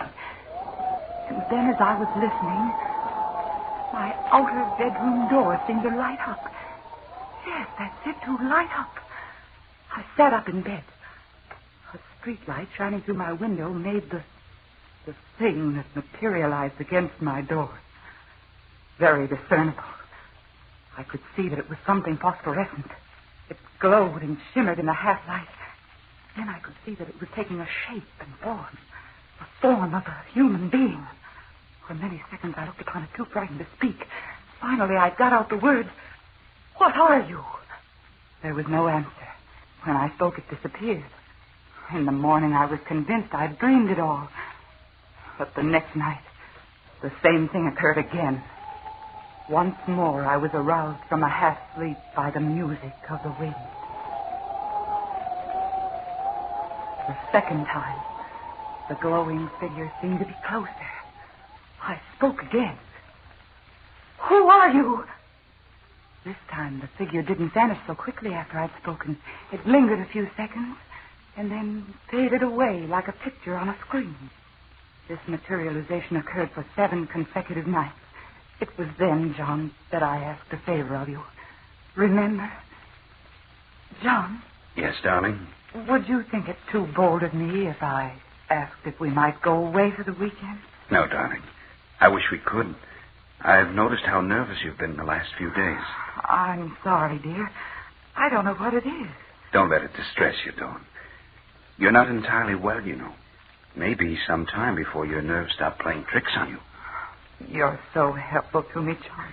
I wish I might grant your request to go away for the weekend, but my work at present makes it impossible. Oh, it's all right, dear. It was only a suggestion. I'm really all right, so long as I have you. You had said it would be a long time before my nerves stopped playing me tricks. Oh, this was something to cling to. It was silly of me to get upset. No human figure really materialized in my room. It was my nerves playing me tricks. But the visitation didn't stop, John. Hearing the singing wind, having that glowing, shimmering thing appear in my room was continuous. And then came the thing that struck terror in my heart. This night I had fallen asleep. Again, the music of the wind aroused me. I opened my eyes, and then I gasped in fright. For this time, the glowing figure was standing beside my bed, so near me I could reach out and touch it.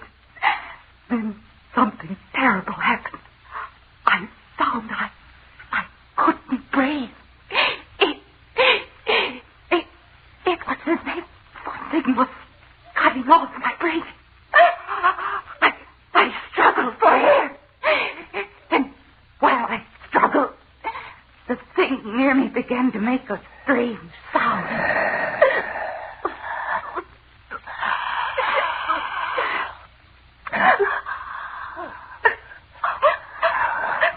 Then I sensed what was happening. The thing was somehow taking the breath from me, getting it into its own body.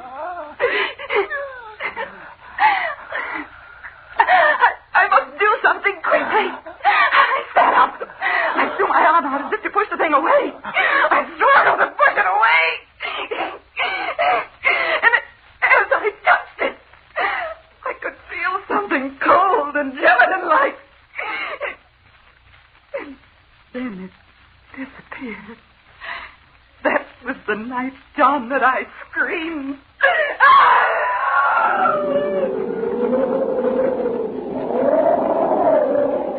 Darling, what is it? What in the world is it? Dawn, look at me. Tell me, what was it? A nightmare? John. From then on, events transpired rapidly. You made an appointment for me with Dr. Bland, the eminent psychiatrist. Oh, I know, darling, you were upset because I refused to go to him. But I knew by then that it was no use. The thing was growing bolder all the time. Many nights it stood over me in my room, and without touching me, was yet able to take the breath from me and command it to enter its own body. As it did this, night after night, it became stronger, and I became weaker. You will recall vividly what occurred 2 weeks ago tonight. We were invited to the Westings for dinner, and we accepted. An hour before we were to leave, I sat at my dressing table, putting the last finishing touches to my makeup. It was only dusk outside. Never had the thing appeared but in the nighttime. I was brushing my hair when I heard the melody of the wind. The figure stood right behind me. And John, I could see what it was. In the mirror, I could see what the thing was.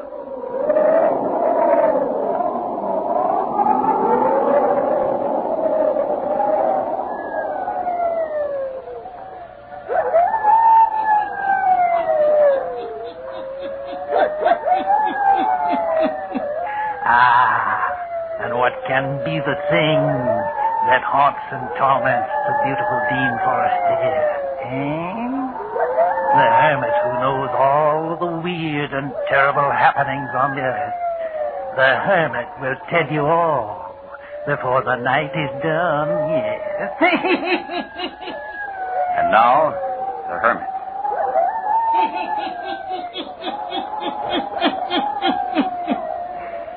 And now Dr. Forrestier continues to read to a group of newsmen the letter his wife, Dawn Forrestier, left for him before her strange disappearance.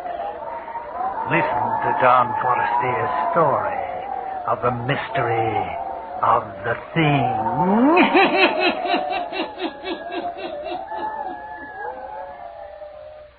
This, John, is going to be the difficult part to make you believe. That as the thing stood behind me at the dressing table, I could tell what it was.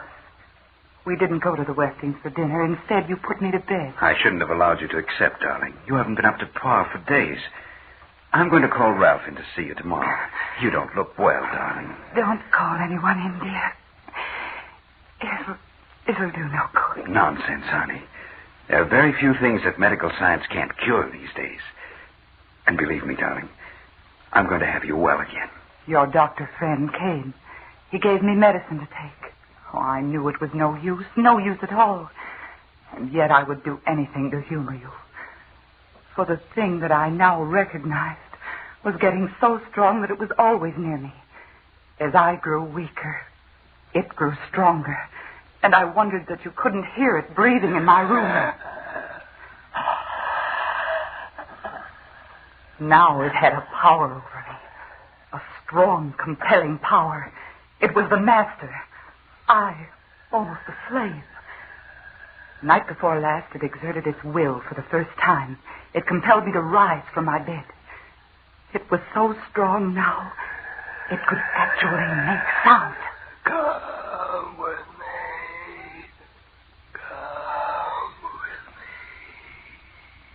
me. As I rose from the bed, its phosphorescent glow seemed to envelop me.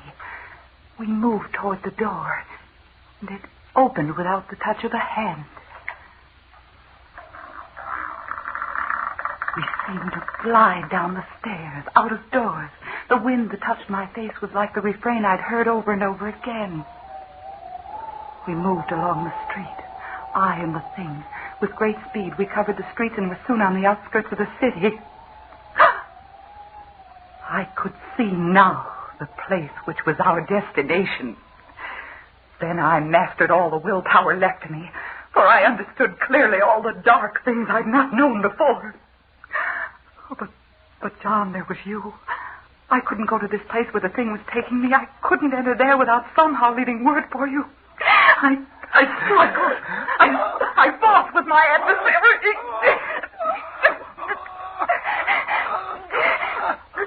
I was gaining. I broke away. Somehow I got breath and strength enough to return home into my bed. Now comes the end of my story. And my farewell to you. Here, gentlemen, I will omit a page. It is personal. But what happened to Dawn? Where is she? Since this morning, when the sexton at Green Cedar Burial Ground found my wife's clothing, permission has been granted by the state for me to check up on the material found in this letter. I've almost finished reading to you.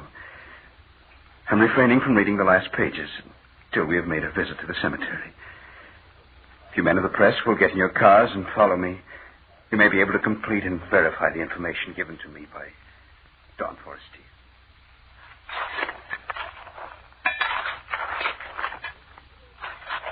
Hello, Dr. Forrestier. The men have nearly completed digging. Thank you, Sexton. What goes on, Dr. Forrestier? As you can see, these men are engaged in opening up a grave. You've come to the casket, Doctor. Very well, Sexton. If you will please open the box. Yes, sir. Can you lift the casket out, boys? Right.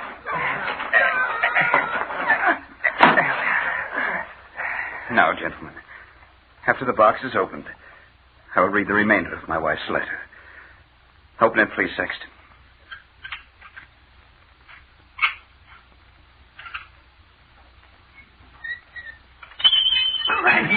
Great heaven. Dr. Forrestier, great Scott, why have you opened this grave? Sexton, will you reach in and procure the diamond ring that lies in the coffin? Yes. Here it is, sir. This is my wife's ring, gentlemen. How did it get in this coffin? Here are the last pages of my wife's letter to me. Now comes the end of my story. and my farewell to you. John, I knew from the moment I saw the thing in the mirror of my dressing table. I knew from then on who and what it was. The first night I was strong enough to break away from it as it drew me to the gates of Green Cedar Cemetery. And I've spent my last day writing this letter to you. For tonight, the thing will appear again. And this time, I must follow it. I must follow it to the grave, John. Into the grave. I know how it will be. The thing, the protoplasm that has appeared before me so many nights and has grown in features and strength, will absorb me until I'm no longer a living person, and I must follow it. First, I will hear the music of the wind. Then the thing will appear, and I will be dissolved into it. John, my darling, in case you don't believe my story, open the grave near which you will find my discarded clothing. For I'm wearing the ring you gave me, my love. I'm wearing it as I return to the grave. For you see, John, the thing that I saw in the mirror, that which has gained power over me, is I, John. It is my own ghost, come to claim me to return to the grave from which I broke away.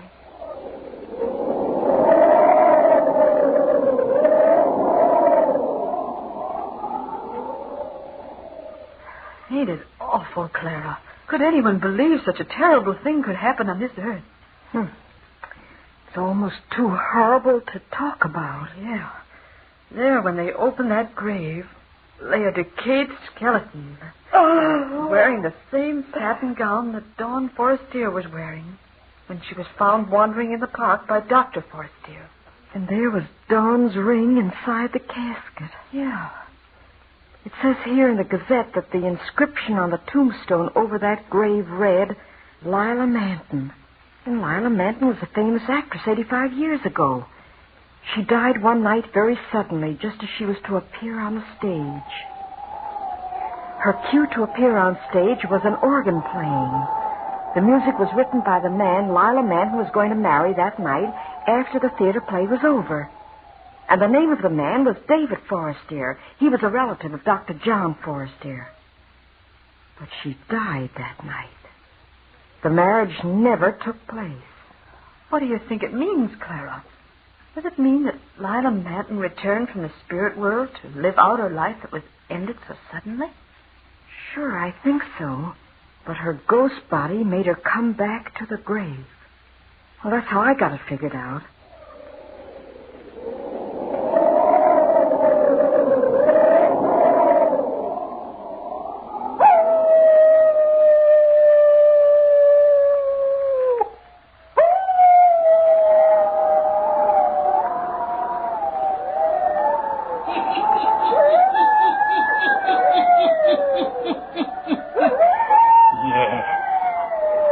Forestier was haunted by her own ghost body until it finally absorbed a new vision and shape and made her return to her grave.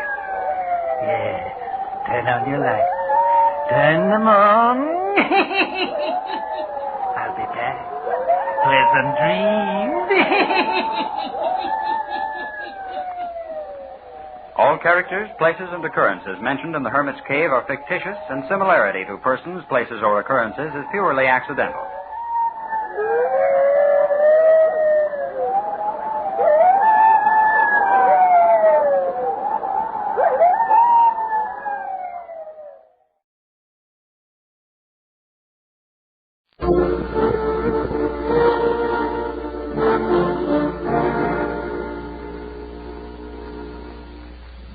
Unsolved Mysteries.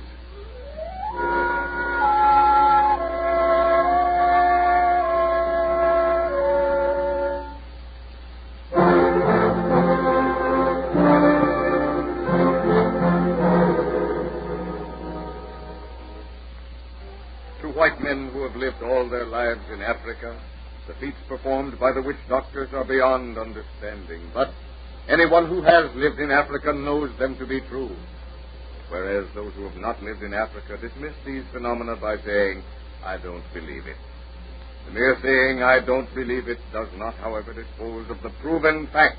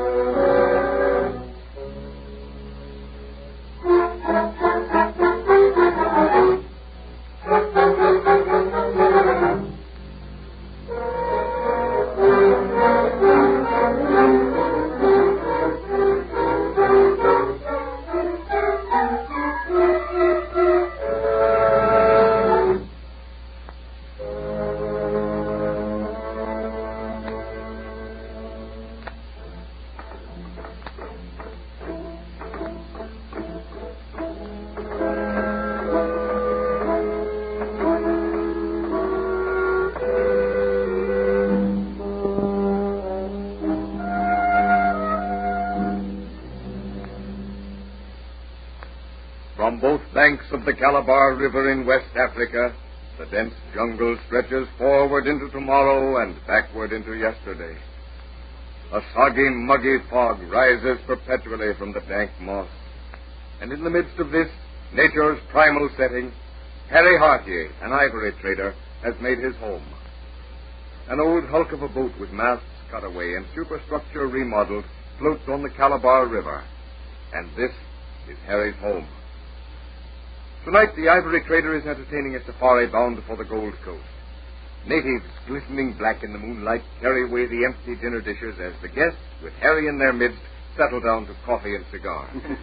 Well, splendid dinner here, Archie. And beautifully served. You have a very comfortable home here on the river. Oh, yeah. This old hulk has been my trading post and home combined for the best part of 60 years. Don't you ever long for your native country here, Hartier? Oh, once in a long, long while, perhaps I think of it. But this Africa is in my blood. Take me away from it and I would die. There's something about it that gets you. Sometimes you think it's the jungle, and then you think it's the natives. Then you say to yourself, perhaps it's the witch doctors and their magic, and then you sum it all up and decide that it's Africa. You mentioned witch doctor here, Hartier. Tell me honestly, as an old-timer out here, do they do half the things they're credited with? Yeah, Captain Barkley, they do.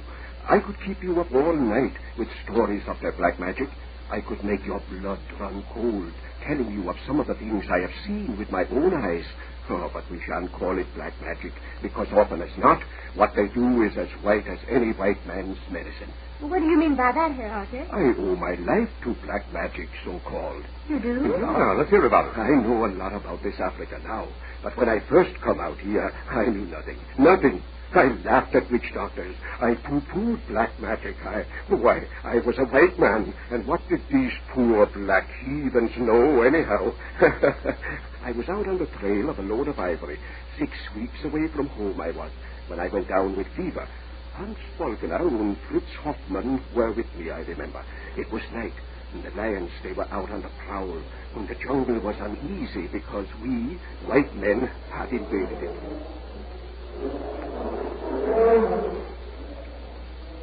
Better not be make camp tonight, Harry, huh? Maybe so it is, Hans.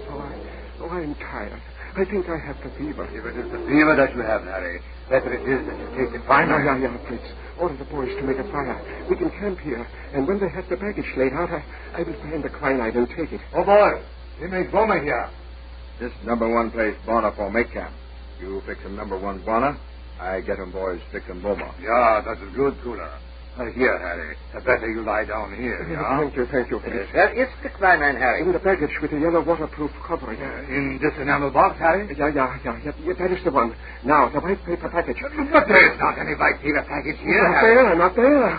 No quinine. Nine, Harry, nine not here. Oh, dear, the bales. Give us a look. It must be there. It must be there. Frantically, the two men tear open the bales lying on the ground. The native carriers draw back into the shadows as they see the look of despair on Harry's face, the looks of anguish on the faces of his two friends. Again and again they search the bales, but the life-saving quinine is not to be found. Silently, the two friends seat themselves beside Harry. The natives draw further into the deeper shadows. Even the jungle beasts, sensing the approach of death, draw off into the dense underbrush, leaving the three white men to their thoughts. Fritz hears a step behind him and looks up to see Kula, the number one boy, standing looking down at him.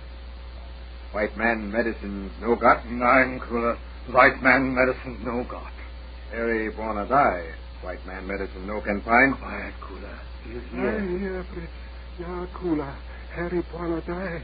Oh, you take Harry wanna back to live a home. You not leave me here. Oh, Harry, yeah. We'll take you back there. White man believe black man medicine. Harry wanna no die. What? What is that, Kula? Harry wanna, Hans wanna, Fritz wanna believe black man witch doctor.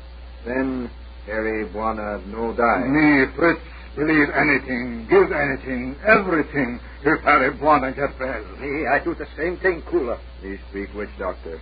This white man medicine.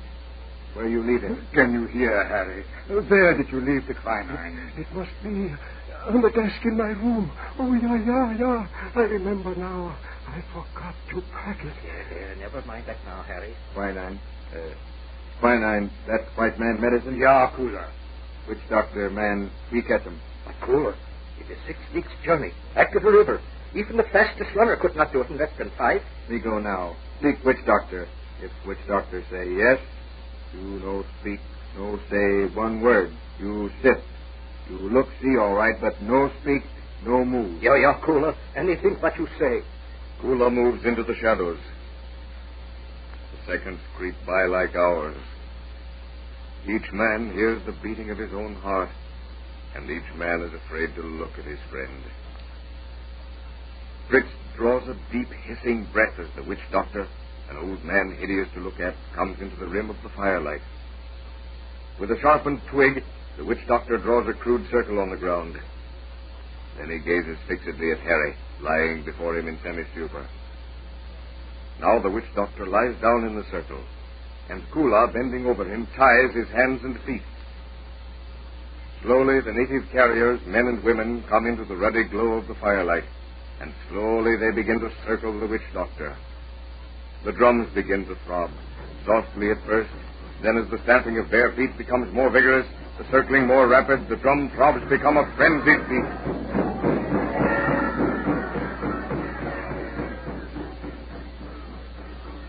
One by one, the natives fall exhausted to the ground. The long night drags on. The pale light of day breaks over the treetops and through the branches.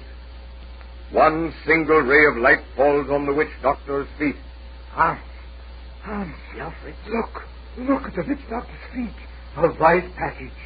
Gott in Himmel, the package what Harry left at home. Yeah, Fritz. The white package, Fritz. The quinine. Good Lord, yeah. I can hardly believe it. I can. Your story was so real, I felt I was actually there, sitting beside you in the jungle. I saw it all. Heard the drums, the natives. Yeah. I am an old man now, but I have not forgotten that night. I should think you wouldn't. It must have been horrible. Sure, Captain Bartley. What you see now, why I say that black magic saved my life. But how do you account for it? How do you explain the transporting of that quinine over 6 weeks' distance in one night? Oh, I cannot be certain, of course. I have tried to explain it to myself. Let's hear your explanation. Very well, I will. But excuse me a moment. I am forgetting. I must see that the guards are posted. While Herr Hartier sees to the posting of the guards, your sponsor has a word for you. After that, you will hear an explanation. Inasmuch as all the characters of our story are long since dead, in bringing them back to life, the dramatized solution of this mystery must of necessity take considerable liberties with time.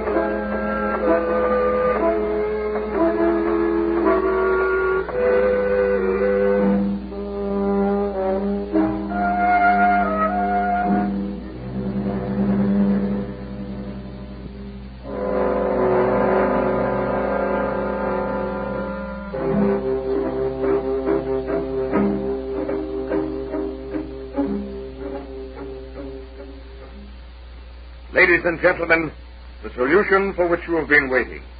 To begin with, I should explain that I have done a great deal of reading in order to find a scientific explanation of some of the things achieved by the witch doctors. Well, what books, for instance, Herr Hartwig? Well, search Fraser's Golden Bowl, White und Black Magic by Herr Dr. Hartmann, Roaring Bones. That's by Gustav of Sweden, isn't it? Yeah.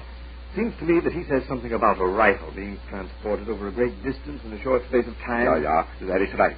When he speaks of one of the Oboler who transported himself from the hinterland to a coast in a night every time he wanted to count his money back at the trading post. You understand, thoughts can go to any locality, no matter how far, because all locality is within the sphere of the mind. That is reasonable. Under ordinary circumstances, even though thoughts are sent out into the realm of mind, actual consciousness remains with the body. You mean, then, that it's only one more step to send your inner self, so to speak, on a journey so that you'll be aware of everything you've seen or heard, and can remember it when you return to ordinary consciousness? Yeah, that is it.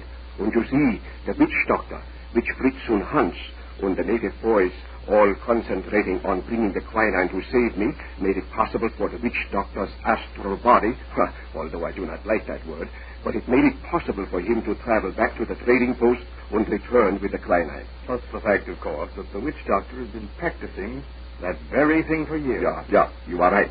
People forget to credit to other people the ability to do things that they themselves cannot do, just as some people are inclined to think of the witch doctors as fakes. Well, I'll admit that after your story tonight, I'll never think of a witch doctor as a fake again.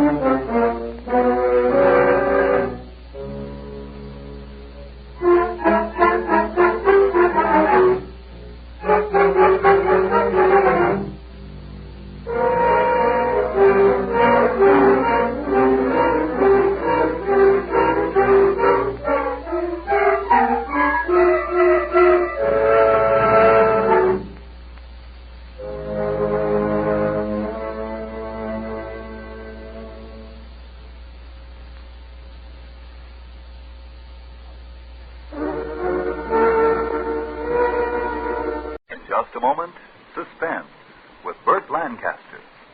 You just sit down and make yourself at home, Doc. Mary. Yes? Look who's here, Doc Lewis. Oh, my goodness, who's this? Oh, golly. Can't the poor doctor make a simple social visit like ordinary folks? I just finished my last call, so I stopped by to Steel Hap's easy chair, relax and listen to the Autolite Suspense show. Well, sit right down. My car and I have had a tough day. We have to keep in shape, too, you know. I suppose you've got a surefire prescription for keeping your car in shape, Doc. Oh, you bet. Autolite resistor spark plugs, Autolite batteries, and Autolite ignition system. I wish every case was as easy as that one. Well, you sound like Frank Martin.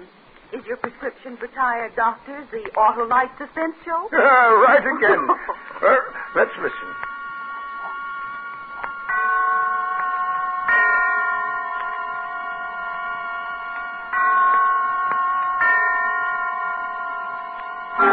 Suspense.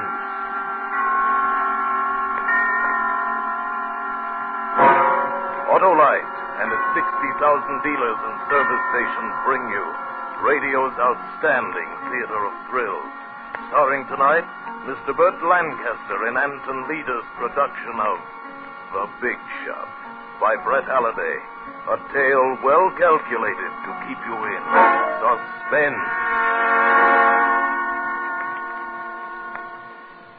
You gotta be tough to be a big shot. Especially when you're cursed with yellow curly hair and a pretty baby face. I learned about that early, when I was a kid. And the other kids started razzing. I learned that if you bounced a brick off somebody's head, the razzing stopped. And you were somebody. It was a very profitable lesson, which paid off as I grew up. And I found it pays dividends whether you're on East 10th Street or down in Mexico.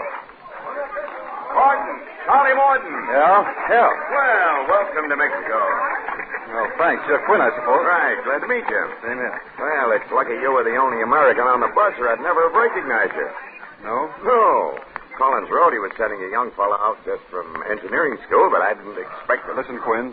Never mind my looks. You asked for a mining engineer and you got one. Any complaints? Well, of course. Well, if there are, you can pay me off my guarantee and I'll get back on that bus. Now, wait a minute, Morton. I didn't mean to offend you. I got no complaints as long as you can do the job. I can do the job. Yes, I guess maybe you can. Now, how about a drink? Sure. Right over here at the corner. In Mexico, there's always a bottle of tequila not too far away. That's one thing makes it attractive. Must be the only thing, then. Oh, I don't know. Some of us like it down here. Is that so?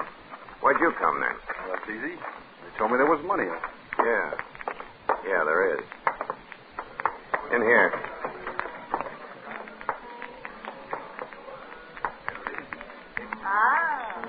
Bienvenidos, señores. ¿Qué quieren ustedes?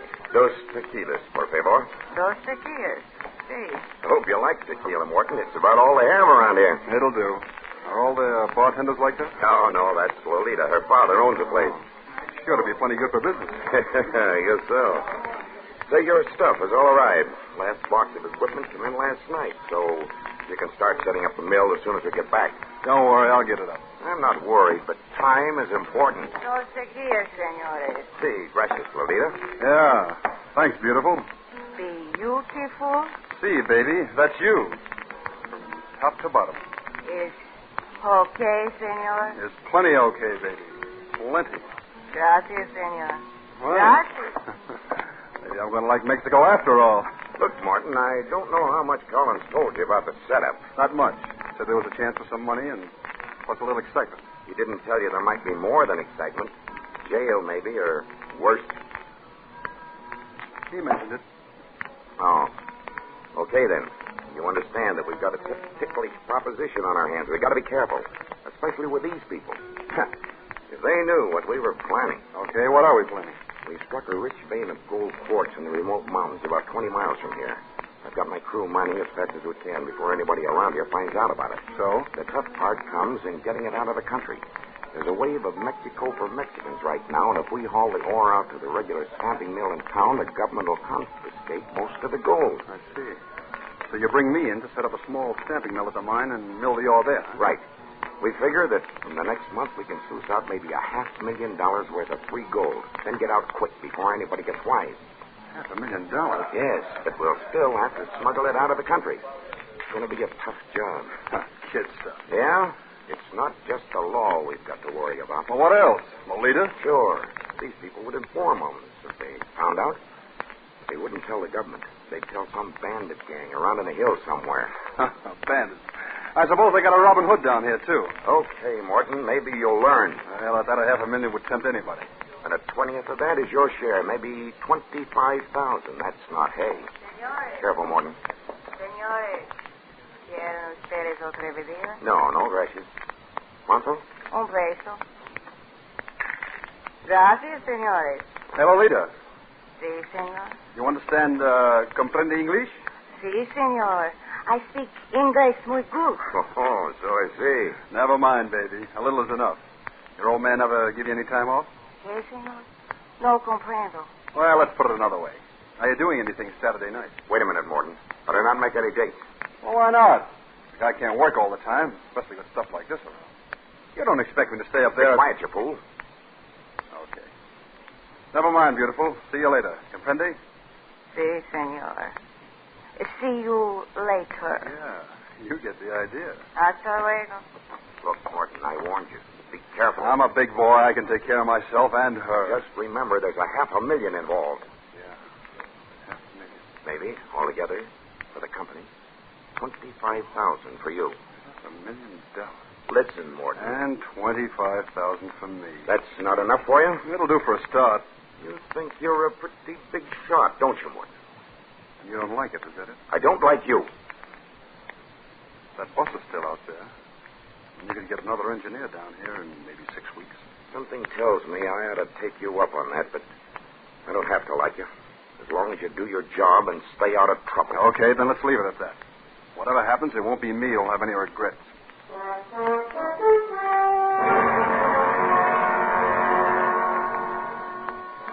The setup was just like Quinn said, except that the ore was even richer than I'd expected. There was a pile of it already mined, and I put the men to work right away assembling the stamping mill. You know, hard rock miners are funny.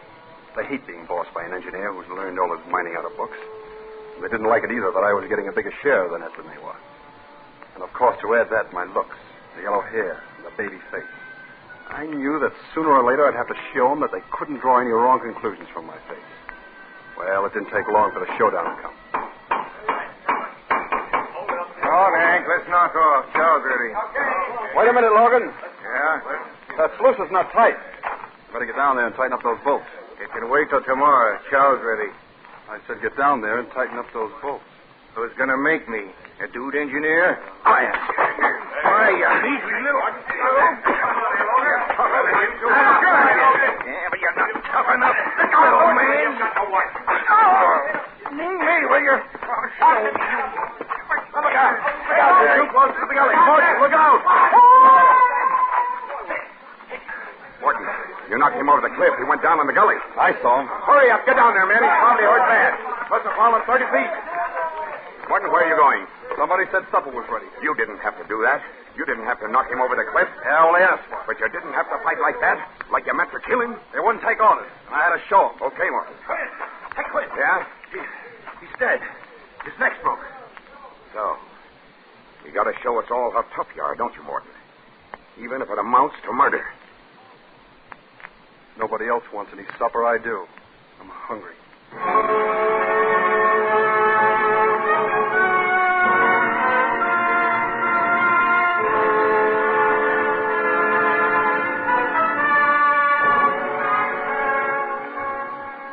Suspense, Autolite is bringing you Mr. Burt Lancaster in radio's outstanding theater of thrills, Suspense.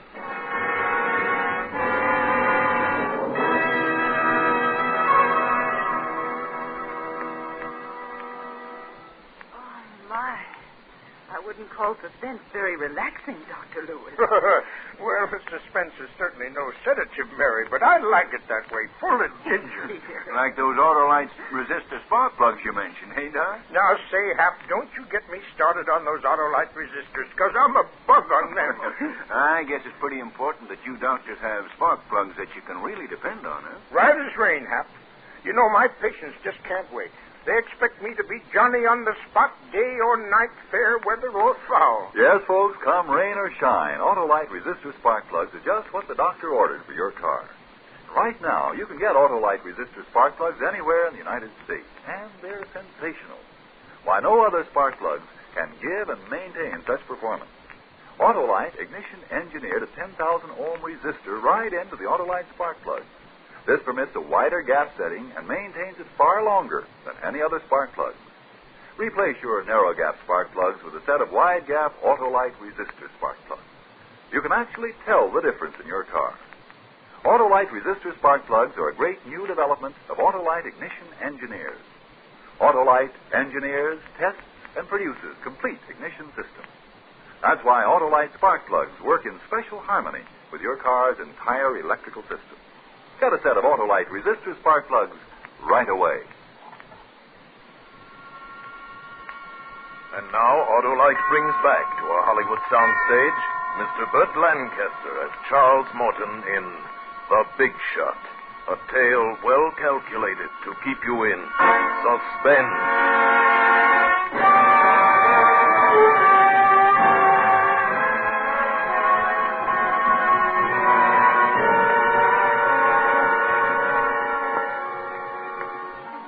You gotta be tough.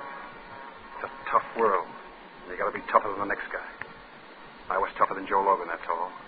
I beat him in a fair fight. If he slipped and fell over that cliff, Well, it's just too bad.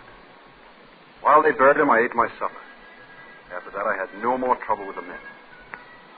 The first Saturday that everything was running smoothly, I went up to Quinn's tent. Quinn. Yeah? Oh, come in, Morton. We're just looking over the take so far. What's your guess? Maybe 100,000? Yes, maybe. We'll pull at least 250. We'll get that $500,000, don't you worry. If nobody bothers us. Don't be so jumpy. Nobody's going to bother us. I hope not. Say, Morton, I got to admit you've done a whale of a job so far. Forget it. Don't worry, Morton. I don't like you any better.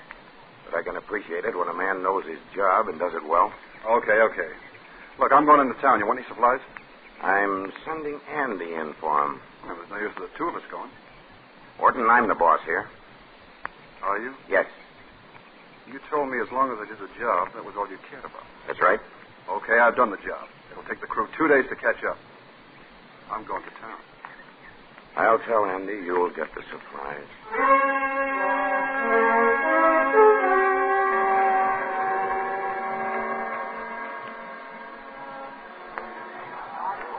Aquí, querido. More tequila? Sí, baby. Come here. Senor Charm.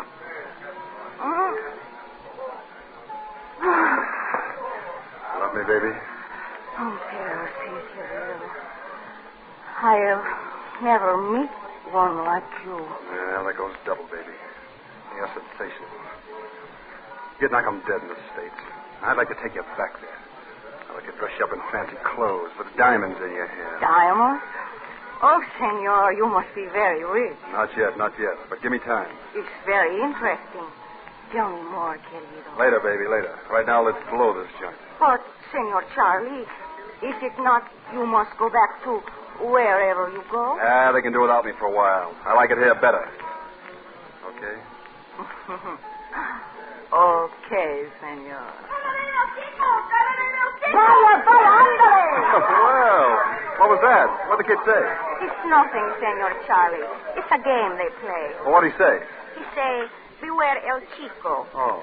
Who's El Chico? It's nobody, senor. You must not mind. Sounds like a Mexican goblin or something. El Chico is, they say, a bandido.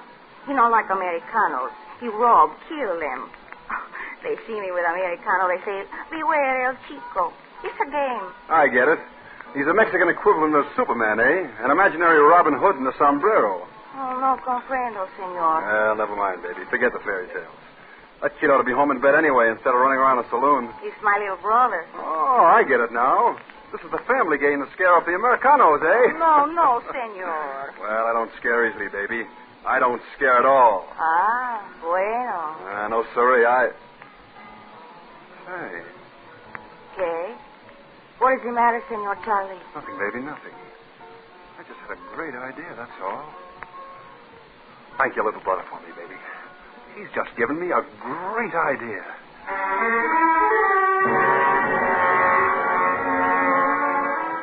Yeah, a great idea. For a long time I've been thinking, why just 25,000? Why not the whole $500,000? There's something wonderful about those little bags of free gold, you know? They're so negotiable. You don't have to exchange them for anything else before you can get the cash. With $500,000 and Lolita, life could be beautiful. And now the plan was shaping up in my mind. I started putting it into effect as soon as I got back to the camp. Quinn was waiting there for me as I rode up, and I could see he was boiling. Where in thunder have you been? You were due back 2 days ago. I got drunk. I didn't feel like hitting the trail this morning. Oh, just like that. Take it or leave it. Well, that's it. I don't blame a man for getting drunk. Once. But I'll send somebody else in for supplies next week. I'm going in. I've got a date next Saturday night. Listen, Morton, I told you. You want to fire me now? Huh? You got anybody else that can keep the mill going? I haven't, and you know it. All right, then. Let's get to work. Morton. Maybe we better speed up a little, too. Why? Well, they're talking in town about this El Chico.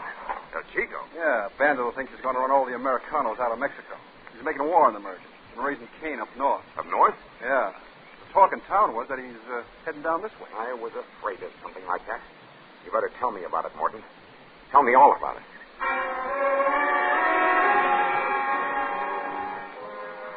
It was a cinch. From the very first, he swallowed it all.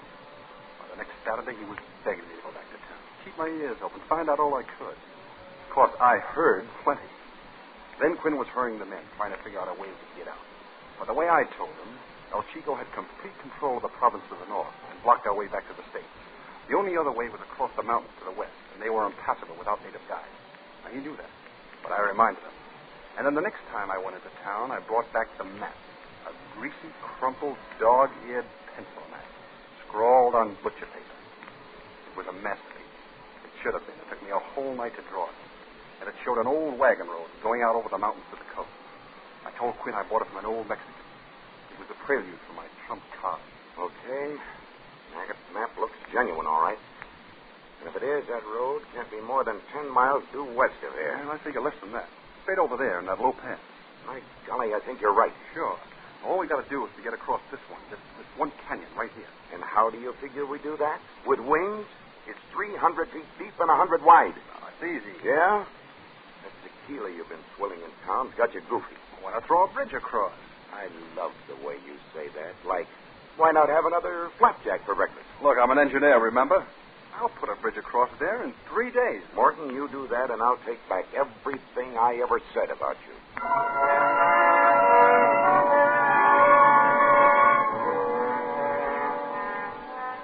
The next morning, I tied a 200-foot length of rope around my waist, took a pulley with me, and started down to the bottom. It took me all day to make it up to the other side.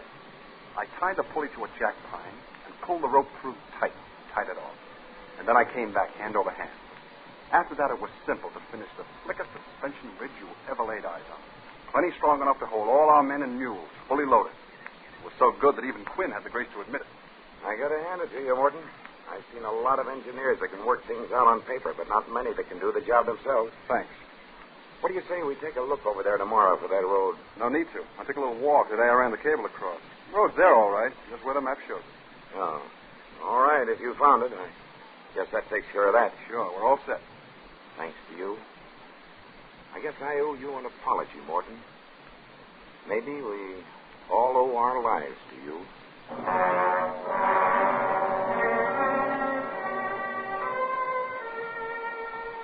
That's the only time, before or after, that I had a qualm when he said that. But you got to be tough. I couldn't forget that. It was too late now to back out. Everything was ready. We were all set to leave on short notice. Quinn wrote a letter to Collins in the States, telling him to meet us on the coast with a boat. Quinn gave me the letter to mail in town. But of course, I never mailed it. I spent my time in town getting the necessary mules and the gear. And then I went to Lolita. Querido mío, I have missed you. Well, it's the last time you'll have to miss me, baby. This is it. The diamonds, the fancy clothes, all of it. Yours. Mine? Querido, you are rich now? By this time tomorrow, we'll both be rich. More gold than we'll know what to do with for the rest of our lives. Gold? You have found much gold? See, it's ours, thanks to El Chico. El Chico? What? Remember Beware El Chico, the game you played with your brother? Oh, see. Well, that's what gave me the idea, and it worked perfectly. We'll have to thank El Chico if we ever run into him. Oh, I do not think that will happen. After all, El Chico is only in a game, remember? Never mind the games now, baby. We got work to do. I'll get some clothes, but keep it light. We'll pull out of here at midnight. And tomorrow we're rich.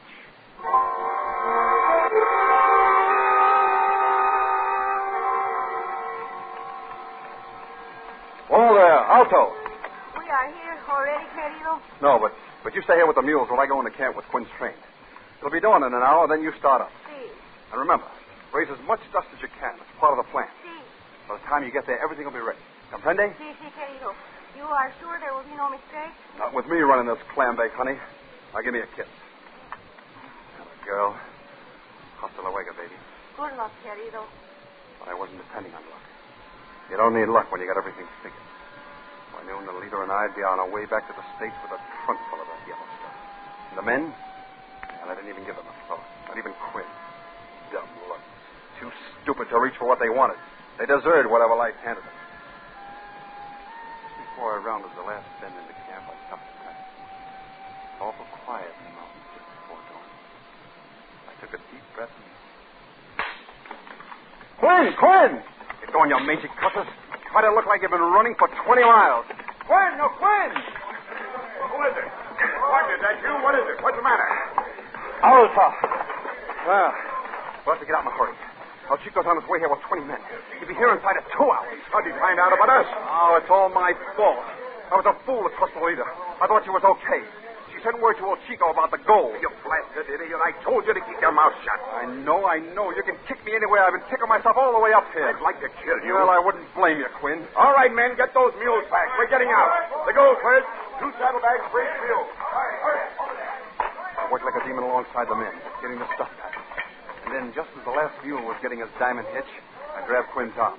What do you want? Quinn, I've been thinking. I gotta do something. Looks to me like you've done enough. Don't you see? It's my fault. It's up to me to do something now. This is no time to beat your breast. We're getting out. Getting out of here as fast as we can. No, look, I got an idea. You gotta let me square myself. Make it snappy. We can't waste time. Well, listen. I placed the dynamite charge under the eye bolts this side of the bridge. Uh-huh. Now, I'll stay on this side and wait till you're safely across. Then blow the bolt clean so there'll be no trace left. I see. You cut the cables on the other side with a hacksaw, and the whole bridge will drop to the bottom where the brush will hide it. You'll be out of sight when El Chico comes. And I'll tell him you're out slicked and gone north. He'll waste several days riding after you before he realizes the truth, and by that time you'll be safe on the coast. What about you? Well, I don't matter. This wouldn't have happened if I had shut my mouth off. Come on, you fellows get going. No, we'll stick together. Cutting the cables on the far side's a good idea. He'll lose a day going back to where he can cross the canyon. A day is not enough. His horses will catch your move. We got to destroy every sign of the bridge. Make them think you've gone the other way. I'm staying. I don't know. It's the only way, Quinn. Look. You can see the dust cloud over there on the trail. He's coming. You haven't got much time to get out of sight. All right, Morton. Maybe I was wrong about you. Let me shake your hand. Good luck. Good luck. That's all guys like Quinn can think about. They don't understand a man who's tough enough to make his own luck. All of them lined up and they shook my hand. They all hated me since I came on the job. Now they were shaking my hand. And in a minute, leading you started. Soon they were all strung out on that long, swaying bridge. Quinn stayed till last, facing them out. I waved to him and waited for him to step out on the bridge. My hand inched toward the plunger. Then the stupid fool started back toward me. Go on, Quinn, hurry. There's no time. I can catch up with him. Listen, I've been thinking, Morton. Sunday, while you were in town, I looked around for that road. I couldn't find it. They're all right. You'll find it. Hurry, Quinn. Maybe so. But I was just thinking. Why'd you plant the dynamite under this end of the bridge? Well, Why couldn't you have strung wires and blown it out from the other side? I just didn't. I made a mistake. All right, I'll take the consequences. You can still do it, Morton. We've got plenty of wire. No need for you to fall into El Chico's hands. Go on, you fool. Go on. In a minute, it'll be too late. Too late for what, Morton? Look at that dust. He's coming. You know what I think?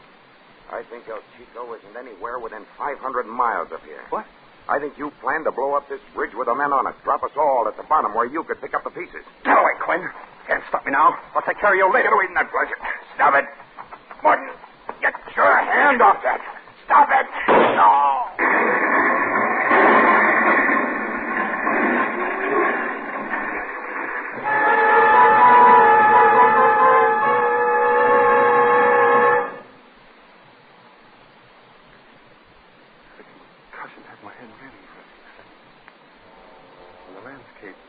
Back into focus, I could see the bridge was gone. The bridge and the men and the mules.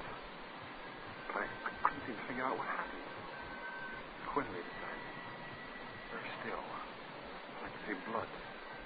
How did... I seem to remember hearing a shot. But where did it come from?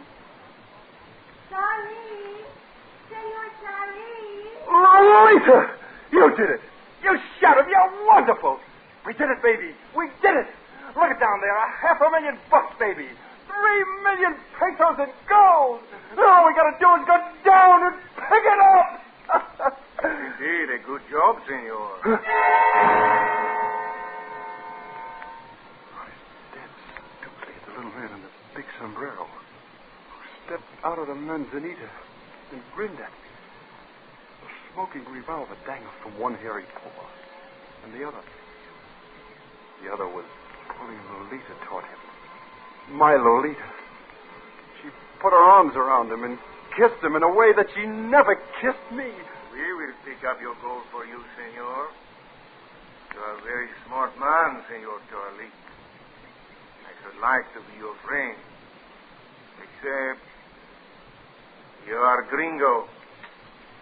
And you mistake to make the love to the sweetheart of El Chico.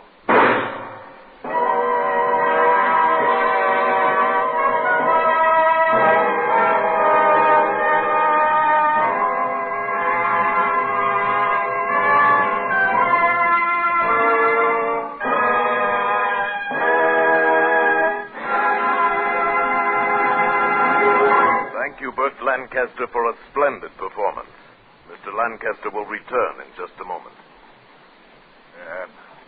Doc, what do you do for an acute case of goose pimples? Well, if I knew, I'd prescribe some for myself. What you both need are some cool, calm, carefree Autolite words from Frank Martin. Now, Mary, can't a couple of old jalopy men talk about spark plugs? Everybody's talking about Autolite resistor spark plugs. Why, they're the best thing that's happened in spark plugs for years.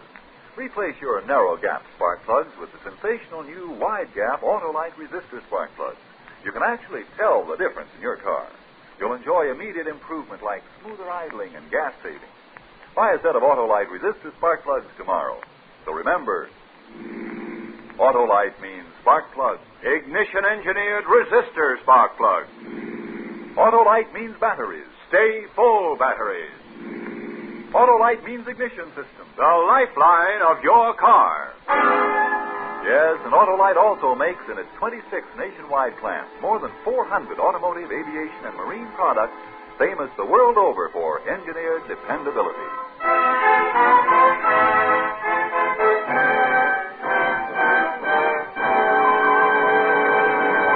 And now here again is Mr. Burt Lancaster. My thanks to the fine cast of radio actors who appeared on tonight's show. Suspense is always one of my favorite programs, whether I'm acting on it or listening to it. And you can be sure that I'll be glued to my radio next Thursday evening when Gregory Peck appears in a story called Hitchike Poker, another gripping study in Suspense. Burt Lancaster will soon be seen in the Norma production, Kiss the Blood Off My Hands. Tonight's suspense play was written by Brett Halliday and adapted for radio by Lawrence Goldman, with music composed by Lucian Morrowick and conducted by Led Luskin.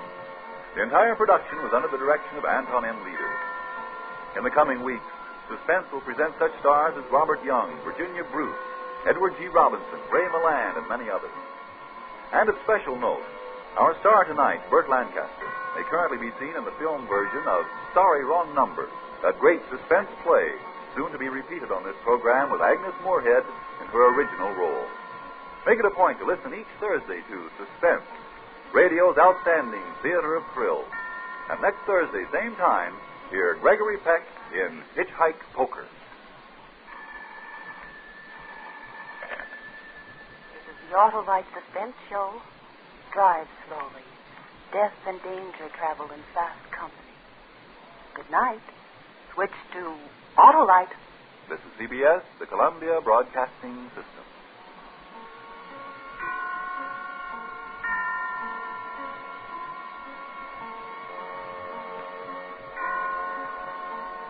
In just a moment, Suspense with Gregory Peck.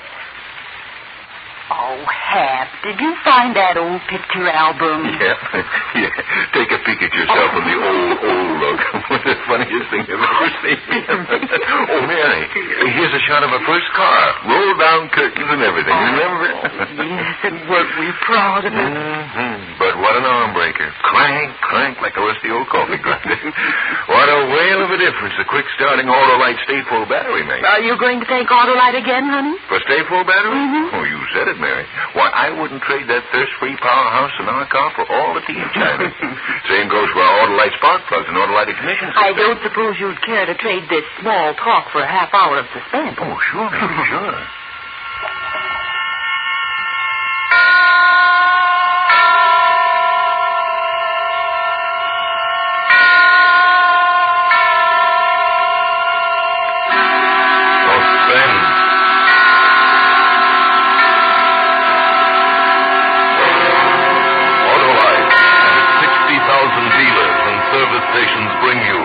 Radio's outstanding theater of thrills.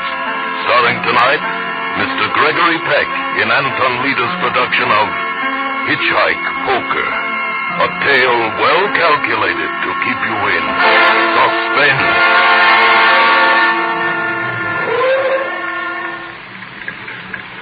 Want to ride, young fella? You bet. How far are you going? Oh, hi. Well, hop in. Thanks.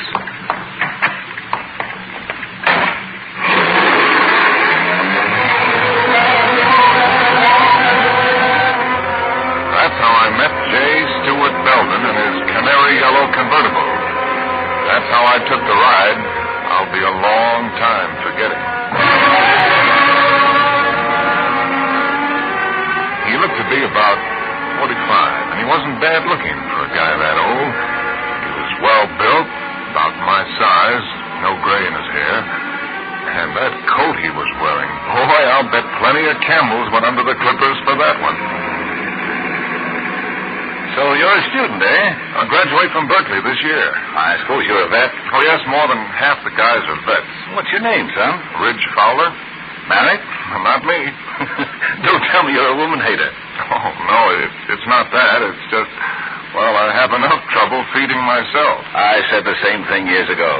But you'll change your mind when the right girl comes along. 9P1863. Dot. Huh? Oh, didn't you ever play license plate poker? License plate poker? Never heard of it. It's just like regular poker, except instead of drawing cards, you draw license plates. Now, I drew that hand. There was nothing in it. Next card we see will be your hand. Here comes one now. Watch the license plate. 4J3134. 2 pair. 3s and 4s. You beat me. Hey, that's a good game. What are the stakes? Well, make it easy on yourself. Shall we say $100,000 a hand?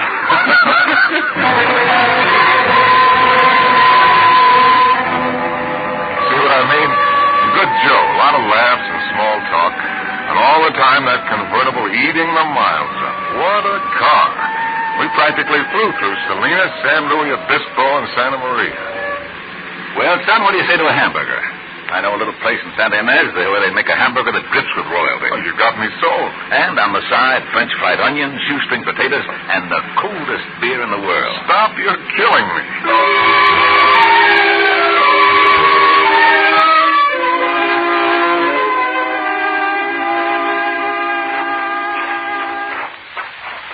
Now, tell me, did I overrate the place? Boy, that was terrific. The trouble is they give you too much food in there. I've got to quit eating like that. My clothes are getting tight.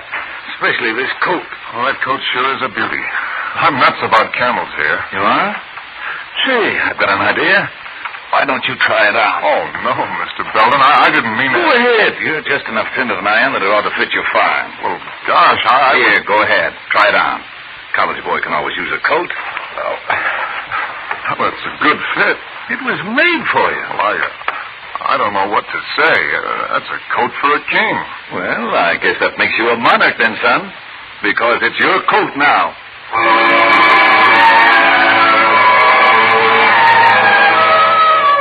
I couldn't get over it. A coat like that, mine? I'll bet Mom's eyes will really pop when she sees it on me. Must have cost a year's tuition. I climbed back into the car and slouched down into the maroon leather seat, waited for him while he made a phone call. Boy, I felt like a king all right. I was deep in a daydream when he came out of the phone booth. Okay, Rich, here we go.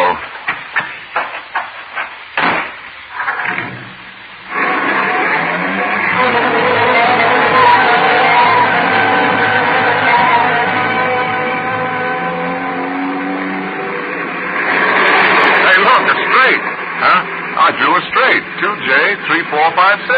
Really? Straight? That's the highest hand today. That'll be tough to beat. Darn tough. Well, we drove for quite a while, not talking much.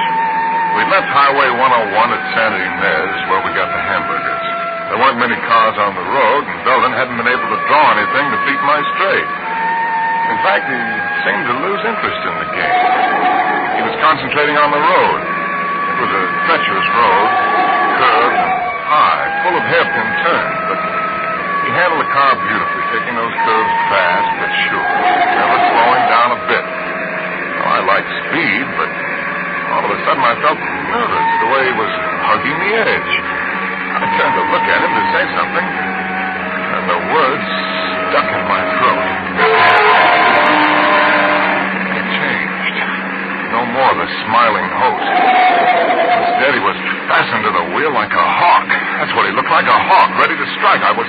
Untitled Chapter. I guess my reflexes worked slowly, but his didn't. He threw open his door, twisted the wheel. When the car hurtled to the street, I was alone in it. I hit smashed into the so fully against the door. I'm not too clear at this point, but the next thing I knew, I was flying through space again. Only this time I was free of the car. I landed, sprawled against the side of the hill. I began to slip, roll. I grabbed wildly, desperately, for just anything to stop myself. But it happened. It was the trunk of a twisted, gnarled old tree that grew out of the hillside. Hit me square in the stomach. Knocked the wind right out of me. I lay there, too hurt to care. It was a minute or two before I got up enough breath to move. Finally, I edged my way up the cliff, hand over hand. It was brutal, but I was surprised to discover that I hadn't fallen as far as it seemed. I was climbing around a bulge of boulders not more than 8 feet from roadside level when I looked up. There was Belden. A gun in his hand. He ducked and the bullets scaled off the boulders. He wanted me dead, that was for sure. He wanted to kill me. Why? Why? I waited, crouched. Then I heard the horn. I came out from behind the boulders, crawled up on the road. Belden was nowhere in sight. I didn't see what kind of a car it was. I didn't even think to look. All I saw was he beat my straight. 4L5555. That was the license. 4L5555. 4 of a kind. All of a sudden, I was shaking. I looked at myself. I was beat up, cut, filthy. But what was worse, the camel's hair coat was a mess. King? I had to laugh. Belden was king. I was just the joker.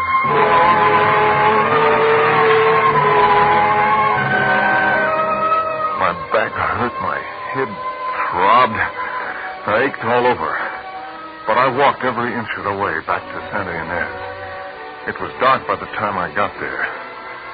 When I stood in front of the police station, I realized for the first time the meaning of the word sanctuary. I took a deep breath. I wanted to tell the police as straight a story as possible. I opened the door. Just relax and just about. There he is, officer. That's the boy who stole my car, forced me out, took my coat. Just look in the side pocket of the coat. You'll find my wallet.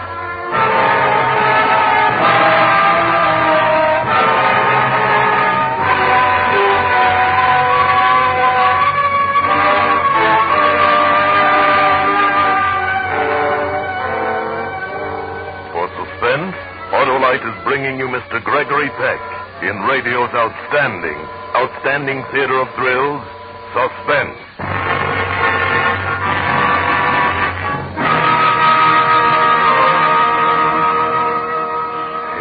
I'm sure getting a big kick out of Gregory Peck tonight. Oh, good. Maybe you'll put that old picture album away now. Why, Mary, don't you like old photos? No, they make us look so silly. Besides, all they've made you do is talk about Autolite. And when it comes to Autolite, I'd rather listen to Frank Martin. He really knows what he's talking about. Autolite new stay-full batteries need water only 3 times a year in normal car use. This means less trouble and care for you. For Autolite's greater water reserve practically eliminates one of the major causes of battery failure.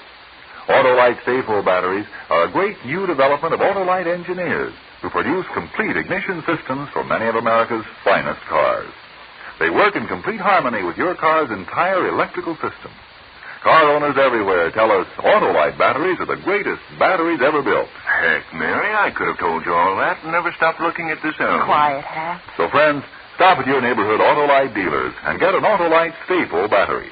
Then you'll know what fast starts really are. And remember this, The Autolite Stay Full battery you buy needs water only 3 times a year in normal car use. You know, Mary, I can repeat every word Frank Martin said about Autolite Stay Full batteries.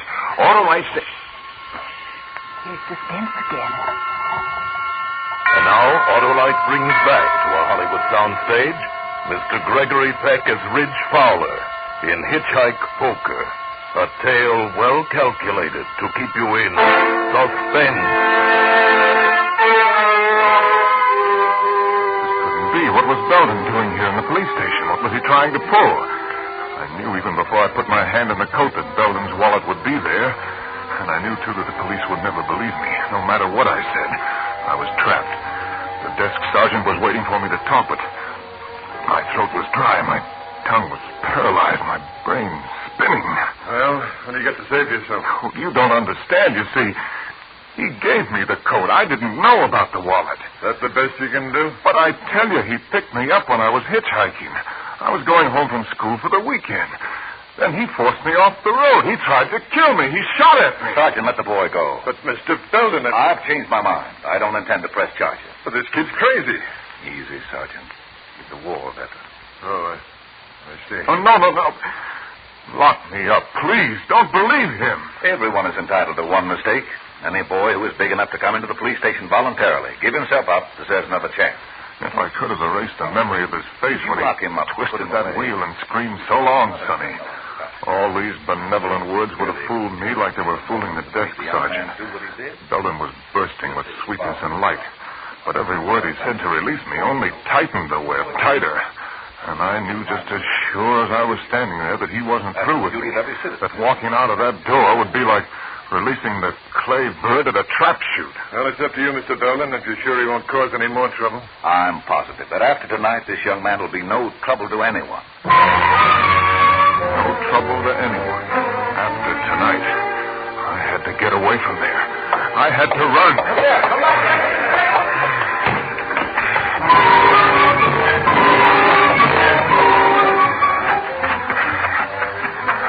I don't know how long I ran. I didn't know where I was. The town was behind me. I stopped. Out of breath. I tried to light a cigarette. My hands shook like I had the palsy. It was like the South Pacific. Snipers and trees. But what trees? Where?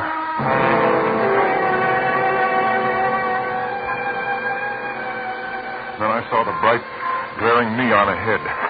Mac and Al's, one sign said. And Wayside Rest Trucks Welcome, the other. Just a dinky service station and a lunch wagon. But it was an oasis to me. Howdy. Hey, what's the matter, Bud? You sick? No, I'm all right. Well, you sure look green here on the gills.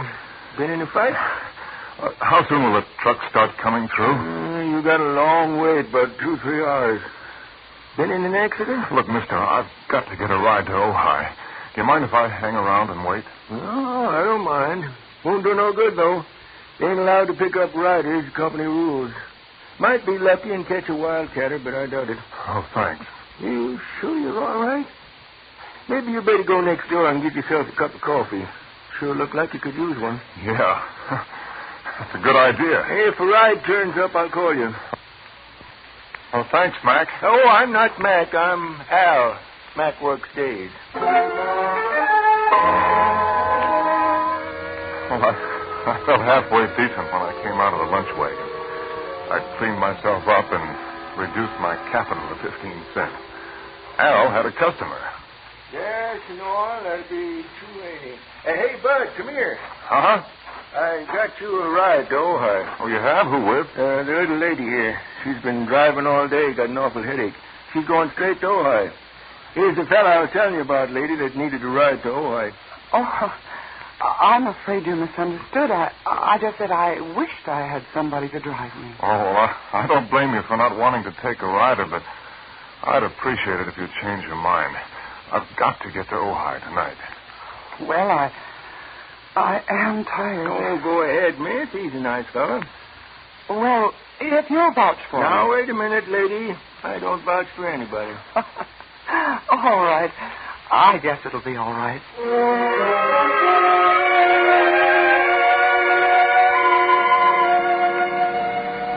pleasure to drive for her. She didn't say much, and I didn't feel like talking.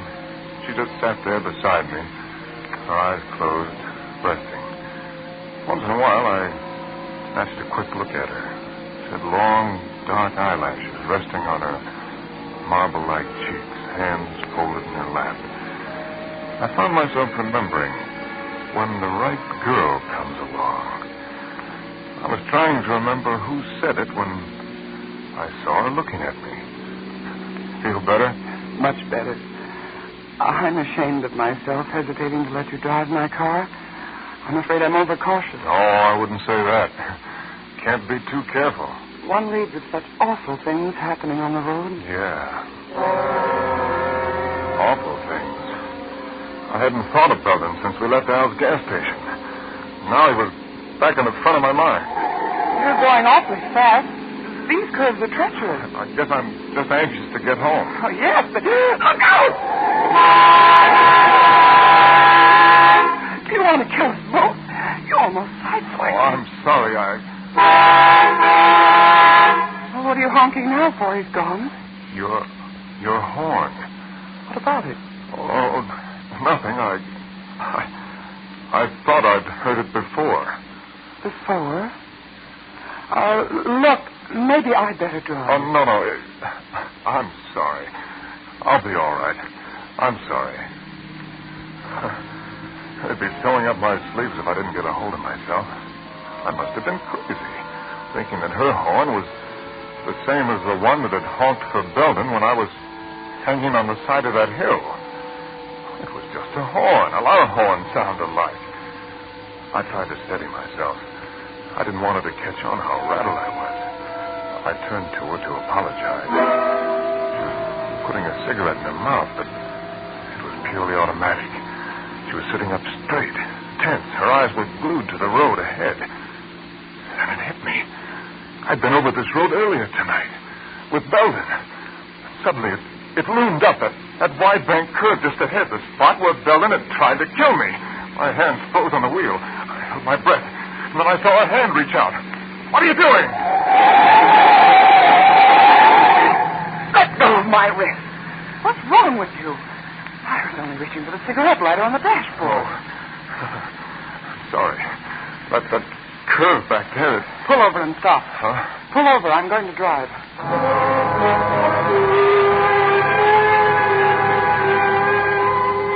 She drove about a mile, I guess. Neither one of us said anything.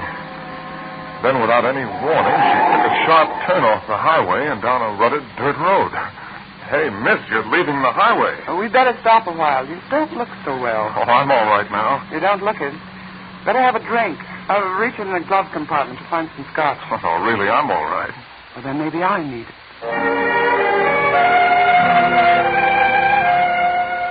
Maybe it was the drink. Maybe it was the girl. Maybe it was just relief. But I felt peace for the first time that night. I watched her inhale. The glow from the cigarette lit up her high cheekbones. I couldn't see her eyes until she turned her head. What's your name? Ridge. Mine's Virginia. Hi. Hi. You must think I'm pretty much of a jerk the way I've been acting. That's all right. Things like that happen to everybody. Yeah, I guess so. Look, I'm all right now. I could drive. What's your hurry? Well, I thought... What's the matter? Don't you like to sit here with me? Well, no, it's just that... I thought you were in a hurry. I'm not. Now. Are you? No, I'm in no hurry at all. She didn't seem to be moving. It was so gradual. I caught a trace of warm perfume in her hair. She smiled at me. One of those elusive smiles, half innocent, half... Her head touched my shoulder. I accepted the invitation. I like you, Ridge. I like you a lot. Yeah. You know, Tonight, back in the filling station, when I first saw you, What's the matter, Rich? The miniature license tag on your key ring. Yes?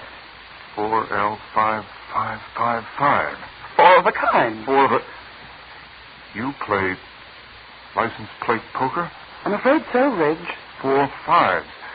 The license of the car that picked Belden up after he tried to kill me. That's right. Then you're in it with me, Sonny. I fell right out of the car. Hard. My face buried in the dirt. I didn't black out, but it would have been much easier if I had. Only my mind functioned. Everything else seemed paralyzed.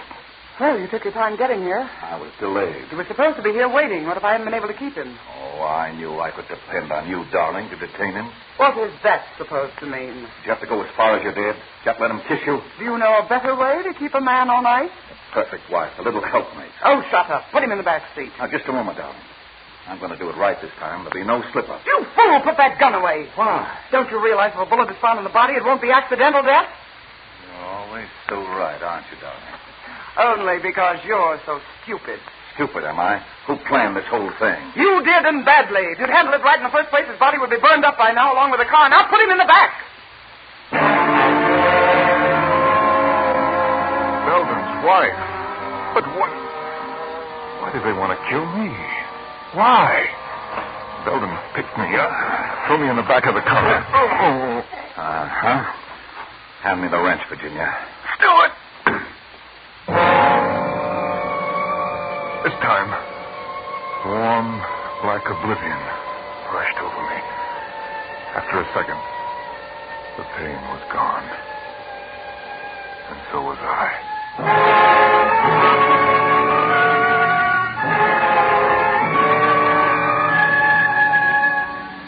Consciousness returned in spotches.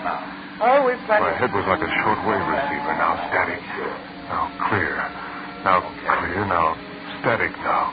Anything behind us? Nobody. We're almost there. Are you sure no one has discovered the car yet? Of course not. The way it's lying, nobody will see it till daylight. And then J. Stuart Belden will be found dead, burned to an unrecognizable crisp. We can shake this place, go to South America. You can go. I have to stick around, remember, to collect the insurance and pretend I'm heartbroken you're dead. Will that be so hard? You didn't talk like this when you married me. But of course there was a lot more money then. Yes, swindle from suckers. When have you become fussy about where money comes from? What's changed you? The schoolboy? Don't be a fool. All right, we've got to work fast. Give me a hand with them. Wait. Huh? Here comes a car. The end of the line. But anyway, now I knew why. I was a stand-in for a corpse. I'll put it in his pocket as soon as I get him out of the car. All clear? Yes. This was it. They were on either side of me. I had to think straight. My body still felt numb. One chance, if only my muscles coordinated, I'd wait till he dragged me out of the car and then I'd fight. Virginia, get the gasoline can out. I felt him grab me under the armpits. I opened my eyes just in time to see that murderous wrench in the girl's hand.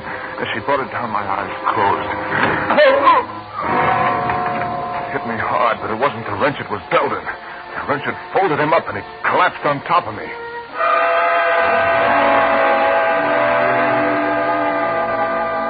The nerve in my body was alert now. I didn't know what would come next, but I was ready for it. She pulled Belden's body off me. She wasn't aware of me watching her. She was too busy dragging Belden over to the rim of the cliff. She was transfigured with hate. Well, Stuart, that's how you planned it. Accidental death. And then she kicked him, and he disappeared over the edge. I didn't wait to see any more. I crawled out of that car, and I started to run right down the middle of the road. She saw me. Wait! Stop! Wait! But I kept right on going. I glanced back. She started the car. She was coming right at me. First, I thought she was just trying to catch up to me. Then I realized she was trying to run me down. She was trying to kill me. I was crossing to the left side of the road. She was right behind me. It was just a question of seconds. And suddenly, around the bend, a big truck. I was sandwiched between them.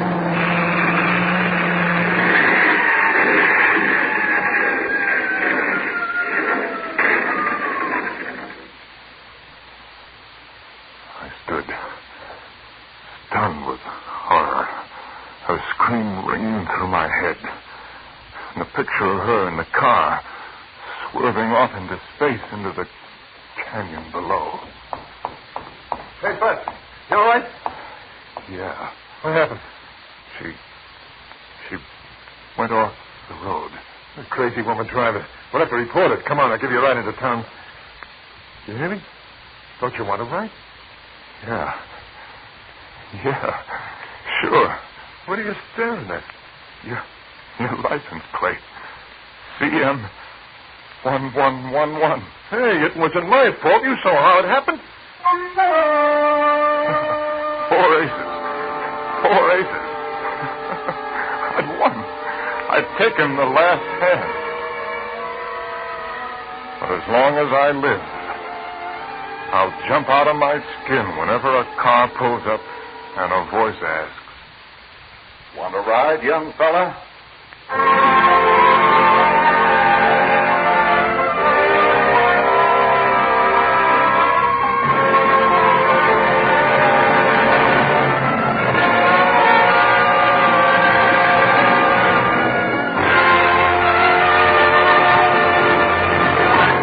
Thank you, Gregory Peck, for a splendid performance.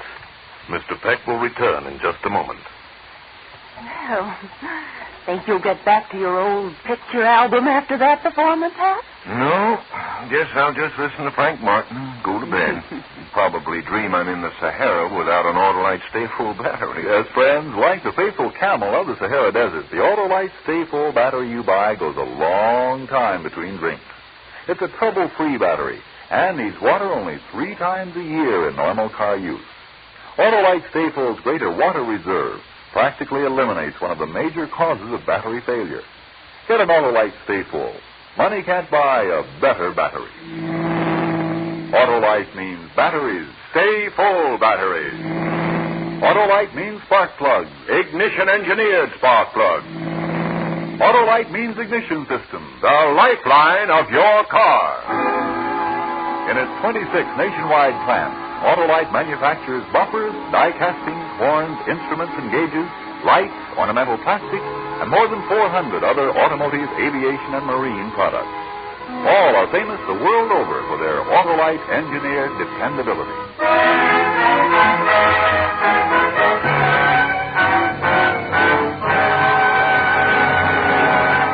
And now here again is Mr. Gregory Peck. It's been a great pleasure to appear here tonight with this fine cast of suspense actors. And I'm expecting almost as much pleasure from listening next Thursday when radio's outstanding theater of thrills brings you Robert Young and Virginia Bruce in Celebration, another gripping study in suspense.